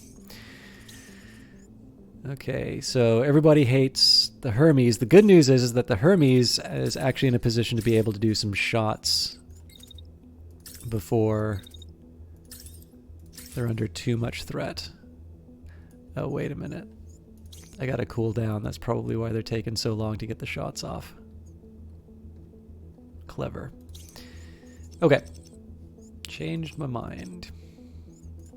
Gonna wait out the remaining attack.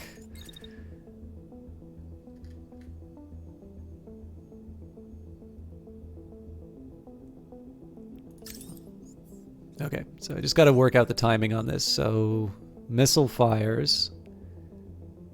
I wait this out. Oh, wait a minute. They're dashing. Oh, this is going to be wild. I wonder if... Okay, I'm really curious if the melee attack works when they're dashing.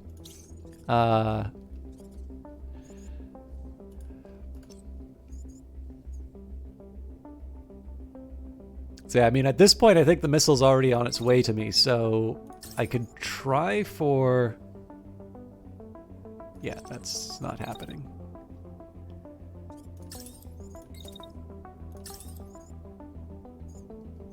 You know what? I feel like a coward doing it, but it's probably the better call. Okay, I am fascinated about what's going to happen this round.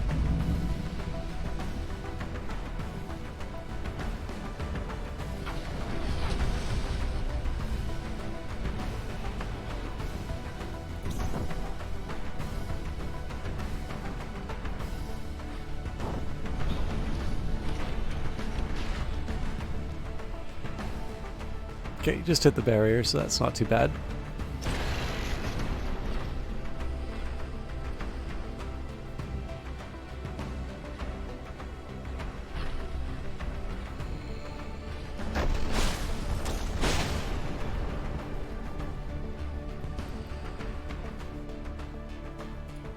So I'm curious how the timings work out as far as the missile's concerned. Again, I could be completely off in terms of the timings there.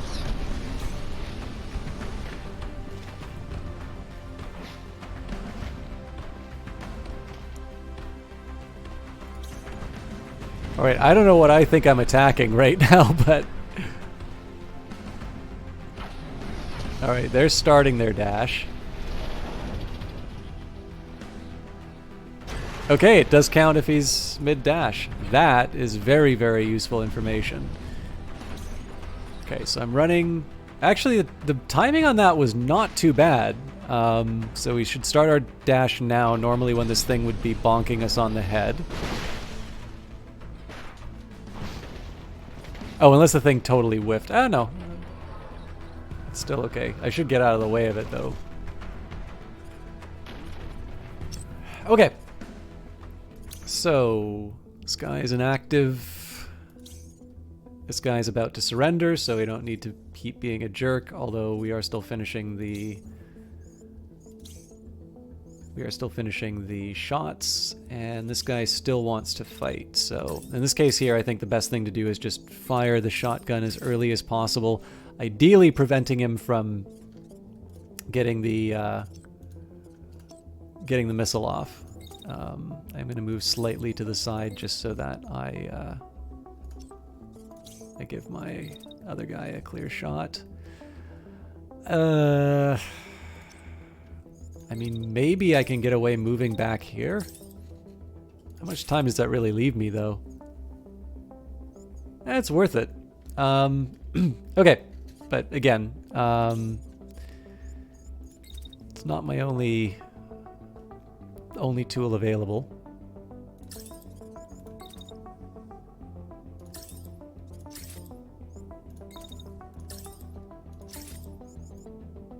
Yeah, it's a little hot. There we go. Although this doesn't stop, really that's got to happen before the 4.3 mark. So that one happens. That one's way too late. We'll work with what we've got. Get the Sleipnir a little bit out of the way.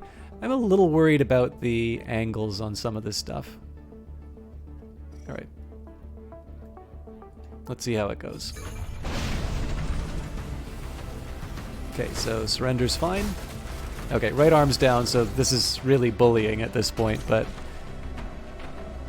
they will eject next turn. They will dash and eject. All right, well, we'll give them their stylish ending. Oh, and small little bit of friendly fire there.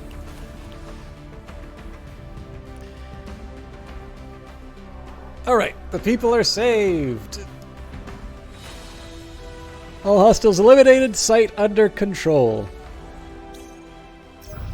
22nd battle, 39 damage taken, 6,004 damage inflicted, 40 actions planned, 886 meters traveled, 166 supplies on site, and a partridge in a pear tree. So we've got an improved gyro, excellent regenerator. We don't really use that, but and apparently there wasn't actually any equipment.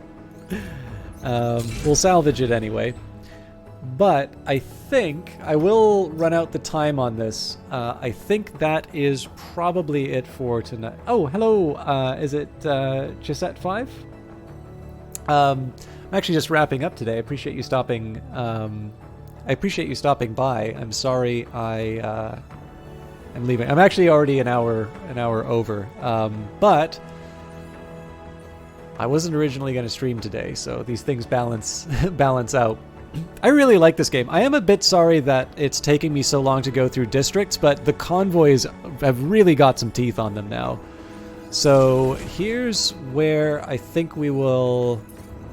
Here's where I think we'll be heading for the next couple of streams. I'm sorry, I'm completely out to lunch as to where these things are. Okay.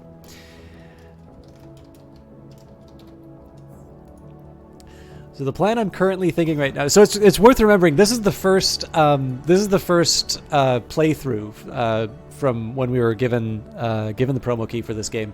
So to my understanding, the way that the game works is that you have to have all of the districts surrounding the region.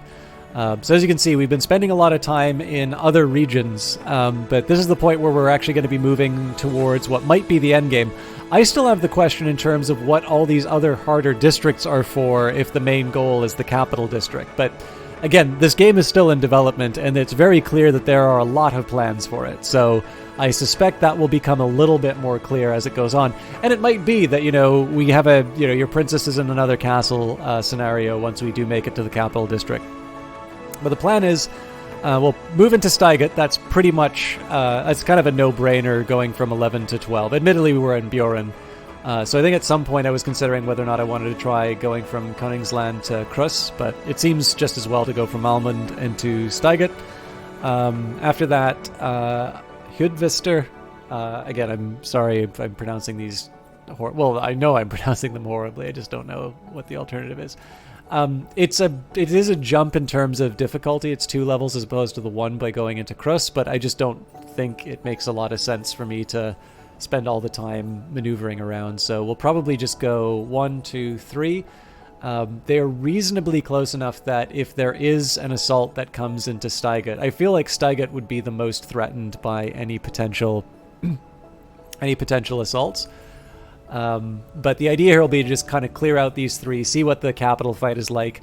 The hope is, when I take a look at the level of my units, so, 12, 10, 8, 9, admittedly, some of those are based on decisions, but this is, moving back to this district, definitely these 2 districts are the points where we should be starting to be getting the gear that will take us into the capital district fight.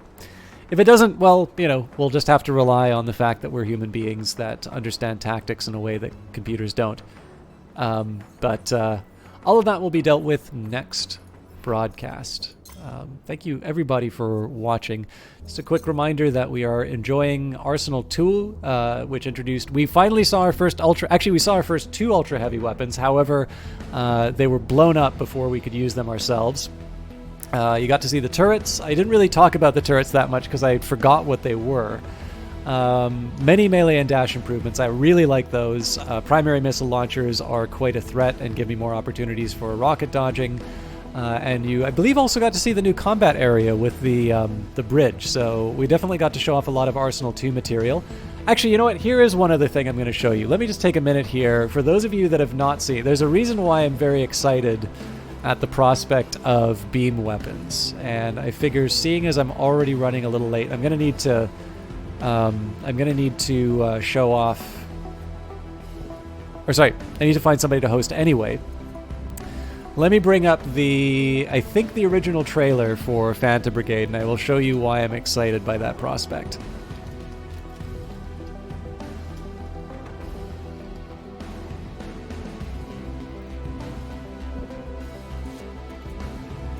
It's actually a really great way to sell you on why this game is such a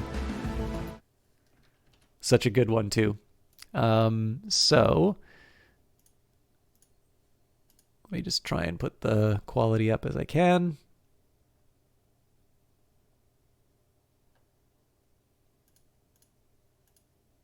Yeah, this is off of the Brace Yourself YouTube site.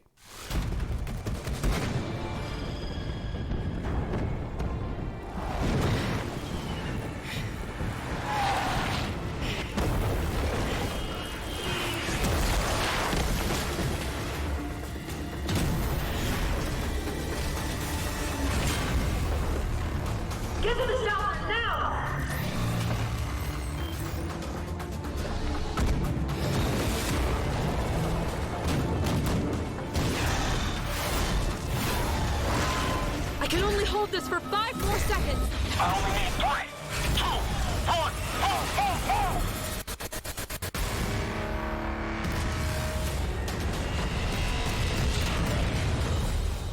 1, All local time threads are converging. There's nothing more we can do here.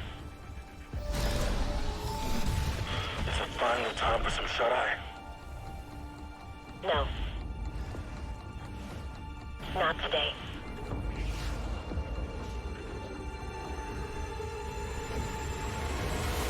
And you get to see the capital in the background. So yeah, this game is awesome. This one of the things I like the most about that trailer. I mean, first of all, Brace Yourself is pretty good at trailers. But I think one of the things that's really cool about that one is that I'm trying to think of things that you have... I'm trying to think of things that you can't do in that trailer. That are, dude, I guess there's technically when she says, I can only keep this up for another 5 seconds. That's not entirely true. Like, obviously the 5 second is the window for how long you can run in the game, but that's like presumably you can still just keep spamming the shield, so that's not really a thing. I guess there's no like civilians running around, but like the whole experience of, you know, you've got something precious you want to protect, having your, you know, buff armored unit just coming in and, you know, and putting up the shield. And then I've 100% had moments where I get someone to dodge out of the way so that the big hit can come. But of course, as you can see, we don't have energy weapons in the game yet. And that's going to be coming in Arsenal 3, arriving this month. So, you know, from the first time that we played this, I said the Arsenal kind of seemed to be the time when I would be changing the way that I was playing the game, and it sort of had the most promise in terms of some of the things I was noticing when I was playing early on. And it was unpacked into 3 updates, all of which, I mean, 2 of them which so far have been well within expectations and usually shooting beyond. And I am really curious what the extra melee improvements are going to be, but this is definitely a big one. Next month, Quality of Life 2. I am personally really looking forward to the combat replay option. I think that's going to be great to be able to sort of play it out, and then, you know, I can opt into a slow-mo moment, you know, if I really want to live something through, or the other way around, something that I was being too slow on, and then just being able to see it from different angles. I definitely also think it's going to make it a lot easier to share the plays and such. But it's great. Like, it's obvious why I have kind of made this a weekly game, because it's great. It keeps getting better with each update. And again, I do strongly encourage you to follow that Discord server. From what I've seen from some comments, apparently if there's longer form feedback, apparently the forum is a little bit better for that. But I'm assuming that if you put your thoughts down, it will reach the person that it's intended for. But yeah, one way or the other, I really enjoy this game. I'm really happy that I had a chance to share this game with all of you. For those of you that want to see more Phantom Brigade, that will, at the very least, should be happening next Monday still. There's a very small, very, very, very small possibility that I might actually have to shift that by a day or so for next Monday. But my plan is to have it next Monday. I will announce on Twitter if it has to change around. But for those of you who are only here for Phantom Brigade, I will see you next week. Wednesday, we're going to be doing Industries of Titan. Industries of Titan is getting its 10th update, a quality of life one, and there's actually something in it that I did not know was going to be coming in this update. But the stream where I got to meet Jared and and just in general, you know, I've got a chance to finally see Brace Yourself covering the game for more than like 15 seconds between meetings. There's definitely some stuff in Update 10 I'm looking forward to. So we'll start a new play session on Wednesday for that, but I will run through the early stages because I know you've seen me do that a lot with Update 9. Needless to say, I'm really looking forward to that. And then Friday, likely more Hollow Knight. I am in God Home now, so that's probably going to take me a while to get through. But as always, I will do my best to get through the challenges. Now, I don't see anybody streaming Phantom Brigade, which is a shame. Let me just take a look here. And nobody streaming Industries of Titan. What's wrong with you people? All